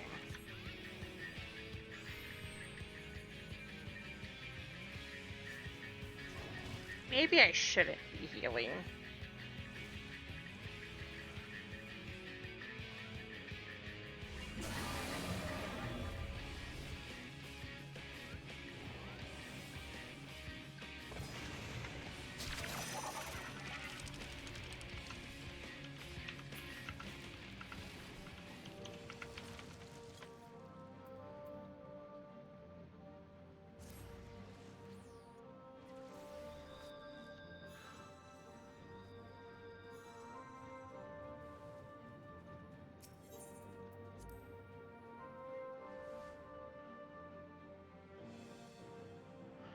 Not that it was far, but...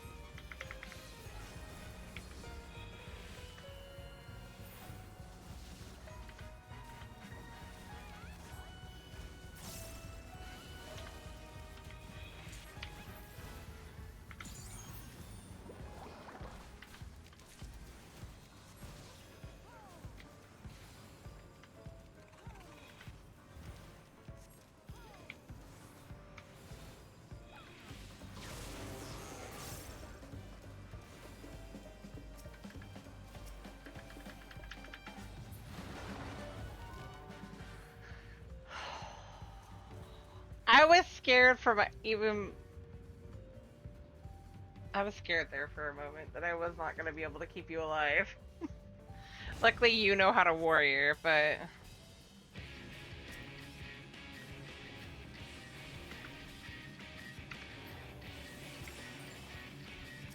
I had my concerns.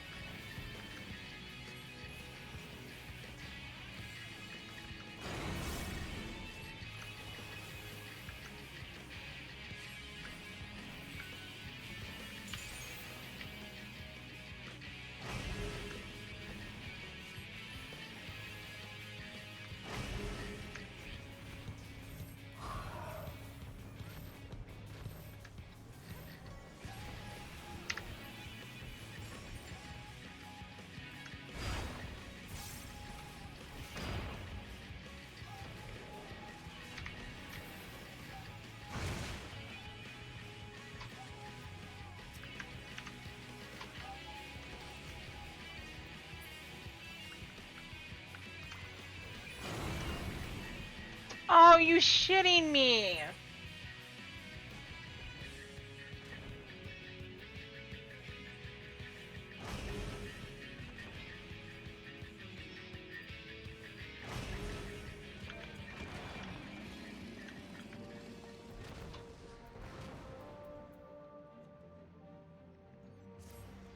It has been so long since I've been this bad at this one.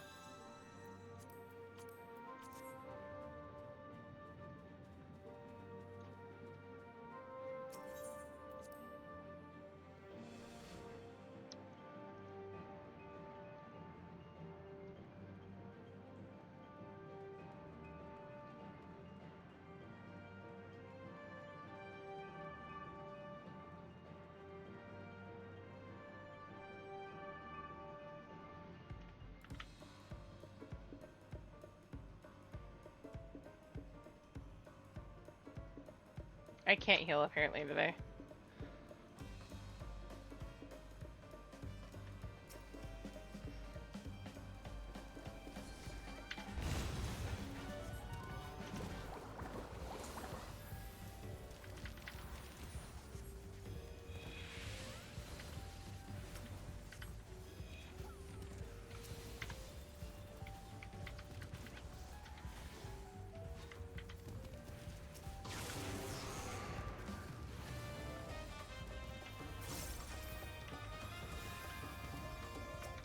I did that a little early, god damn it.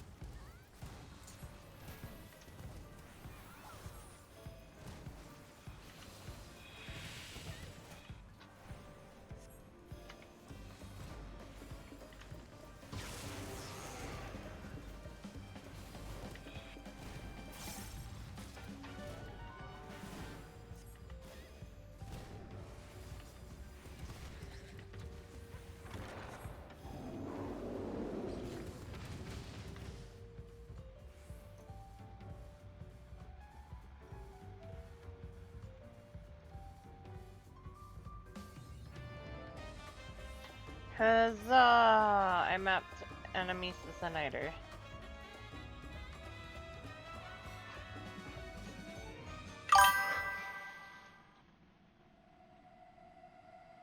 Yeah. I still feel bad though. I know we all have our off days, but I still feel bad. Merciless Monarch. Ruxteam.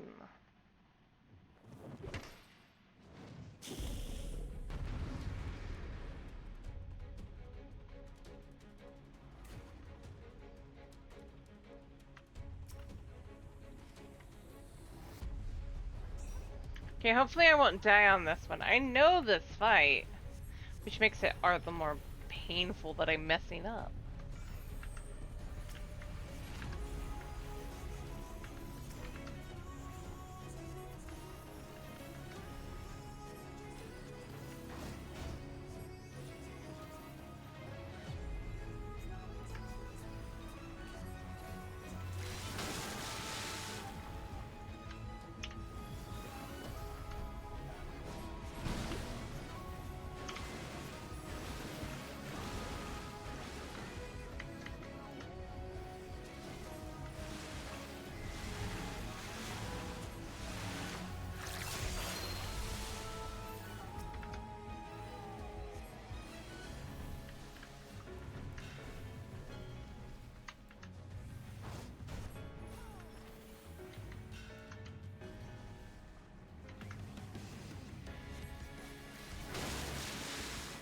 Oh, great.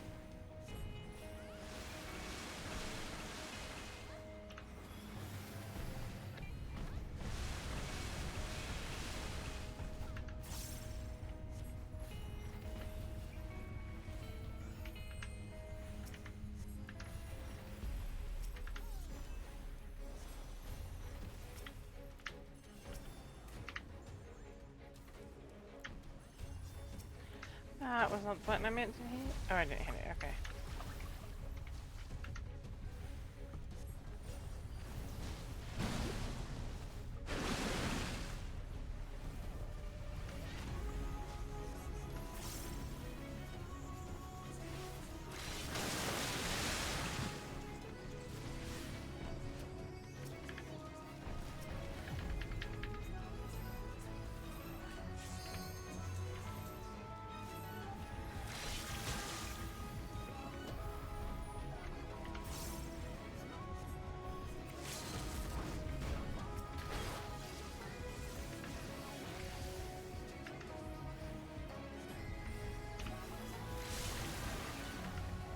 Come on.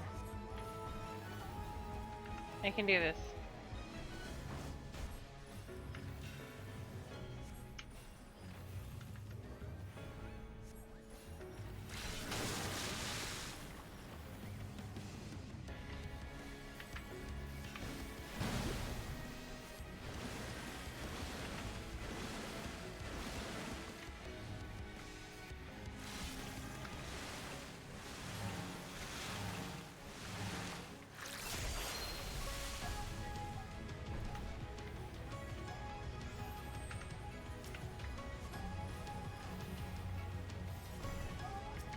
That gave me enough time, barely.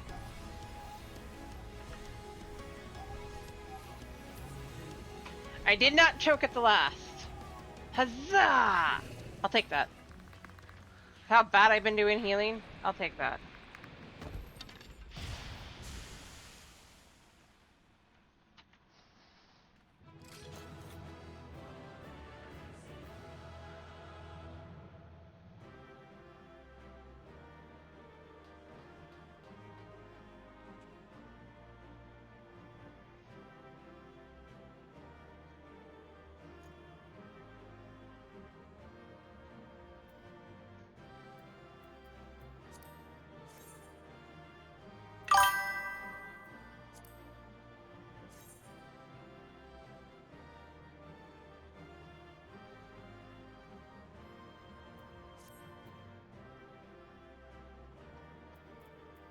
Was the bard the one who asked if we were drunk?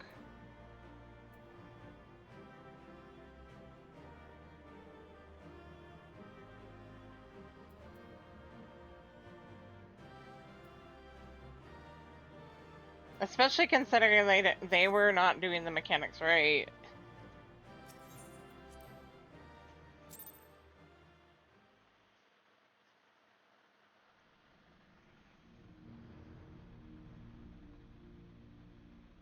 This structure must have served an important function. And here are yet more crystals. I too noted the crystal repository on the way.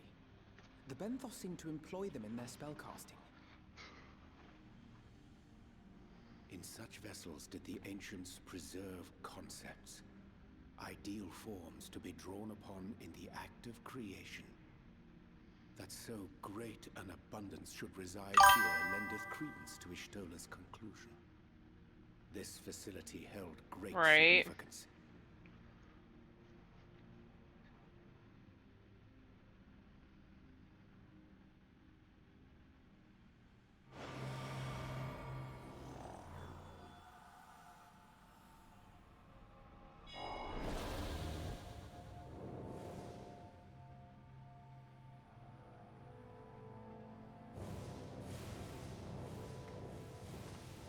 Right.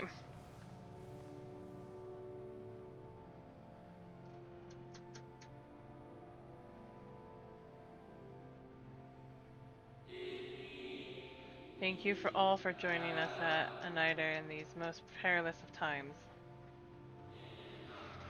By the summoning of Zodiac have we been granted a reprieve, yet immutable as the laws he has woven may seem, they will not serve to forestall our doom. Nay, should we continue down this path, our fate will be the same.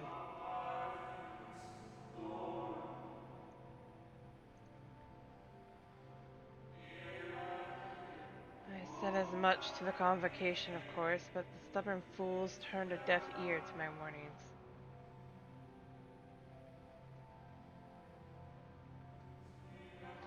I had hoped that the defector, at least, would side with us, but I regret to report our overtures have gone unanswered.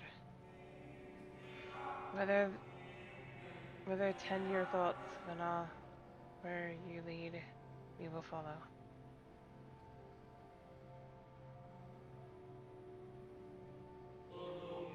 I shall not speak ill of the convocation. They too seek to secure the future of Asa. Yet, as plain as they will not countenance a permanent solution, that being the case, I got stuck on a word. If so, I see no further reason to demur. Let us bring forth the light that shall ever keep the darkness in check.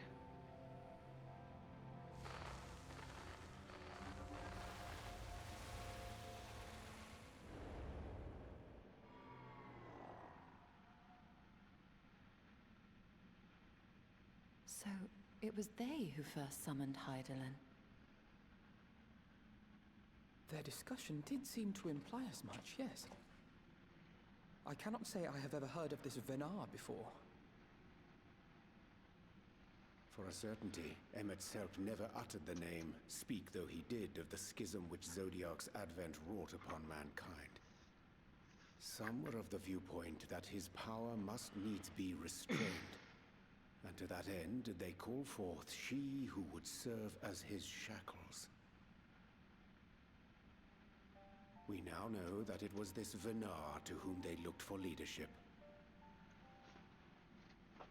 And that this place, in all likelihood, served as their headquarters. The presence of such intimate records attests to that. I would hear what else they have to tell us. All of it. Did anyone see the source of the image? The stone over there?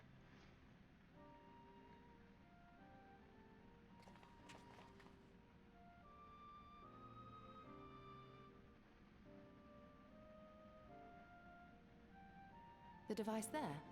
Then let us see what other secrets it holds.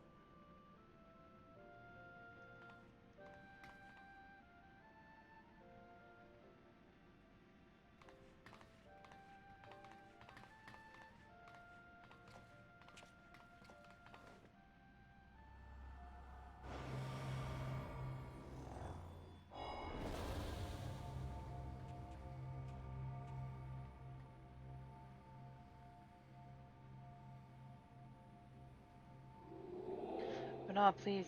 Why must it be you?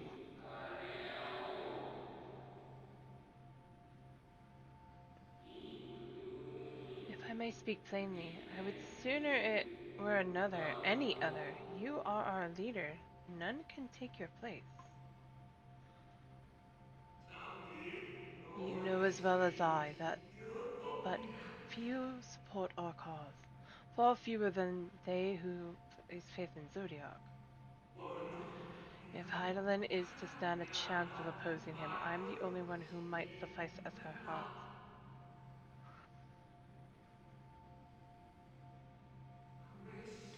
Rest assured, however, I shall not vanish from this world.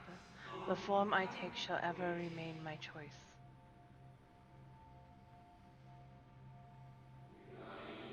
Then I will press you no more. Only know this. You will be sorely missed.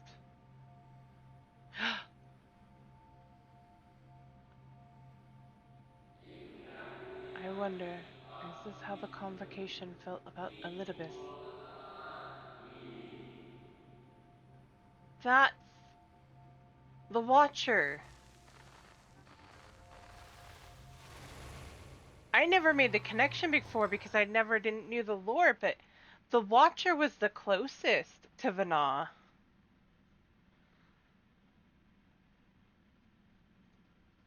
What?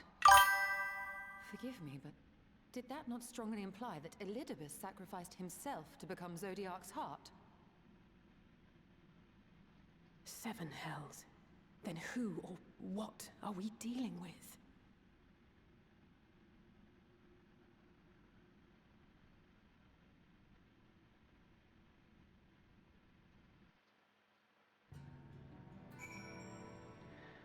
When I first did this on Sierra, I didn't know the lore behind the 12.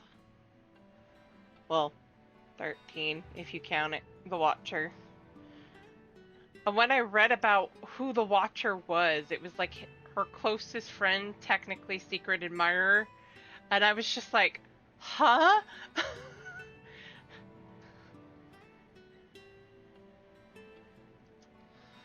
And now with that, I'm like, that was the Watcher. I mean, they technically hint at it in the story, but...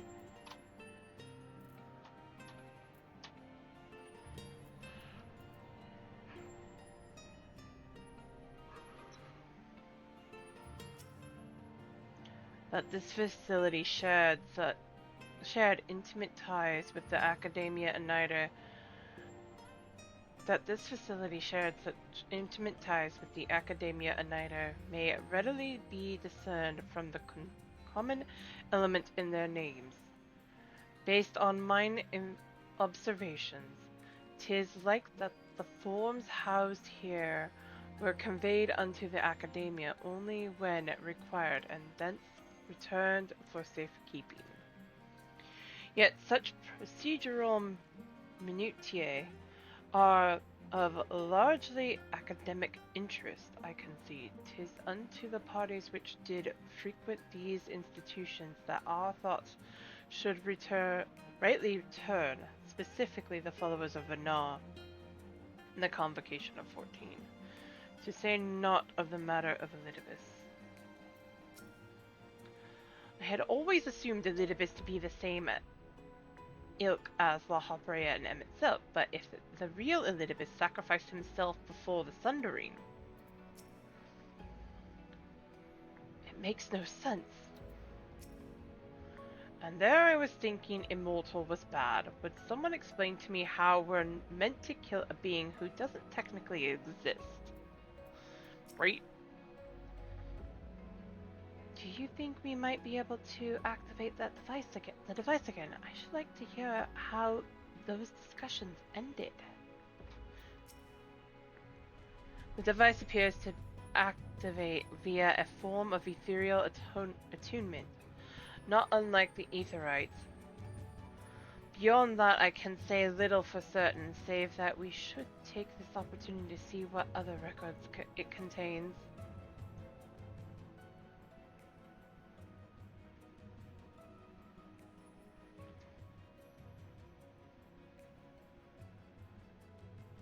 No response. Confound it.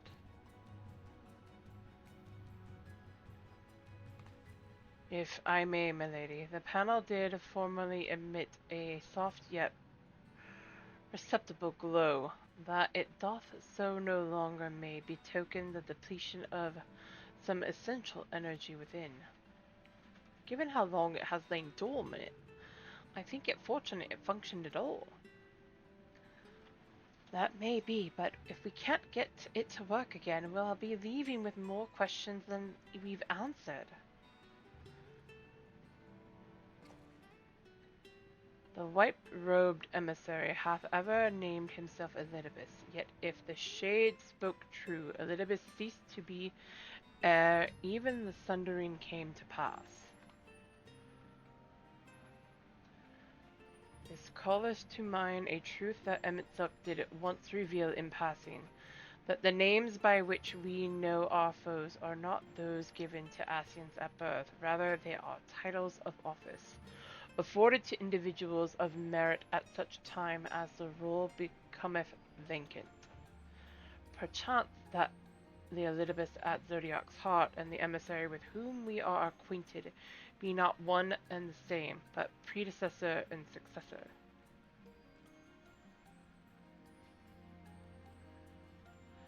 It's possible if the previous Elidibus perished before the final days, the one we know could still be a survivor of the Sundering. And yet, something in that explanation rings false. I will remain for a time. I would not abandon my attempts to revive the device so soon.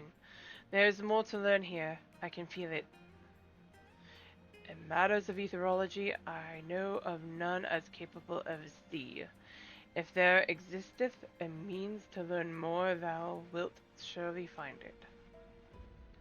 Whilst thou art thus engaged, we shall attend to matters on the surface.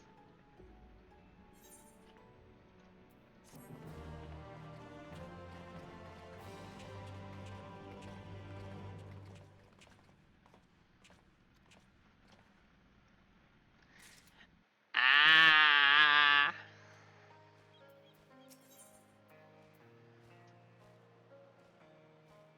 Ryanje presumably has some idea as to what you might usefully do while Ishtola pursues her investigation in an Anamnesis Uniter. Can we but uncover Elidibus's true origins, we may yet come to understand his designs. To that end, Ishtola must needs be afforded as much time as she doth require to complete her investigation. To the extent that such things are within our control, yes. Speaking of which, perhaps we might trouble the Exarch for news of his progress with the spirit vessel. He will no doubt wish to hear of our own discoveries as well, such as they are.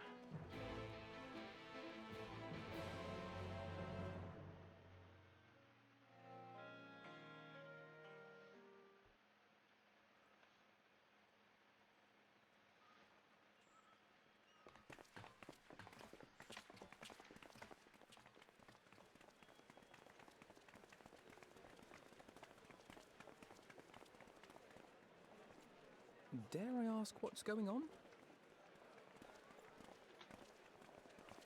Ah, excellent timing. For me, in any case. We have a problem. The vast majority of those gathered here are presently in the employ of the Guard or else one of the facets, and no longer wish to be so. In principle, all are free to change vocation at any time, but a city does require a certain number of people in these positions if it is to continue to function. For the moment, I have asked them to postpone their resignation until such time as replacements can be found.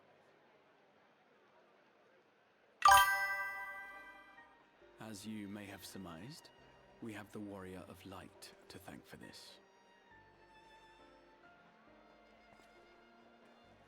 It's you! The Warrior of Darkness!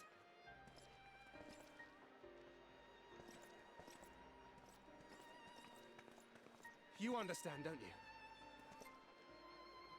That's Peter, if I Someone's understand. going to have to look after this place once you're gone. We just want to be ready to do our bit when the time comes. And not only here, but everywhere. Which is why we've got to get out there and lend a hand to those in need. That's what you did, isn't it? Even if it was just little things at the start. You helped people.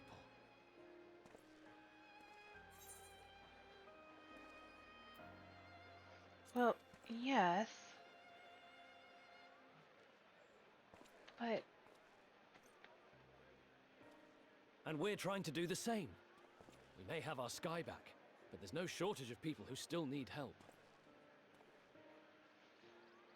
If we follow in your footsteps, then I choose to believe we too can be heroes one day. Even warriors of light.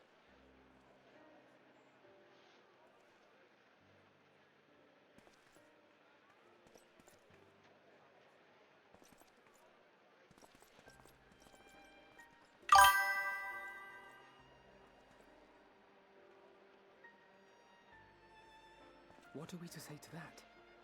We can hardly tell them they are mistaken. They seek but to do good, as you have.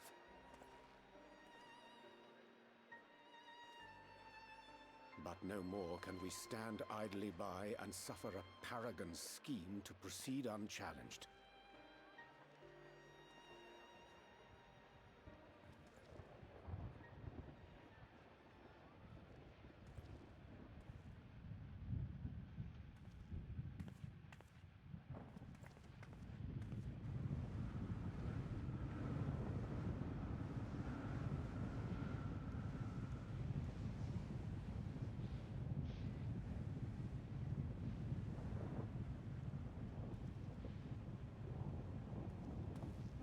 What's happening to the sky?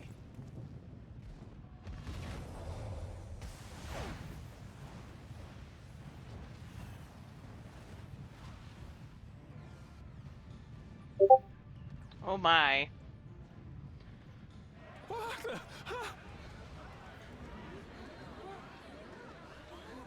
Wicked White. Oh no.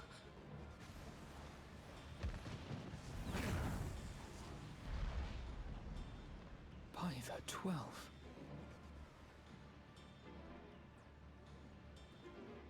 A star shower.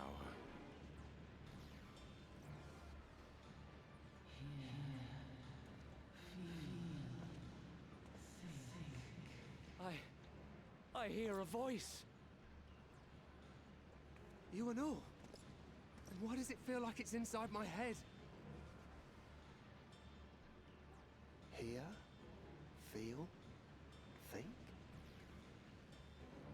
I hear it. Me too. Did I not tell you, my friends? You are warriors of light!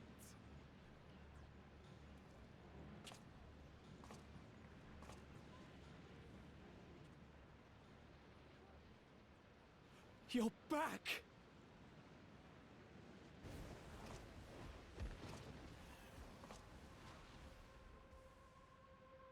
I hate you, Elizabeth, right now. I really do.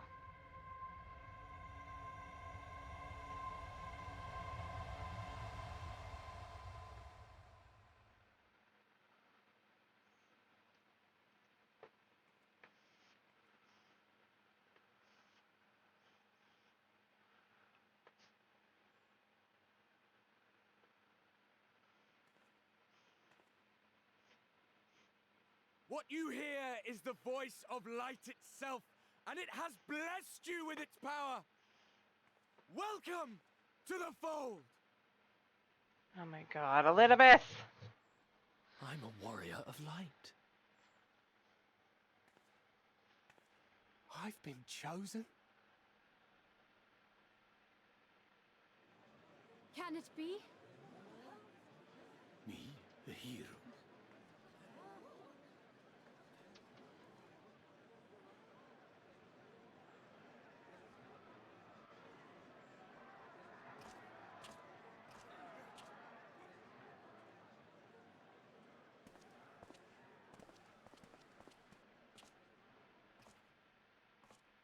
Wait!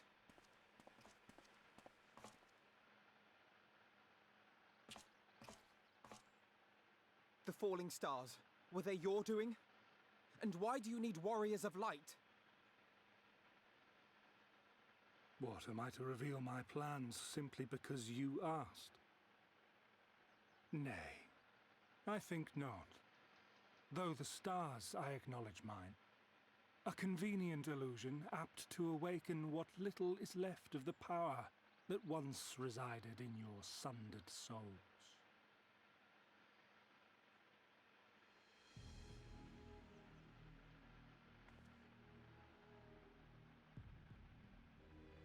That which you and yours call the echo.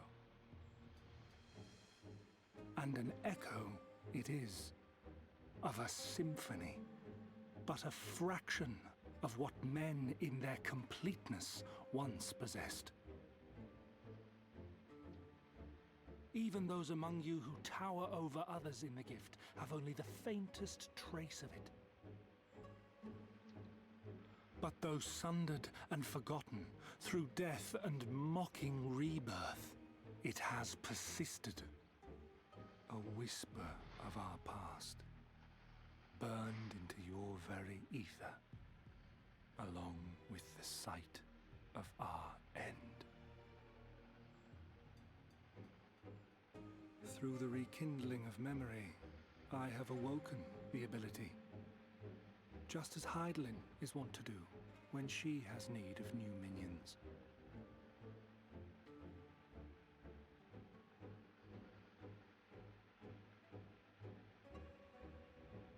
The Echo hath ever been thought a gift from Hydaelyn, a boon granted solely to her chosen. Yet thou wouldst claim she merely awakeneth the power that men should hearken unto?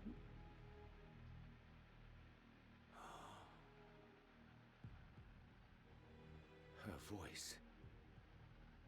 Given the perceived simultaneity of her call and the awakening of her chosen's capacity to hear it, it is only natural that we thus attributed the source of the gift.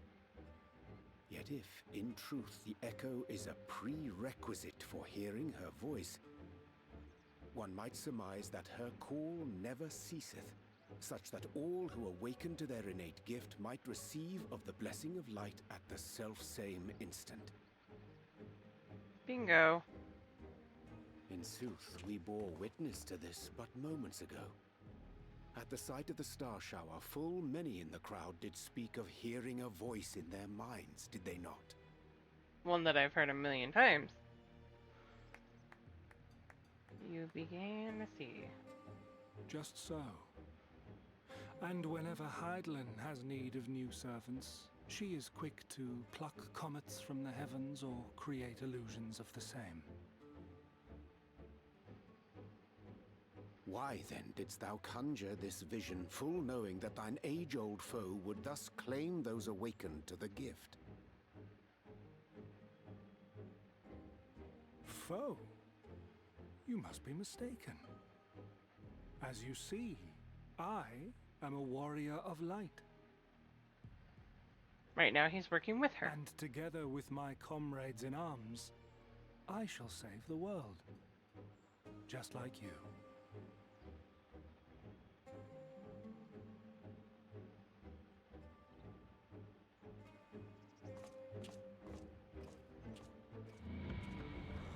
They're all busy talking and don't see the black.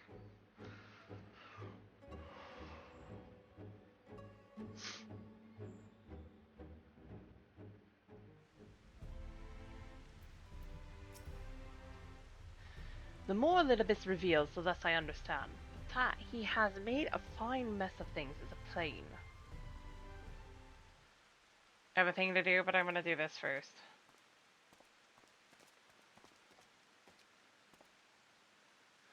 He is gone, then. I have managed to persuade a number of our would-be deserters to reconsider, or at least delay their departure. As many are deaf to my entreaties.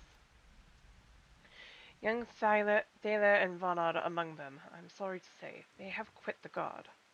Nevertheless, I wish them well, whatever Elizabeth's plans for them might be. The pair have only ever had the best of intentions. One can hardly blame them for thinking themselves heroes elect, not after having been blessed with the Echo. And it's not as if they haven't shown the requisite spirit. I quite agree, though the impetus for their sudden departure may have been words falsely spoken. The men and women in whose footsteps they would follow are heroes in truth. Warriors of light, Ardbert, yourself most of all. And so I would ask a favor of you. Speak with them ere they embark on their journey, and furnish them with what wisdom you can. They've set off for the Amaro Lodge, but you should still be able to catch them if you leave now. Worth the effort, I'd say. If I recall correctly, Admiral Merylvid took the time to usher you out into the wider world many moons ago. I think the comparison rather flatters Thaler and Vonod. But the point still stands. They would doubtless be greatly encouraged were the Warrior of Darkness herself to see them off. If thou art willing, I prithee go. Thou mayest safely leave the task of unfolding that which did transpire at Anesis to us. I'm tripping over my tongue again, guys. You puppy. Uh-oh, what'd you do?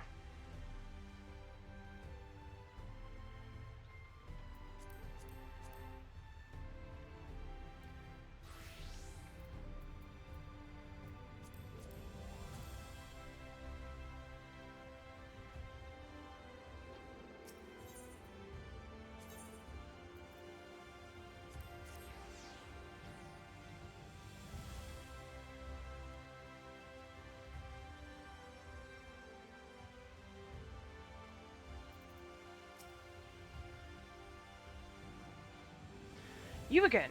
I mean, it's you, milady. Sorry, it's been a funny old day. Oops.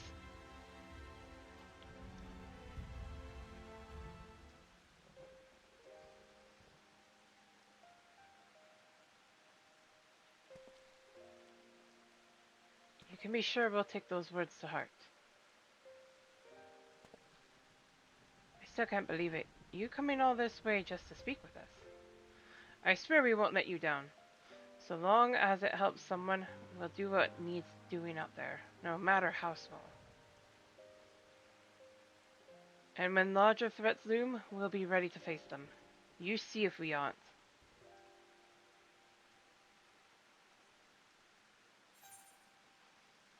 Wonder and danger await you in equal measure, but turn not from either. Wonder and danger.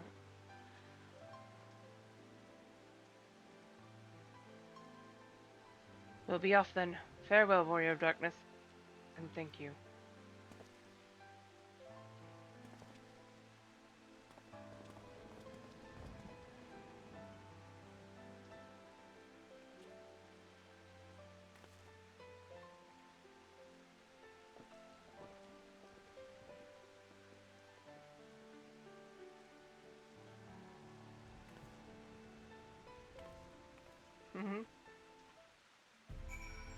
Turn not from either. Hi, Dodger. Dodger, boy.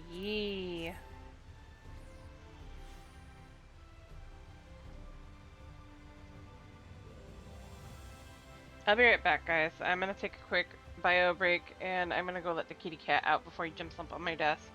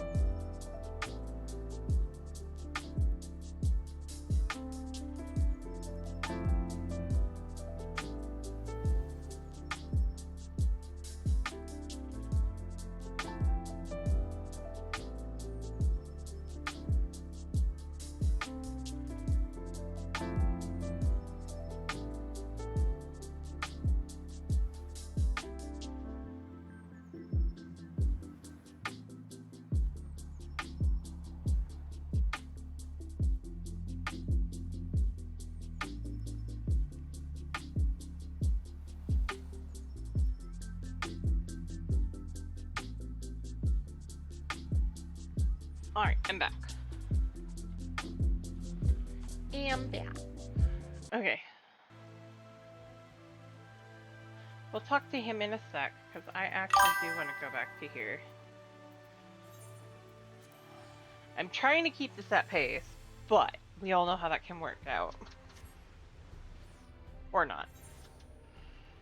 Why? I went from Girabanya, or went from... I don't get it. I left the Crystarium and it was raining, and I come here and it's raining.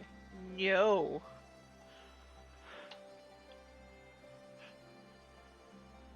Enough with the rain. Ready to head out? Yes. At least it's not raining here. Zebra. Good, you're here. The Ironworks have completed their analysis of the ruby weapon, and since Garland wishes to share his findings. No escaping the rain, I see this. I take it you can spare a few moments? For a few. Very good. Please wait here while I inform him of your arrival.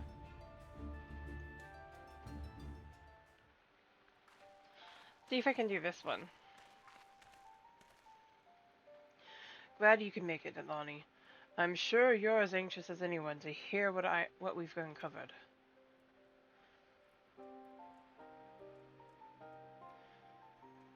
Our early hypotheses were proven correct. The Garleans have designed a system whereby a pilot's consciousness can be forcibly supplanted with data based on the memories of experience of another.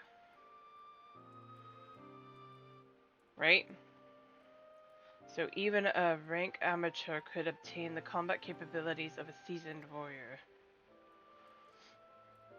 Precisely. We learned how this was made possible when we opened the cockpit. The monitors were still operational. Among the messages displayed, one particular phrase caught my attention: synthetic orosite. Which is what exactly?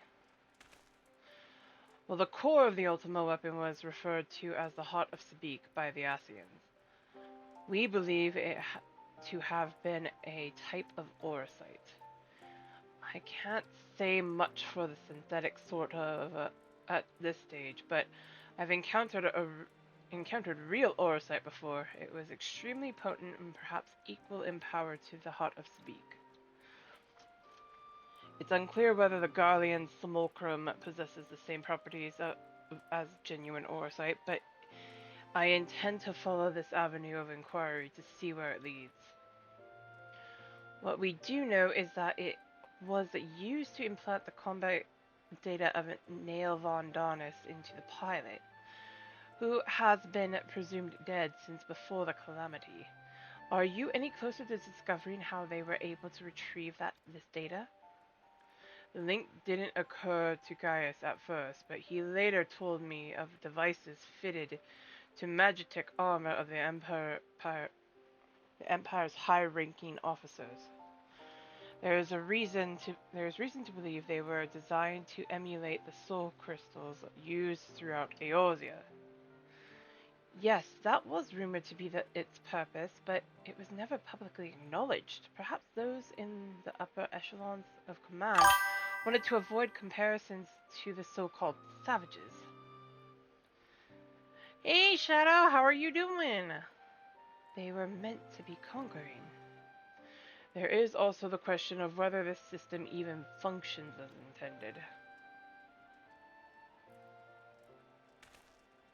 From what we've seen, we can assume they were successful in gathering data of those wearing armor equipped with the device. If the comparison with the soul crystals is valid, perhaps this data was transferred via ether. However, it seems that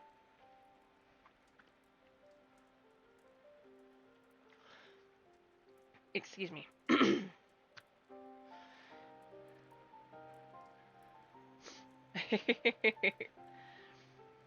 It seems that extracted not only memories related to combat, but the soldier's very essence. As you saw, the pilot succumbed entirely to the will of Neil von Darnes.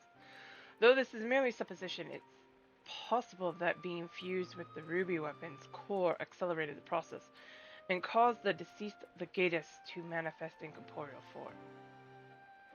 Could it be that the death of the pilot was caused by the system malfunctioning? It's hard to say. The ruby weapon itself was still largely intact when it deactivated, which strongly implies that it was the synthetic foresight running amok that killed her, rather than damage incurred during the battle. But even after our analysis, I'm afraid we still don't have enough information for now. Perhaps we could consult with Gaius as to our next plan of action.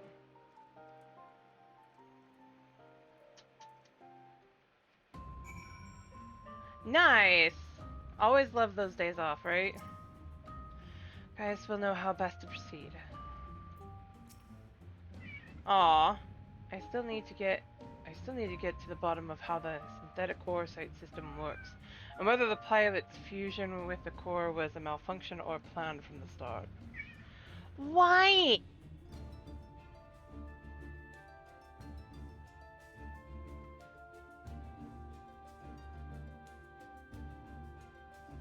One second, the cat's being a pain.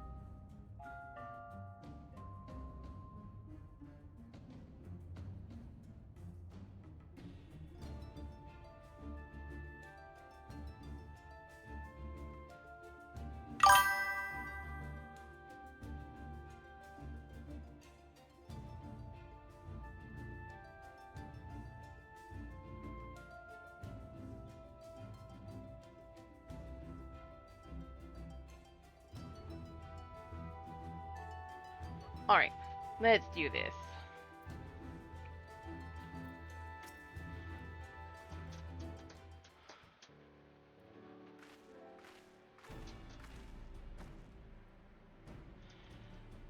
Baldolin has come bearing vital information. I traced the ruby weapon's path back to the occupied territory of Werlet, which appears to be where it was built.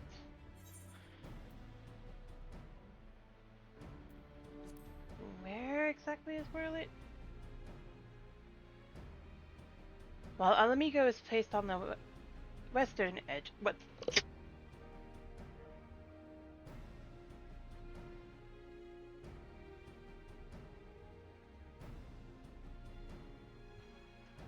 While Alamigo is placed on the western edge of Gimlet, Werlet lies on the opposite side, to the east. It was once a proud and prosperous city until it was brought to its knees by the Imperial invaders. You seem rather well informed. Perhaps I should have taken you with me. thought that much was common knowledge. It is also where Alphonse and the others were born. And now the weapon project has brought them home. Yes, the place is now rife with Imperials.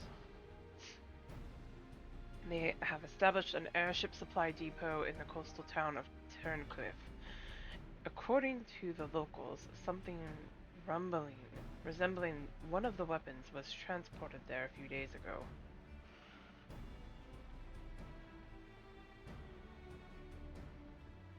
What? What do you mean?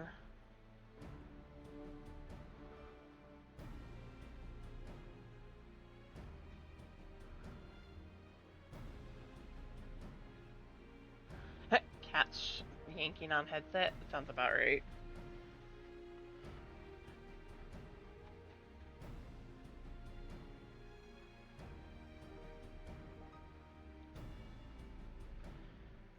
This bodes ill indeed. Were it possible, I would attempt to capture Alphonse and his followers before they can launch an offensive. However, the distance between here and Turncliffe presents a considerable obstacle. Thank you. I was just standing a moment ago, though.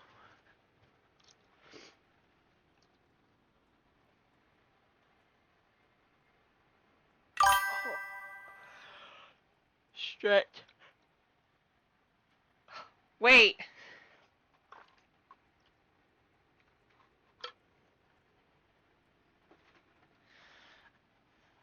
One, 2, 3, 4, 5, 6, 7, 8, 9, 10.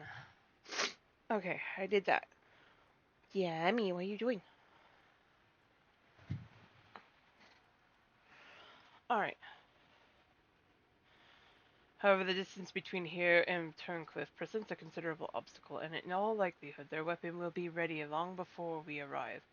Approaching by sea would allow us to save time by circumventing their ground-based troops, provided we were able to secure a vessel. Or you could use the Enterprise and take the most direct route of all. As the crow flies. In fact, this is the perfect chance to put my top secret plan into action. And might I ask what that entails? It wouldn't be much of a secret if I told you, now would it? What I can say is there is a starring role planned for you, Atlani.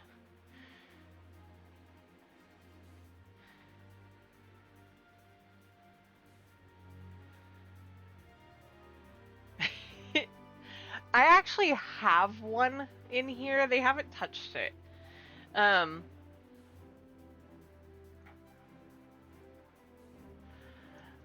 a matter of fact, it's been in here for a hot minute. I haven't been sitting on it, though. It needs to be pumped up a bit more before I do that. Why so surprised? You didn't think I'd let you get off that easily, did you? You'll be here soon, so don't go anywhere.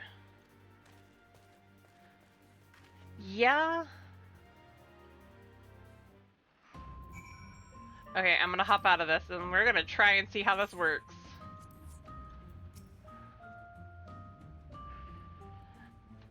I see Sid still delights in keeping others in suspense. I can only hope he does not make us wait over long.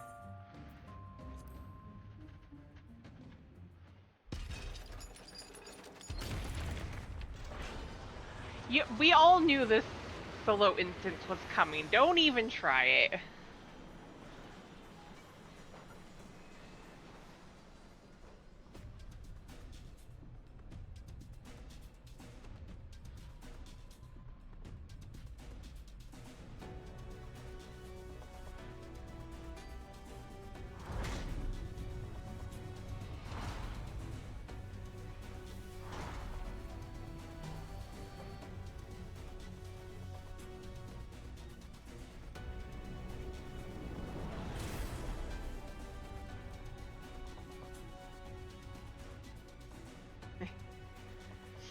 I need to get more of my own too, but I don't have the money right now.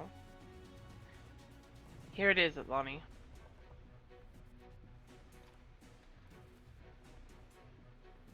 I present Garland Ironworks' adaptation of the ultimate weapon, the G-Warrior.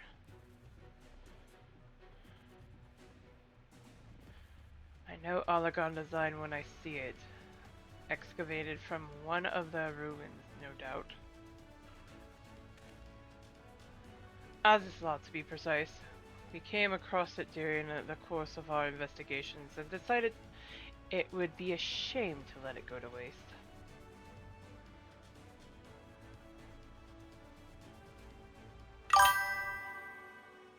And you will be taking this refitted relic to face the enemy head-on, yes? Perhaps my knowledge of the Ultima weapon will be of use.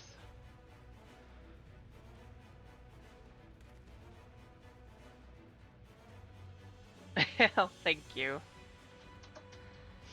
Well, for me, my big thing is that I've wanted to do a couple of them of my characters. Like, I did the Sus Bunny, which Nagi adores, apparently.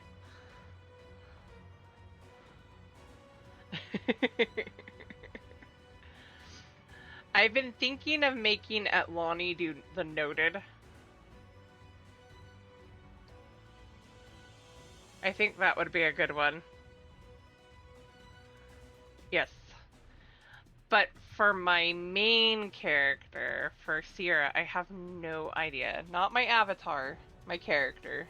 What I want her to do. Right. Sure, Nagi, sure.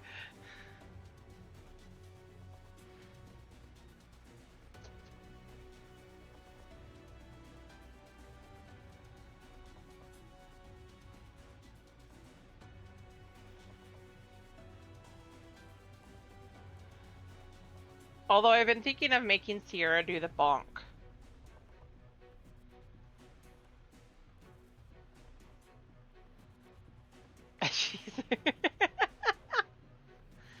I'm counting on it as it happens, but first, we'll need to perform a test run in the simulator before throwing you into battle. Come, we have much time. We haven't much time.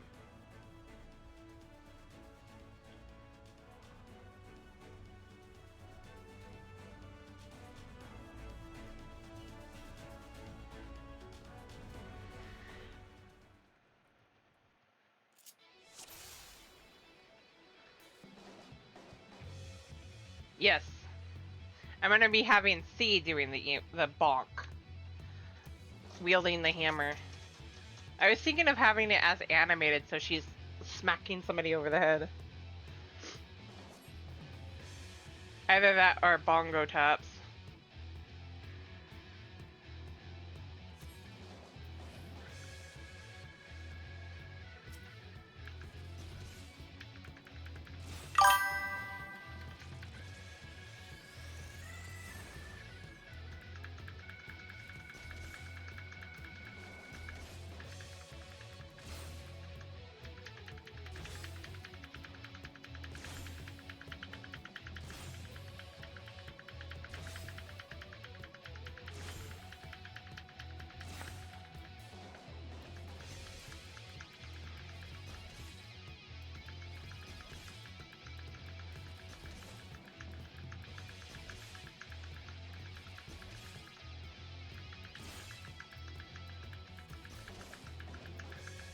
Yeah, like that. More like that.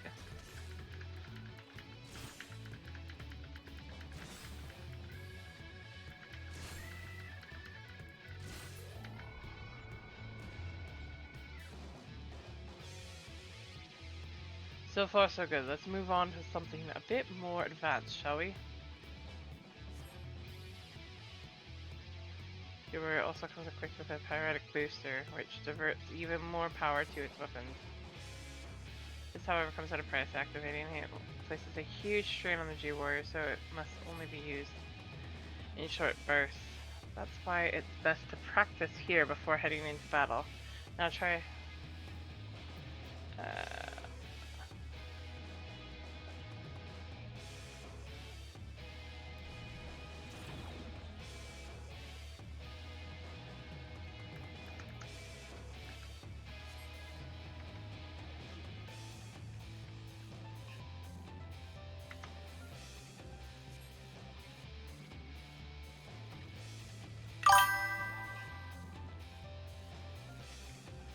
Amount of damage incurred, but don't rely on it.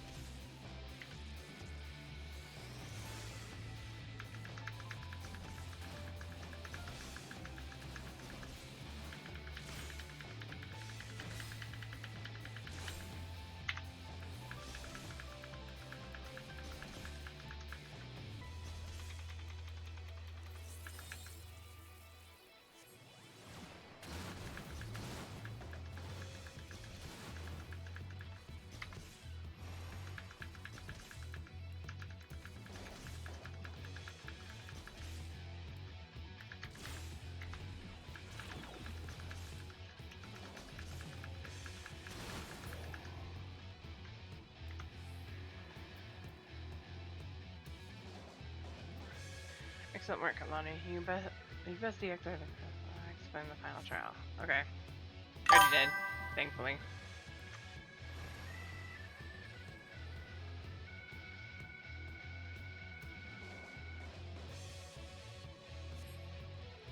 Right. Fortunately, you can't keep the barrier up indefinitely. Oh yeah.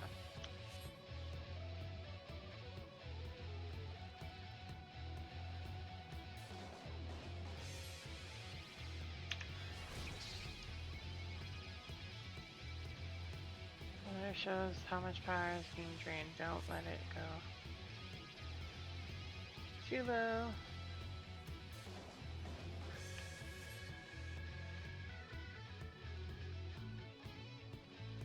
For the last trial, we'll use the ethereal agent small attempt to destroy the target.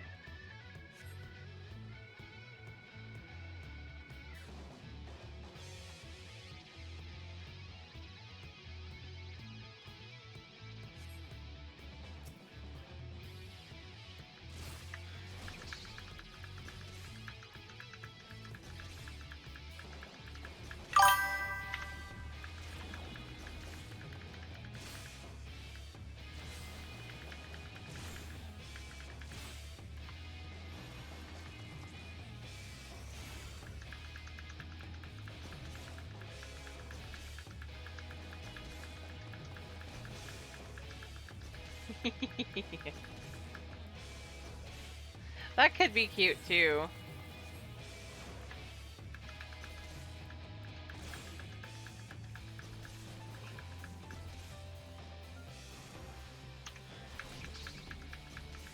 Those are hard hits.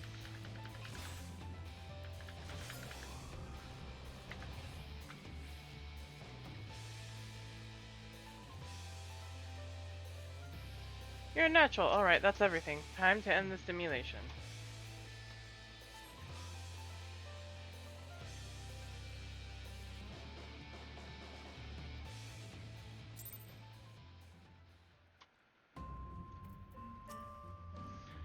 Are you sufficiently prepared? Yes, I'm ready. Okay, are we gonna get this? Let's hope so. Then we shall depart for Twin Cliff at once.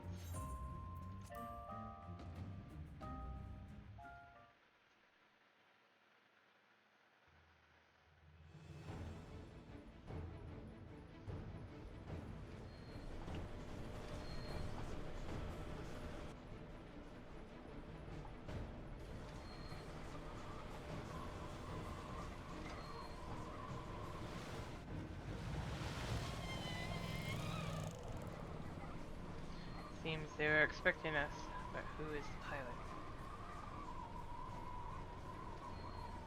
Lonnie, we're almost there. You'd better have your wits about you. I'm ready.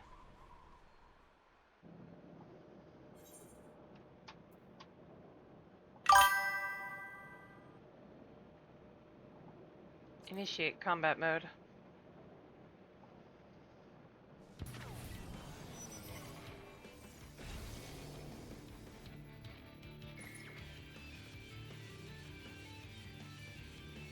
Now get ready to strike.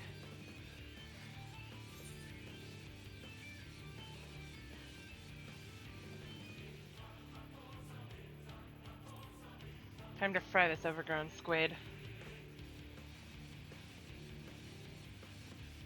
I love how they went to the old-fashioned, like, person talking in a frame. Haha, save some for me, for research purposes, that is.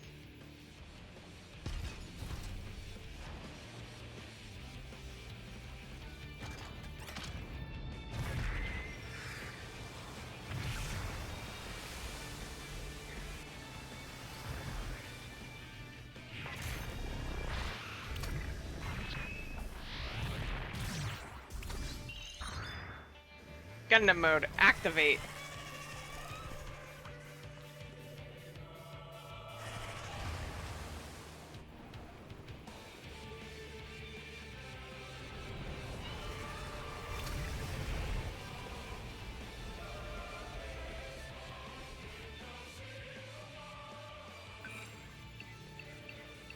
Can't afford to lose. It's all or nothing.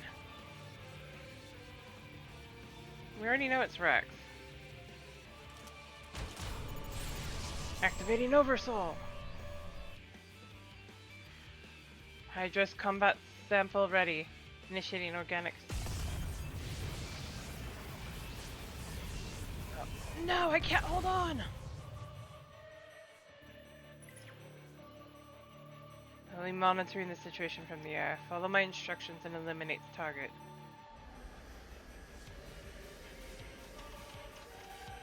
We got this, guys. How many times do you think it's gonna take me?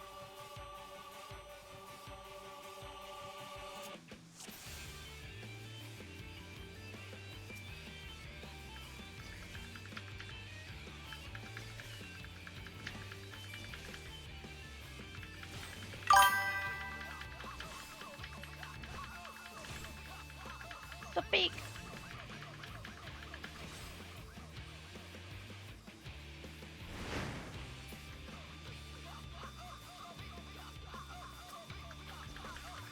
Four. Aw, such confidence there, Shadow.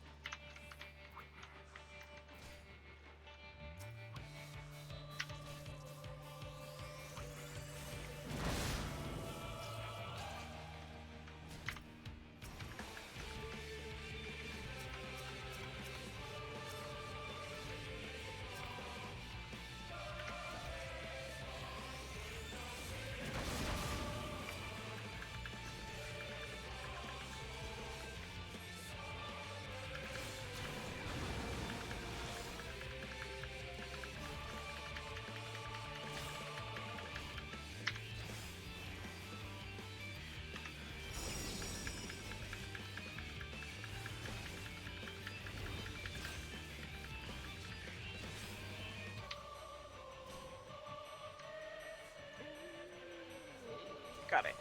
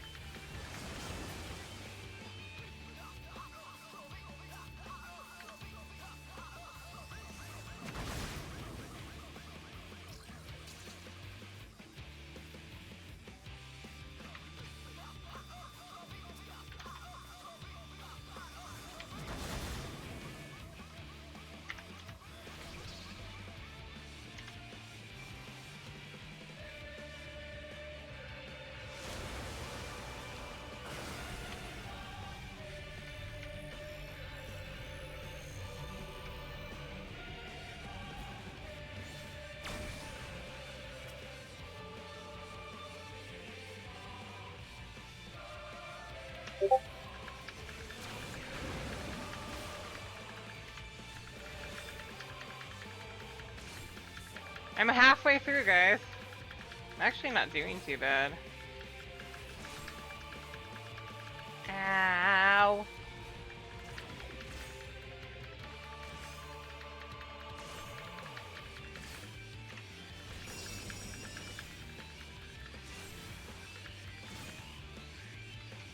This one, I think, if I remember correctly. Behind you.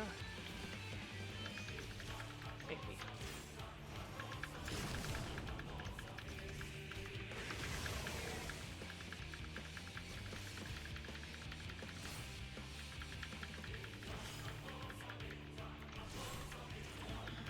Wrong button.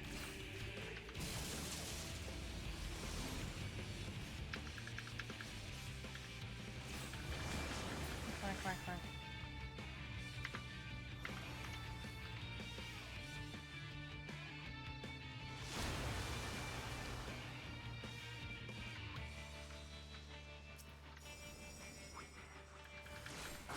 Oh, that's right, these guys. Now that.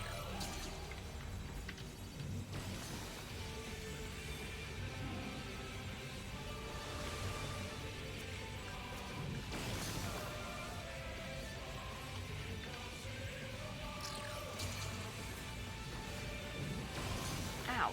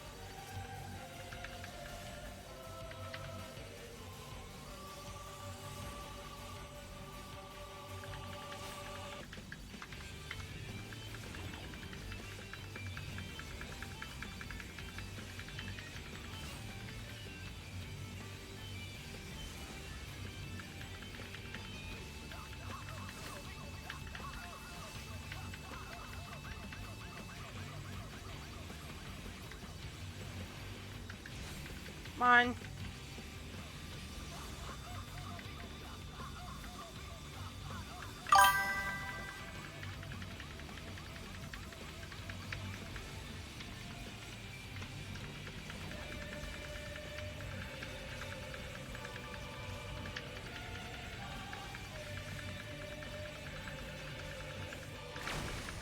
I knew it! I was missing that. Hey, mage! Yeah. I got most of it right. I don't know.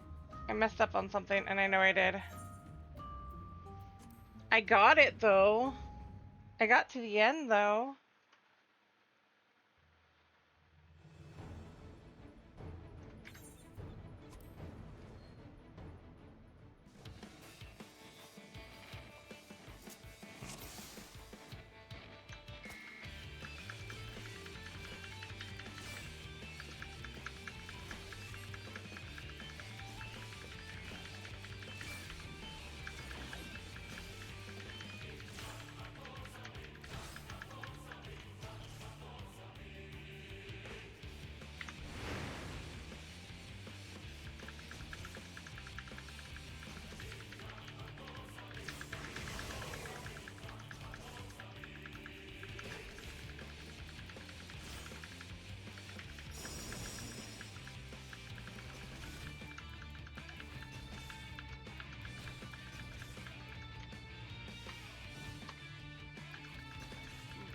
Okay. I'll take that one.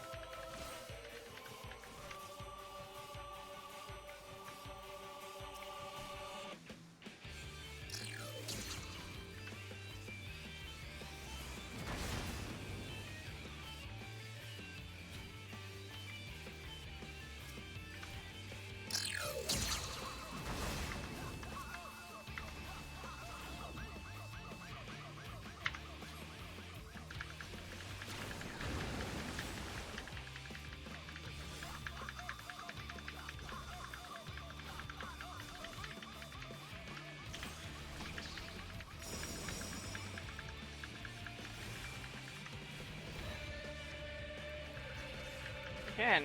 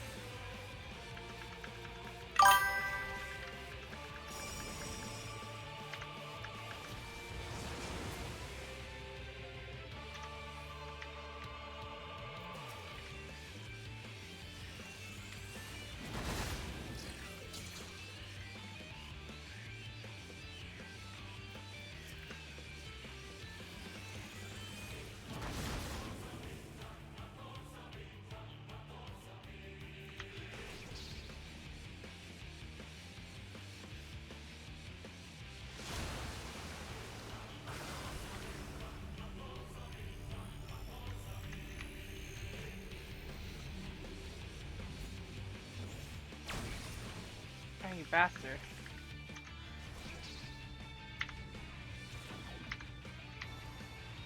Ow.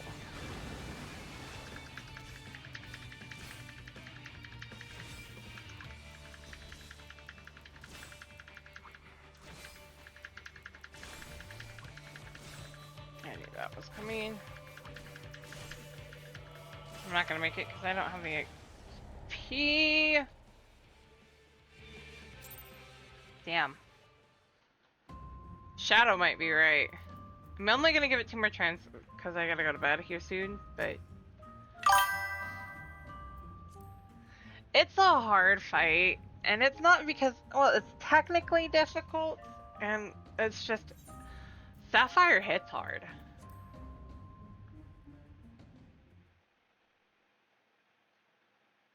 I haven't done this fight in a little while, so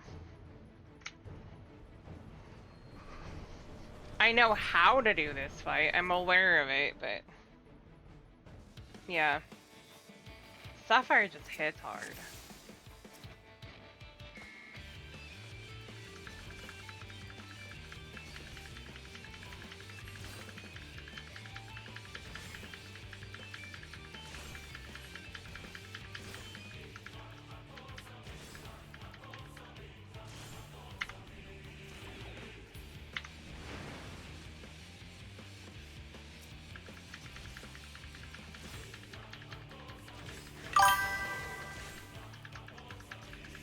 Right.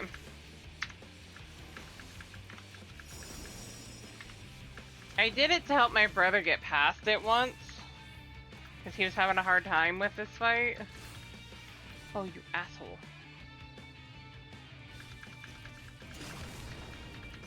I like the last one. They were all facing the outside every single time.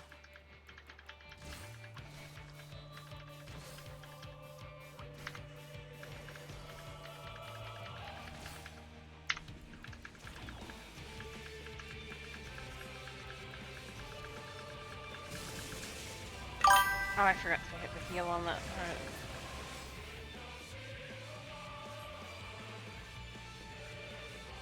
Right.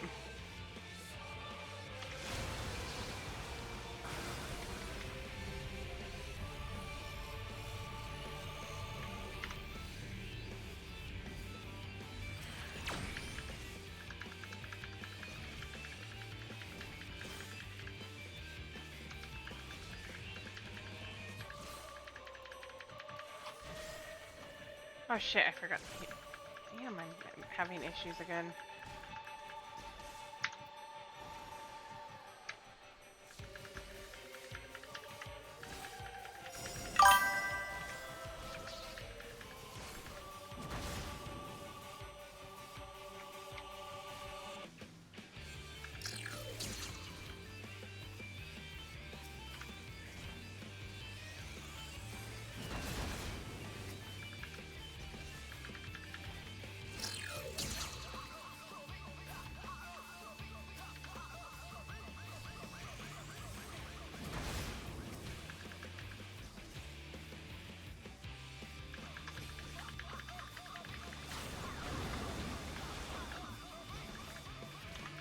Using that.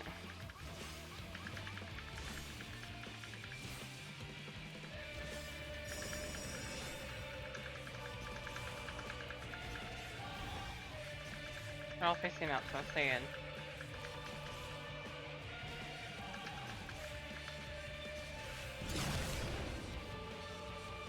Ow.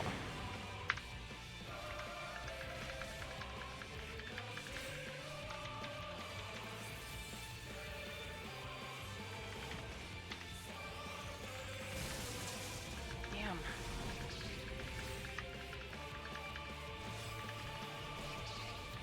Turn it off.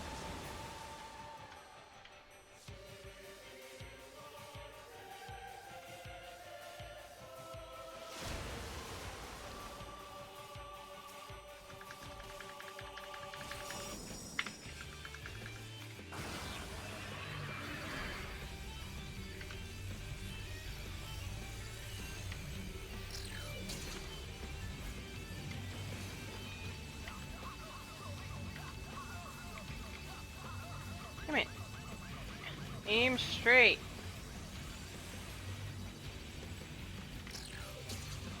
Oh, I hate this. Target.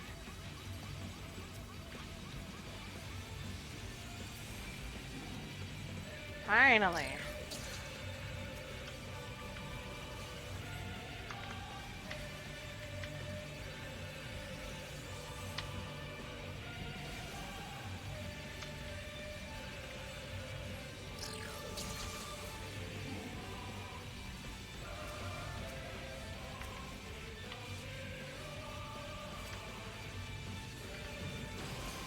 Target the cerulean servant. Thank you.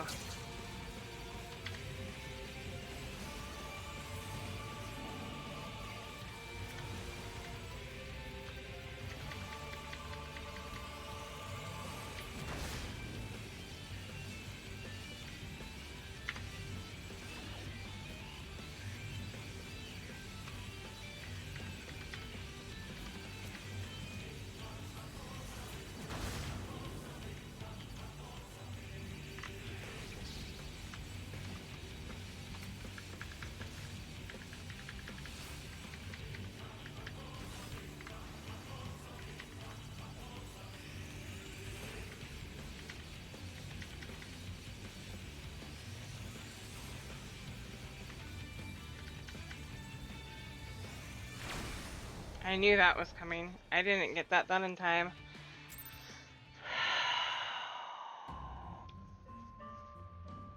Last one. I'm not changing from normal. I'm getting there.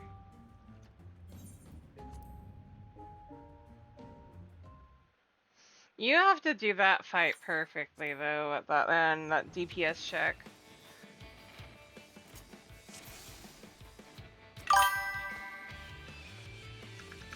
It is.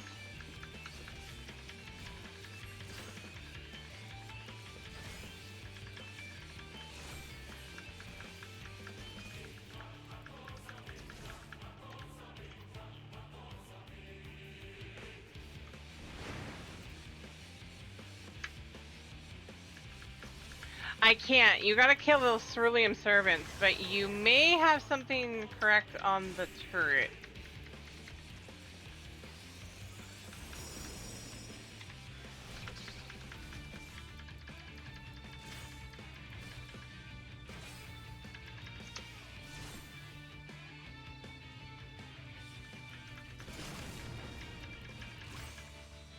Then again, I don't think I can because I think they eventually go into self-destruct too.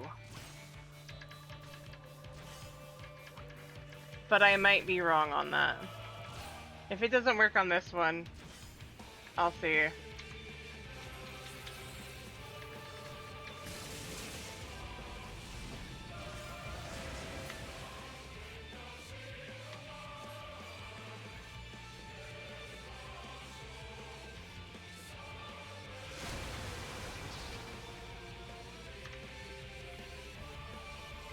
Wait, no.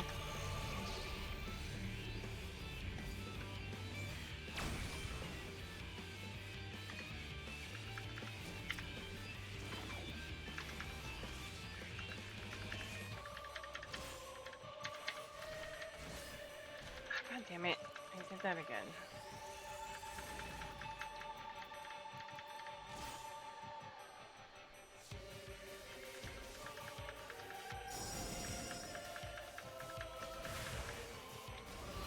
This one I can't ignore the ads. Oh, Jesus. No. Wrong button.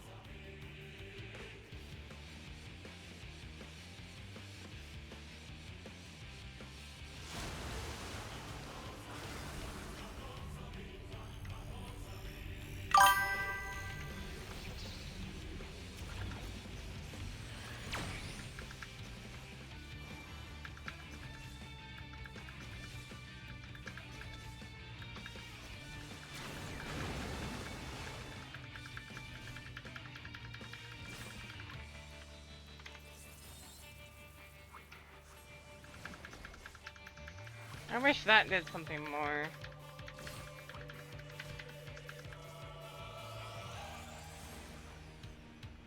Oh wait, that does help.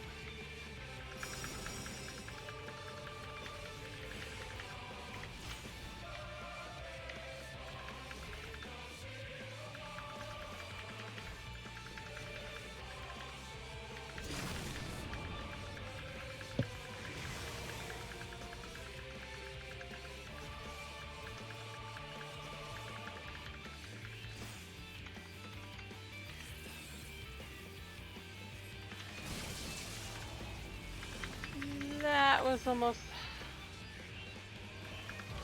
Thank you. Holy shit.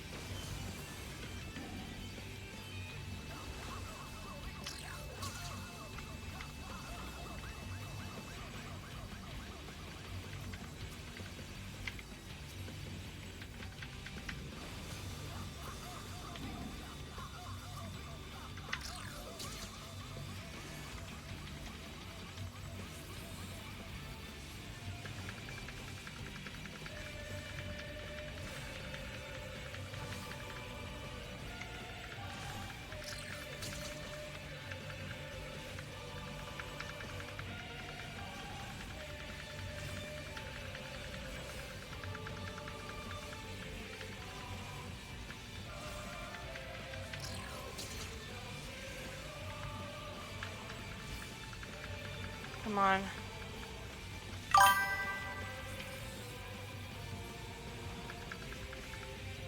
Right?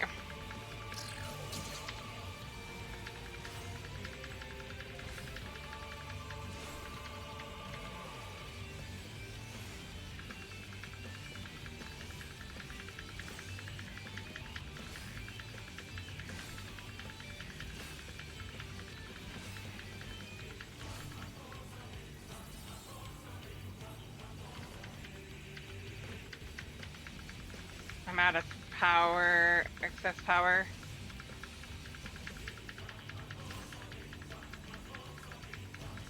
Oh, I'm almost there. It's not fair. Right. I was so close. So close. I'll have to look that up because I think I'm missing something. I know you have to use the laser effectively for the cerulean servants because it's the only way to get them down fast enough.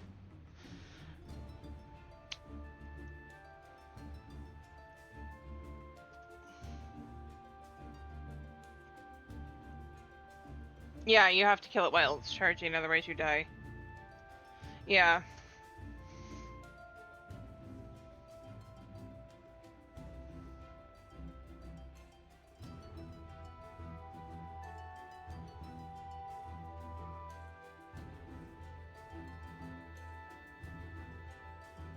It is, and especially if you don't have the DPS to put it, DPS output to do it.